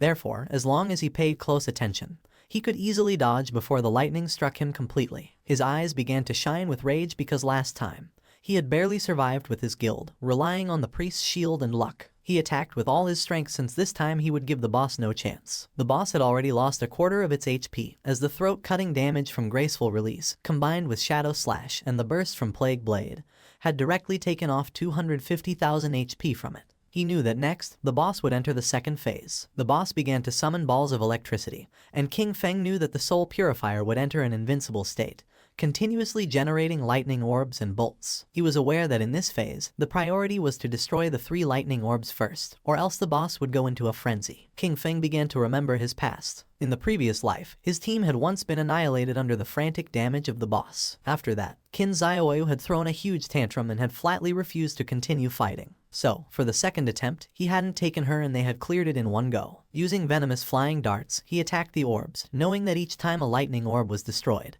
it would receive corresponding damage, and that once all 3 orbs were destroyed, it would enter the 3rd phase. King Feng threw another dart, which hit the 3rd orb, causing the boss's HP to drop below half. Its eyes began to shine with rage. It extended its hand and electricity started spreading through the area. King Feng remained calm because he knew that in the 3rd phase, the Spirit Purifier continuously unleashed wide-area lightning attacks. He remembered that last time, the guild had equipped all participating members with full sets of lightning resistance gear in addition to 4 priest and healing shields, barely managing to survive it. King Feng jumped and a barrier appeared around his body, since this time there was no need for all that trouble. He used Graceful Release and Black Light Shield. With the continuous lightning on the ground, he decided to attack from the air. Upon noticing that there were continuous lightning strikes on the ground, he decided to attack from the air. King Feng used Graceful Release and the Black Light Shield, then his eyes began to shine with determination. Using Shadow Slash, our boy attacked quickly, cutting off the boss's head. After defeating it, King Feng landed on the ground. A system window notified that he had killed the Soul Cleanser Faisal of Platinum tier. As a reward, he reached level 11. His 4 main attributes increased by 4 points and he obtained 10 free attribute points. Additionally, he gained 20 evolution points and 1,520 days of tradable lifespan. Our boy was somewhat happy. He had achieved the world's first kill of a platinum tier boss, for which he earned 10 reputation points. Additionally, he had become the master of the sanctified grounds. The ground was full of lifespan and, according to King Feng's knowledge, the hideout he had just obtained had an importance that transcended the game. He knew that a hideout not only provided shelter and storage functions, but more crucially, it could be extracted into the real world. This was vital because, when the game descended, real-world weapons began to corrode. The most powerful ones, especially nuclear bombs, became useless from day one. Planes and tanks would barely function for another month or 2 before turning into scrap. In other words, all future battles in reality would depend entirely on skills extracted from the game. Once a hideout was brought into the real world, it could activate a magical defensive barrier and become an absolutely safe refuge. King Feng began to think in silence, and then started to move away from the area, remembering that in his previous life, his guild Godslayer had used this same place as their base to continuously grow. And although he kept many joyful memories of that time, he had also witnessed how countless people came and went, full of intrigues and deceit. His eyes began to shine with determination. This time he was not going to choose the same path, he was going to become stronger on his own, until reaching the top. Outside it began to rain, and a monster swung its axe forcefully. Xiaoyu's friend fell to the ground and dodged the attack. Asking her to step aside, she began screaming for help. She didn't react in time and the axe cut her body in half. She respawned back in the town, and the system informed her that she had died, losing 14 years of non-tradable lifespan and 2 days of tradable lifespan. She went into shock upon seeing that she had died again. Her friend was furious. He called her an idiot and scolded her, asking how it was possible that she hadn't dodged the big axe wielded by the boss. She got angry and asked him who he thought he was insulting. She scolded him, saying he was the tank and if he didn't attract the boss's attention properly, how was she supposed to dodge the skills? He got even angrier and, calling her an idiot, asked her how he was supposed to attract the boss with an AoE skill. After arguing, he left the party. Xiaoyu's friend panicked when she saw that the tank had fled and started asking for help since she was being attacked by the boss. The boss attacked with its axe, and not long after, the friend also respawned back in town. With a worried expression, she suggested to Xiaoyu that they better focus on killing small monsters to level up first, explaining that she was uneasy because they didn't have much lifespan left. Xiaoyu began to ponder in silence. At that moment, the system revealed that the player Shadow from Jianghai City had achieved the world's first kill of a platinum level boss, gaining 10 reputation points. Everyone's attention was fixed on the system window. People couldn't believe what they were reading. It seemed crazy to them that someone had managed to solo kill a platinum level boss. Many commented in amazement that they had barely made it to the continent, while Shadow was already farming there alone. The name Shadow echoed once again, and everyone wondered about his true identity. The feat was incredible, considering that most players hadn't even seen a gold-tier monster yet. It was evident that this was someone immensely powerful. Xiaoyu was somewhat confused, since she did not know why the other players were so weak. She knew that they fought simply to kill a silver-tier boss, and she wondered how the hell it was possible that Shadow had achieved the first kill of a platinum-tier boss. Back at the hideout, our boy began collecting the lifespan orbs. After killing the Soul Purger, he had reached level 11. He knew that after level 10, each level up granted +4 to all attributes and 10 free attribute points, so he continued assigning all his points to agility. His reasoning was that with high enough agility combined with his infinite invisibility, he could kill many bosses without taking any damage. He was in shock, as he did not expect the boss kill to grant him 20 evolution points immediately. This meant that he could evolve his skill-greedy hand once more. He could not help but feel happy, since the additional loot rewards had increased from 3 to 5. Moreover, he had obtained an extra storage space of 100 slots. He spent 210 evolution points, which left him with 15 remaining. As a result, his greedy hand skill evolved from epic to legendary. The assassin skill now granted a 500% chance to get an extra loot reward, and that extra loot had a 100% chance to increase by 1 tier. Additionally, he gained a new passive effect, 100 slots of greedy space for item storage. King Feng decided to use his legendary tier greedy hand skill to collect the loot, and as a result,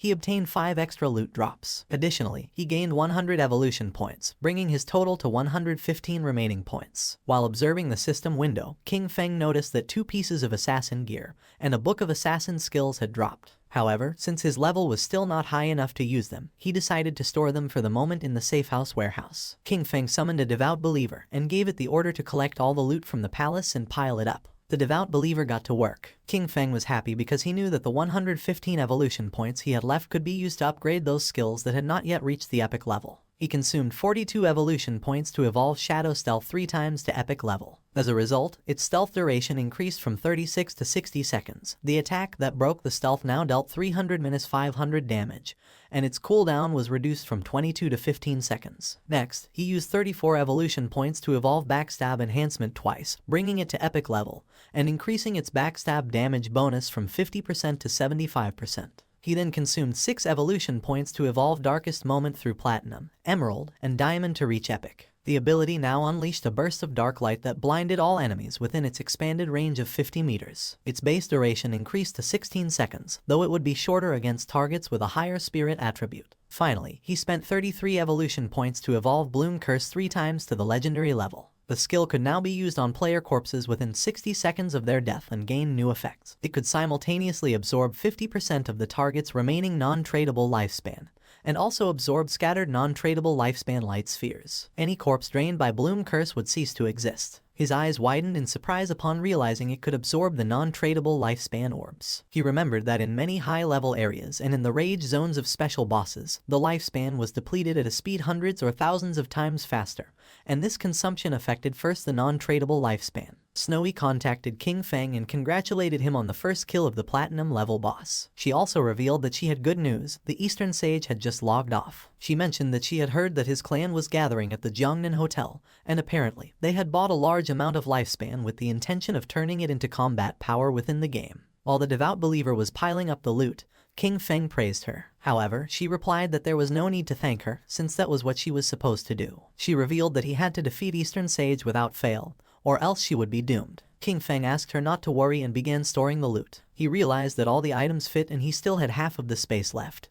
Thinking about how truly useful the 100-slot backpack was, he decided to go look for Wang Meng and sell everything to them. Upon seeing that Shadow had returned, and Yu's and Little Black's eyes widened with joy, and Yu got excited and started running toward him.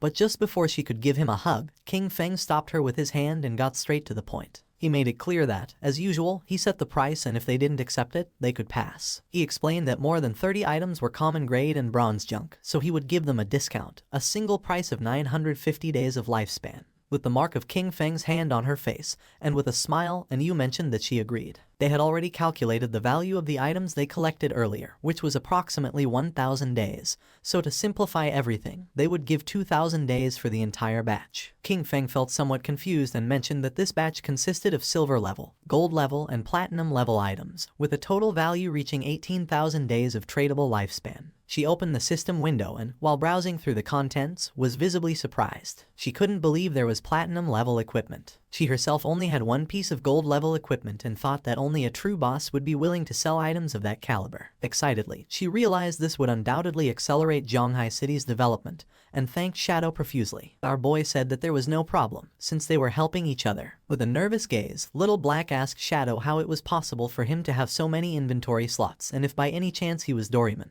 King Feng explained that their bags were probably already full and, as a friendly reminder, pointed out to her that under the statue in the center of the city ruins, there was a staircase leading to a teleportation portal back to the starting town. King Feng began to walk away from them and made it clear that if they wanted to return, the first time would cost them 500 days of lifespan. He warned them that although returning again would not have any cost, they should think about it themselves. That said, he left, and Yu began to point at King Feng and with a smile she mentioned that she had told them so. She revealed that Shadow was a reborn player, because otherwise, it would be impossible for him to know such hidden information. Seeing her attitude, Wang Meng felt somewhat confused and asked Captain and to please not behave that way, as she was scaring him a little. She began to blush and asked them what they would think if she tried to flirt with Shadow. Once King Feng moved away from the area, the system asked him if he wanted to consume tradable lifespan to extract a skill into the real world. He decided to activate the level synchronization and class advancement synchronization. The system informed that he had consumed 27,000 days of lifespan, and that the level synchronization and class advancement synchronization were completed. King Feng felt excited, as the next step was the extraction of skills. He remembered that he had previously extracted Shadow Meld,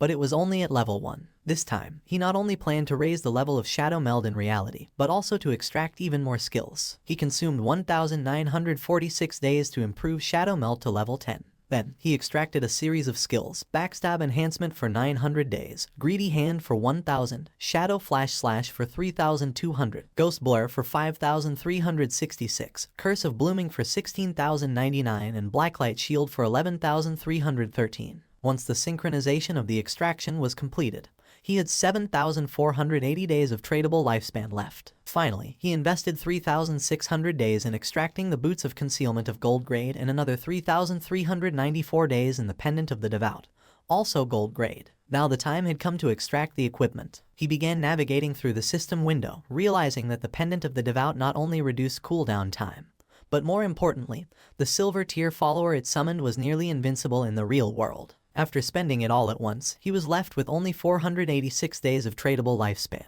But now his strength in reality was almost on par with what he had in the game. He began to disappear without a trace, knowing that he still needed to gain more lifespan. He had to make sure that by the next logout, he could achieve full synchronization. Several minutes later, with the body releasing Shadow, King Feng woke up in the real world. He began to think silently. Now that Kai and Shishi knew his address, he considered that, for safety, it was best to leave this place for the moment. He knew that extracting the Sanctuary of Soul Purification required more than 1,300 years of lifespan, so for now, he would have to find a temporary place to stay. With eyes shining with seriousness, King Feng decided to use Greedy Hand and absorbed everything that was in his room. Everything disappeared without a trace. He was happy, since the storage space of Greedy Hand was really useful, and all his things fit perfectly inside. Jumping up, he climbed onto the window. Then, he took out his phone and realized that Dongfeng Zion was at the Jiangnan Hotel, about 15 kilometers from that neighborhood. He began to look toward the ground and then, making himself invisible, descended from his apartment to the ground. He calculated that, at his current speed, he could get there in 10 minutes. Our boy began to move quickly through the night toward the Jiangnan Hotel. Several minutes later, he arrived at the place. Inside there were several men having dinner, and one of them mentioned that, given the current situation, the various skills and the lifespan of the game could affect the real world. He considered this a great opportunity for his Dongfeng family and praised Zioner for having done a good job by initially establishing a faction within the game.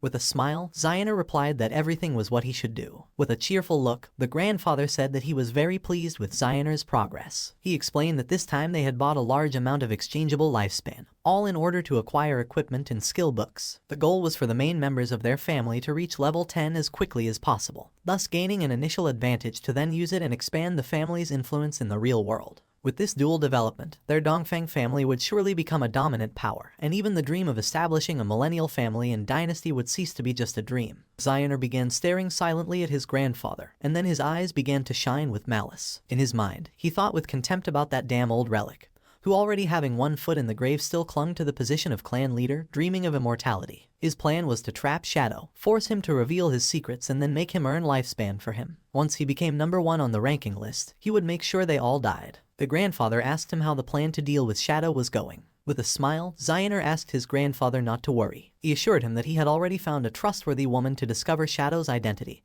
and that they would have news soon. The grandfather asked him to capture him alive and make Shadow work for the Dongfeng family, since that was the way they would bring enormous benefits to the clan. Meanwhile, King Feng had already killed the guards who were watching the entrance of the hotel. They decided to toast together for the resurgence of the Dongfeng family, and then chanted in unison, "Long live the Dongfeng family." His eyes began to shine with seriousness, since he did not expect these noble families to have weapons. He knew that his skills Ghostly Blur and Blacklight Shield could not guarantee a 100% evasion, and furthermore, he had not extracted any armor into the real world. He was aware that if a bullet hit him in the heart or head, it would mean instant death without a doubt. Considering that it was better to be cautious, he extended his hand and using his faithful pendant summoned one of the followers, a devout faithful, equipped with sharp claws for melee combat, and green flames for ranged attacks. Our boy gave the order to it to go in and leave no one alive. He knew that, being a silver level boss, the devout faithful had strong resistance to damage and that, even against firearms, it could withstand quite some time. While everyone was distracted, the devout faithful opened the door, it started roaring, and upon seeing this, everyone panicked since they didn't know where this monster had come from. With its eyes shining, it began to charge towards them. Seeing this, with a serious gaze, Xioner stood up and began to point at the monster, causing the guards to aim at it with their guns.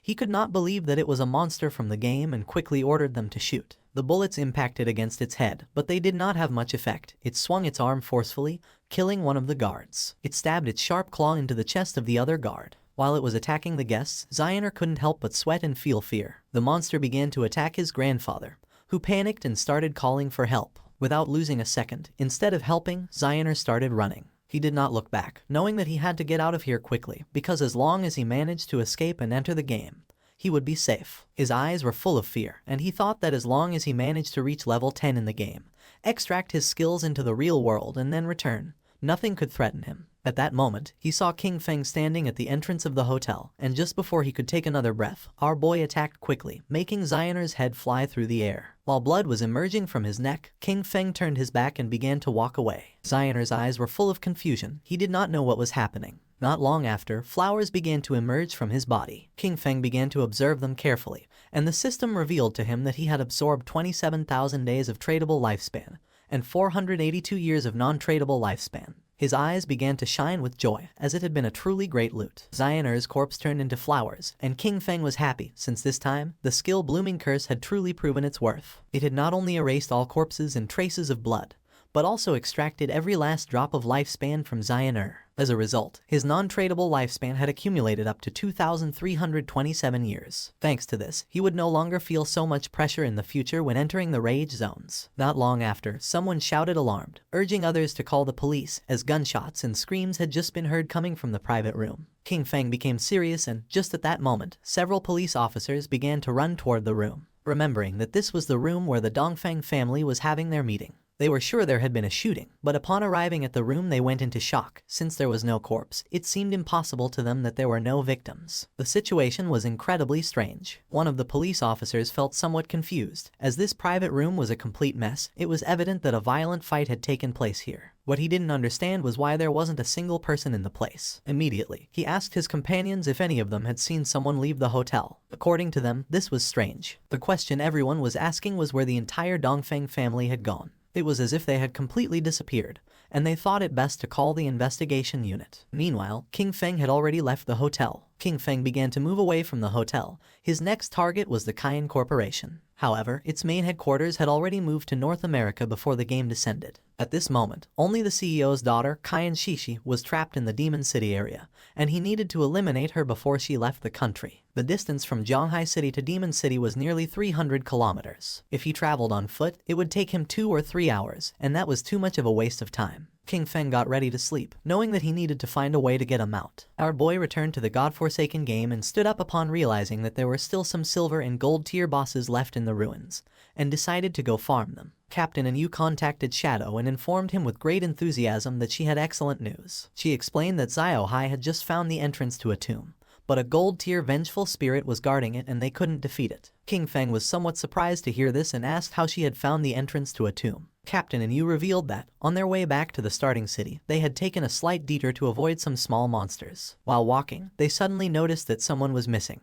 After searching for a while, they finally discovered that Ziohai had fallen into a pit. It was a special tomb area where team chat did not work. By following him into the pit, they saw a level 12 gold boss that began chasing them. Luckily, they ran fast enough to escape. She informed him that they were now back in Shell Town and that if he wanted to go to the tomb, she could give him the coordinates. King Feng knew that a true lucky charm was indeed a lucky charm. That someone could find a tomb just by taking one wrong step while walking through the ruins of the city was an incredible coincidence. He was aware that tombs, like faith temples and curse ruins, were wild random events and very rare. He asked the captain to give him the coordinates, and Yu sent him the coordinates revealing that the tomb was near the ruins of Shell Town. King Feng thanked her and mentioned that if he obtained something he couldn't use, he would sell it to them without hesitation. He couldn't help but think about how truly clever Yu was. King Feng's attention was fixed on a well. He was somewhat confused to see this and wondered if this was really the access point. With such a large well, it seemed incredible to him that someone could simply fall in by accident while walking. Without a doubt, that girl, Zio Hai, was truly unique. Without hesitating for even a second, King Feng jumped into the well, and a system window welcomed him, announcing his arrival at the Tomb of Resentment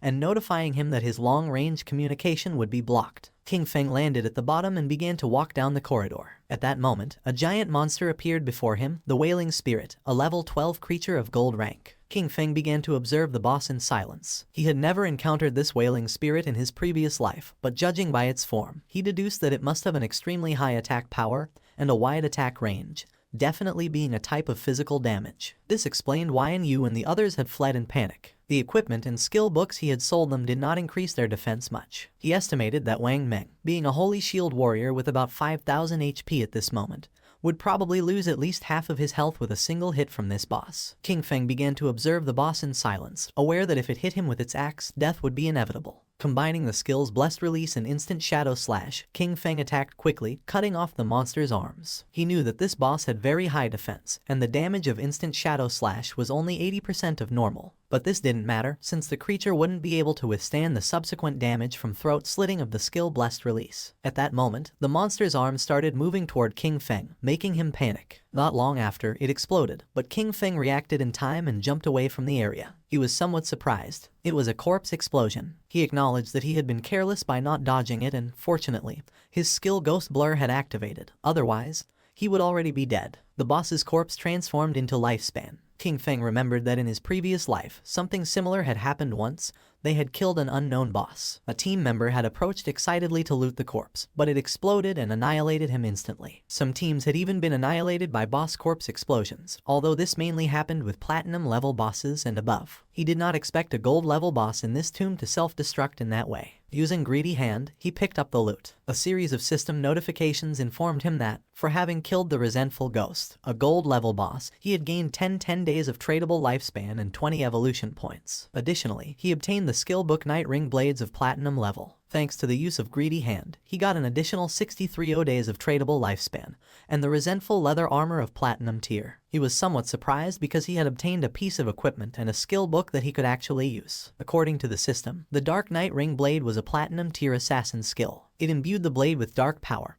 dealing dark elemental damage to all enemies within a 5-meter radius and adding 500 points of dark elemental attack. Its cooldown was 10 seconds, reduced to 5.7, and the required level to use it was 11. King Feng was happy, as this was exactly the elemental damage skill he needed for the assassin class. Since the shadow class had higher spirit attributes than strength, its magic attack power surpassed physical. This perfectly explained why elemental skills like Dark Night Ring Blade suited him so well, and he understood that he should focus more on enhancing his spirit stats to maximize this type of damage. He had 9 points in strength, 9 in constitution, 24 in agility, and 15 in spirit. Phew. King Feng decided to advance the skill to epic level to see the result. Immediately, he consumed 6 evolution points, leaving him with 36 remaining. The skill Dark Night Ring Blade evolved from Platinum to Emerald, then to Diamond and finally to Epic. As a result, the radius of effective dark elemental damage increased from 5 to 12 meters, and the added dark elemental attack rose from 500 to 13 points. Our boy thought that, after the evolution of the skill, the range had expanded from 5 to 12 meters and the additional attack had increased from 500 to 13 points. His eyes filled with seriousness, as he knew better than anyone that, being an area attack, the additional attack power was not so strong and the total damage per use could not be compared to that of Shadow Slash. However, it was a divine skill for eliminating groups of small enemies. Shadow Slash had a cutting range of 5 meters, but ultimately it was a linear skill. In contrast, the Dark Night Ring Blade was an area skill, so its effectiveness was much greater when surrounded. The system informed him that the Resentment Leather Armor of Platinum level granted plus 55 physical defense,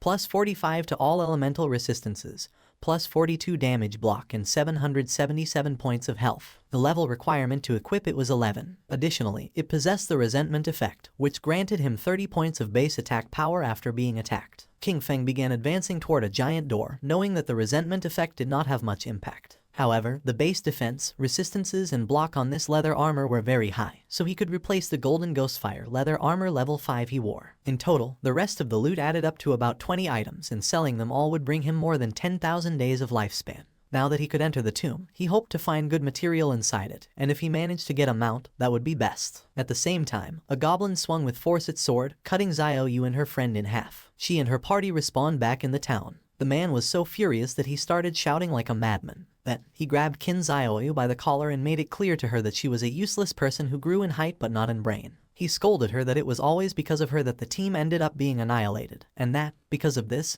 he only had 2 years of non-tradable lifespan left. He threw her to the ground with force and threatened her, warning her not to even think about looking for him at school, or he would definitely take care of her. The friend approached her to help her and the man disconnected from the game. The friend asked Kin Zioyu to go with her to her parents' small town. She explained that she had heard that there was a community support group there that specifically helped the elderly and people like them, who didn't know how to play the game. She clenched her fists tightly and couldn't help feeling furious. She disconnected from the game and rejected her friend's offer, telling Yanyan to go alone. Furious, she woke up in her bed and, using her phone, asked Hanhan if he could help her level up. With a smile, Hanhan did not refuse, but he set a condition. In exchange for raising her 1 level, she would have to accompany him for 1 night, as he wanted to see how the popular goddess of the school behaved in bed. She was furious and called him an ugly monster. She scolded him for thinking himself capable enough to try to take advantage of her and ordered him to leave. Then, a smile spread across her face. She told Hanhan that, actually, she had always liked him too, but that she hadn't accepted his confession earlier because her brother, Kin Feng, was controlling her. Now that she had cut ties with him, they could finally be together openly and without worries. He didn't fall into her trap. He called her an idiot and asked if she was trying to kill him with laughter. He pointed out that, if she had already cut ties with her own brother, who knows what she could do to him next. Finally, he ordered her to get out. She started contacting everyone. First, she reached out to Sharp Young Master, inviting him to her house to keep her company and, by the way, help her level up. However, he recognized her immediately and mocked her, boasting that he was now a platinum-level talent and had plenty of women, before ordering her to get lost. Then, she tried her luck with brother Xiao Ma, telling him that she was bored and waiting for him in Shell Town. The response was just as curt. He reminded her that everyone knew how she had deceived Jiang Wei and threatened to hit her with his new skill. She was sad and desperate. She cursed those men, thinking that not one could be trusted when it really mattered. In her desperation, she lamented that she only had 2.5 years of non-tradable lifespan left and didn't know what she was supposed to do. Her eyes were full of tears. She felt alone. She thought of King Feng and then remembered that he definitely would not ignore her. He must have a way to solve this, and she had to go back and find him to confirm it. It was night and, several hours later, she arrived at King Feng's apartment. For a moment, she thought that once inside she would find Kin Feng, apologize with some kind words, and that he would definitely forgive her. However, almost immediately she rebelled against this idea. She had done nothing wrong. Why should she apologize? She prepared herself to knock on the door and decided that she could not think in that way. She convinced herself that lowering her head was only something temporary. First, she would pretend submission so he could help her level up, and she was sure he would accept because he was the person who had cared for her the most since childhood. A smile appeared on her face. Once she leveled up and no longer faced the crisis of lifespan scarcity, she would completely cut ties with him. This was the plan, and Xiaoyu thought she was truly a genius. Satisfied, she knocked on the door, asking Kin Feng to open. She started knocking on the door, calling for Kin Feng to open it. She insisted, wondering aloud if he might be asleep, and then announced that she had returned. Her tone became increasingly pleading, begging him to please open the door. Furious, she kicked the door open but went into shock upon seeing that there was no one inside. She wondered where Kin Feng was, only to discover with greater astonishment that the bed, table, clothes, everything had disappeared. She turned on her mobile phone and tried to call King Feng, but there was no answer. She didn't know where our boy had gone. At the same time, in the depths of the grudge tomb, King Feng was massacring all the monsters. Not long after, he realized that he had reached the end of the tomb. King Feng summoned a devout follower, remembering that along the way he had annihilated more than 200 minor monsters and several bronze and silver level bosses. Thanks to this, he was about to reach level 12. In front of him was the final coffin and, knowing that once opened, the ultimate boss of the tomb would appear, he hoped it would be platinum level. It began to push the coffin. King Feng's attention was fixed on it, and not long after, something strange happened.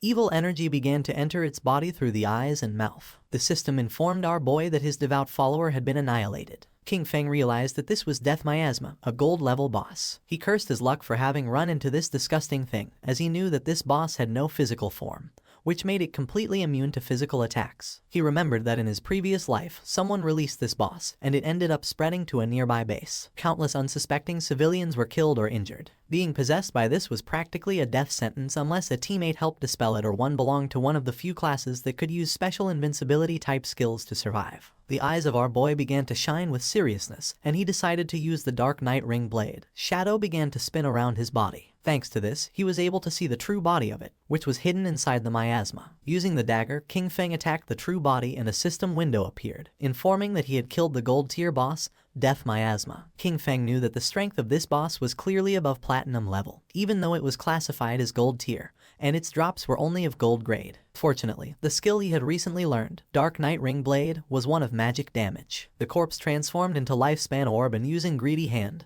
King Feng picked up the loot. He sighed. After all the effort it had taken to clear this tomb, he hoped that it would drop gold tier loot. King Feng obtained the rare item called Mount Bell. He was in shock upon seeing this. Our boy was happy since the boss had really dropped a mount. This showed him that Lin Liu's famous Koi luck was not just a simple rumor, it was a completely real fact. According to the system description, the Mount Bell, Ghost Night Wolf served to summon a level 11 Ghost Night Wolf. This creature could assist in battle and also be mounted, requiring the user to have a minimum level of 11 to use it. King Feng remembered that the Ghost Night Wolf was one of the fastest mounts that could be obtained in the early stages of the game. The Ghost Night Wolf was level 11, and its grade was gold. It possessed 148 strength, 155 constitution, 135 spirit, and an impressive 191 agility. The mount would gain experience alongside its owner, growing stronger over time. However, if its bell were traded, the creature's level would reset to its initial state. Its abilities were also noteworthy. Dash. When mounted, it increased movement speed by 245%. Nightwalk. At night, it allowed the mount to remain permanently in level 1 stealth. Attacking would break this effect but added 120 reveal damage, and it took 60 seconds to re-enter stealth. Pounce. It allowed the mount to pounce on a single target 3 times in succession, with each hit dealing an additional 267 physical damage on a 12-second cooldown. Wolf Howl. It granted allied units a bonus of plus 35 attack, plus 35 physical defense, and plus 35 all-element resistance for 18 seconds, with a 600-second cooldown. King Feng knew that it was not just a mount, but also a battle pet. The fact that it also included a stealth skill made it an immense gain. It was night, and mounted on the Ghost Night Wolf, King Feng emerged from the ruins and began heading to his next destination. His plan was clear: reach level 15 and accumulate enough lifespan to be able to extract the mount. Once he disconnected from the game, he would go directly to Magic City to eliminate Kaiyan Shishi, cutting off any future threat at its root. King Feng passed by Zhanghai Coliseum and remembered that it covered an immense area and had 2 additional underground levels, forming a complex labyrinth. The place was full of monsters, which made it the perfect site for him to level up quickly. Taking small jumps, the Ghost Night Wolf climbed on top of the Zhanghai Coliseum wall, which was full of powerful monsters,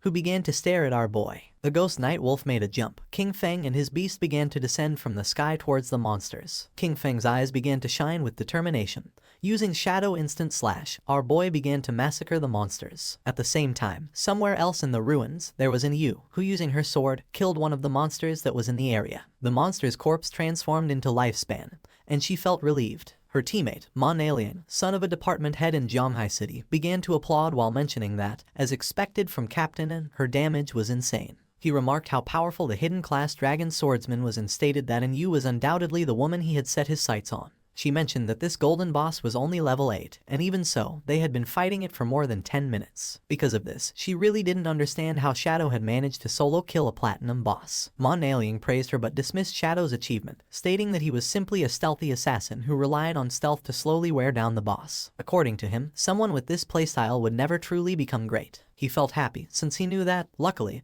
Yu didn't have any influential backing. With his status as the son of an official, subduing her would be a piece of cake. Yu asked if a mediocre archer like him wouldn't be even more suitable for the task of slowly wearing down a boss. Mon Alien fell on his butt to the ground and explained that he was an upright person and wouldn't stoop to doing something like this. With a serious expression, he revealed that he had heard that Shadow had a terrible character and was a ruthless killer in the real world. He also mentioned that he knew a hunter from the Metropolitan Police who already possessed level 3 anti-stealth skills. He suggested finding a way to set him up, discover Shadow's identity in the real world, and afterwards, take control over him. He argued that someone like Shadow could only be trusted if he worked for his organization. Otherwise, incidents like those of Song Fei and Zhang Lai would keep happening. He was tired of cleaning up Shadow's messes. Yu and Wang Meng looked at each other and started laughing at Mon Alien. They asked him if he really hadn't understood it. They explained that the situation wasn't that Shadow begged them to clean up his messes, but quite the opposite. It was they who had to clean up what he left behind. Only in this way could they ensure their interests were aligned with his, thus allowing cooperation. They reminded him of Shadow's achievements, the first global kill of a golden boss and the first kill of a platinum boss, both solo. With a furious expression, Ma Liang made it clear that, to him, Shadow was nothing more than a fragile assassin. He rhetorically asked how they couldn't control him, as long as their anti-stealth level remained on par. Calling them a bunch of nobodies, he scolded them for daring to reprimand him. He then turned to Yu, declaring that she should watch closely because he would ruin Shadow's reputation and capture him. He stated that when this happened, she would be on her knees before him, apologizing and begging for his forgiveness. Wang Meng asked Yu what loot the boss had dropped. She replied that it had dropped a piece of gold tier equipment for a priest, a silver tier equipment, and a silver tier skill book. She started touching her chin and remembered that Shadow usually sold them several pieces of gold and even platinum equipment. This made her wonder how many bosses he had actually killed, or if his talent was treasure hunting and all these items came from opening chests. With a serious look, Wang Meng revealed that he was a little worried, and Yu couldn't help but feel somewhat confused. Wang revealed his concern, bringing up the case of the Jiangnan restaurant, the incident in which the entire Dongfang family was murdered during a gathering. Then, he raised an unsettling hypothesis. If Shadow had been responsible for this, were they still supposed to clean up his messes? Wang admitted that he still didn't understand Shadow's personality, and expressed his fear that he might actually be a ruthless serial killer in real life. She knew about this case. The superiors were taking it very seriously, and everyone was speculating whether it was related to Shadow. With a confident smile, she explained that, even if this case had really been the work of Shadow, she would still choose to cooperate with him. She stated that, although the superiors refused to clean up his messes, she would personally support him. Wang Meng was somewhat confused, and when he asked the reason, she simply replied that the real question was who wouldn't want to support Shadow. Their subordinate appeared and reported that in the area ahead they had found a place similar to an arena, but all the monsters inside were already dead. With a serious gaze, he revealed that there were bodies everywhere. He didn't know which party had been strong enough to clear all the monsters from the arena. Then Yu felt happy and decided to go to the arena. Upon seeing her behavior, Wang Meng felt even more confused. They arrived at the Zhanghai Coliseum and saw a lot of lifespan lying on the ground. They were in shock as they realized the incredible amount of loot. There must have been hundreds of minor creatures there, and this led them to wonder which party was so strong to have achieved such a feat. Captain Yu was confident that Shadow had been here. With this in mind, she suggested they search the surroundings, as they might run into him. Mon Alien questioned why she was so sure it had been Shadow. Captain Yu responded that the reason was simple. He was number 1 on the leaderboard. Their party was right behind on the leaderboard, and since they couldn't achieve something like this, it had to have been Shadow. Mon Alien was furious and revealed that he also had invisibility, and could do the same. It would just take him more time. That's all. With a smile, Captain Yu communicated with Shadow, and upon noticing that he had cleared so many monsters, she thought that he surely had a lot of gear and skill books that he didn't need, so she proposed that he sell them to them. At that moment, Mon Alien's eyes widened in surprise. King Feng mounted on the wolf appeared behind him. He fell on his butt to the ground upon seeing the wolf, while on the other side, Captain Yu felt excited and asked where King Feng had gotten a mount. King Feng revealed that thanks to the coordinates Little Black had given him, he had obtained the mount. Upon hearing this, Little Black couldn't help but blush, and she said there was no need to mention it. King Feng decided to make a deal with Captain Yu. He proposed that she take all these items from the ground as part of a package, clarifying that the conditions would be the same as always. She mentioned that she understood, if she wasn't satisfied, she didn't have to buy. She already knew it. Shadow's prices were always fair. While they were talking, Mon Alien couldn't help but feel furious. His eyes widened with rage. He felt humiliated by Shadow, and swore internally that he would make them pay. Mounted on the wolf, King Feng began to advance through the ruins. According to the system chart, he had already reached level 13. Below him, at level 10, were Justice Enforcement and Wang Meng. Black Goblin Big Lies Eye also appeared at level 10. Our boy had 245 years of tradable lifespan and 255 evolution points. King Feng was happy because this time, after clearing the arena ruins, he had obtained a pretty good grade gold skill book. The skill book was called Silent Concealment. It was grade gold and allowed the user to enter stealth without moving. As long as they did not attack or move, they would remain permanently invisible. Attacking from this state added 300 detection penetration damage points. It had a cooldown of 120 seconds and required level 13 to be used. King Feng realized that this skill not only strengthened his stealth, its true power lay in the fact that, if he used it in reality and combined it with the invincible state from the game, he could make himself disappear completely in the real world. He decided to evolve this skill book to Epic, for which he consumed 11 evolution points. The skill was improved, going from gold to platinum, then to emerald, diamond, and finally to epic. With this, the additional damage per stealth penetration attack increased from 300 to 800 points. In turn, the cooldown was reduced from 120 to 60 seconds. He decided to evolve other skills as well. First, he consumed 34 evolution points to bring Venomous Dart to the epic level. The skill progressed from Emerald to Diamond and finally to Epic, improving its attributes. Its maximum range grew to 20 meters, its on-hit attack damage increased to 400, and it applied the Venom status. This status now dealt 100% damage per second for 5 seconds, with no weakness bonus, and did not stack. Next, he invested an impressive 200 evolution points to elevate Graceful Release to the Mythic level. Evolving from Legendary to Mythic, its weakness attack bonus soared to plus 300%, and its weakness attack multiplier was doubled, while its level remained at 5. Its active use now applied the Throat Slash effect, dealing 200% of the attack's damage per second for 3 seconds, and its cooldown was slashed to just 15 seconds, or 9.7 with his bonuses. King Feng was happy since the mythic level skills were truly powerful. Now, except for some special monsters, each of his attacks was a hit to a weak point. He took out the necklace and began to observe it carefully and decided that it was time to evolve it. It was the Deceiver's Pendant of Platinum Grade, an accessory for assassins that granted 45 points of physical attack, 20 of strength, and 20 of constitution. Its equipment requirement was to be level 13 and also had a unique effect that added 1 point to stealth level. By combining his skills and equipment, he realized that he now possessed a stealth level 4. He was convinced that, at this stage, no one could detect him. In addition, there was the item Shadow Veil. Thanks to it, his evasion rate had directly reached an impressive 83%. It was the gold tier Shadow Veil, an assassin-type equipment. It granted 5 points of constitution, 5 of spirit, and a 32% evasion rate. At that moment, a small explosion occurred. King Feng decided to stop to find out what was happening.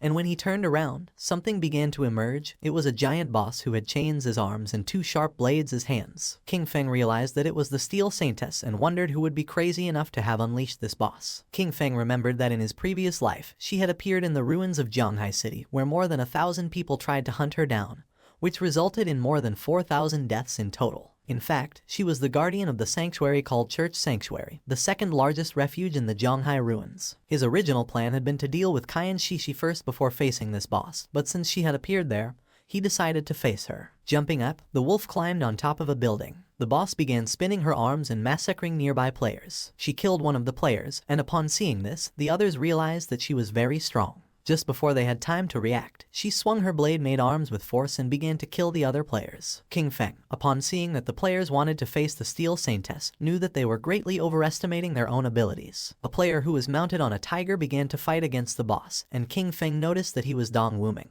also known as Chen Wuming, possessor of the hidden class Paladin. It was about an old friend of King Feng, with whom he had fought for 9 years in his previous life without a clear winner. This man was cunning and deceitful. Whenever he was about to lose, he managed to escape with some dirty trick. King Feng remembered that in the past life, the Steel Saintess was defeated by Chen Wuming's guild, the Knight's Sanctuary. This gave rise to the saying, West/God, East Sanctuary, since each one controlled respectively the western and eastern regions of Zhanghai City ruins. The guild Knight's Sanctuary, when recruiting its first members, made them sign a very harsh contract that guaranteed their safety but with a tax rate on their lifespan of up to 50%. Most of the members became black slaves, basically forced to work for the higher tier players of the guild. King Feng's eyes widened with joy. For him, this was simply perfect. He made the firm promise that, this time, Chen Wuming would not escape. The boss began to spin her arms forcefully in circles, and while she was distracted, King Feng, using invisibility, landed near her. His eyes began to shine with evil intent, and without wasting time, he used the Dark Knight Ring Blade and in the blink of an eye killed the players who were nearby. Wrapped in red aura, our boy began to spin quickly,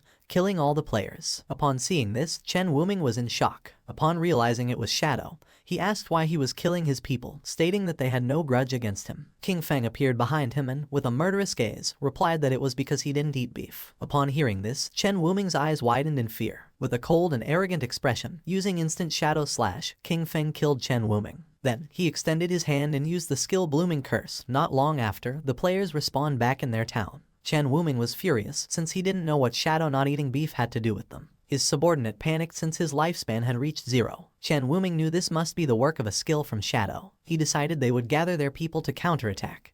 But first they would move to another place to level up and thus recover the lost lifespan. Among them was also Xiao Yu. She couldn't help but cry while wondering why Shadow was attacking her directly.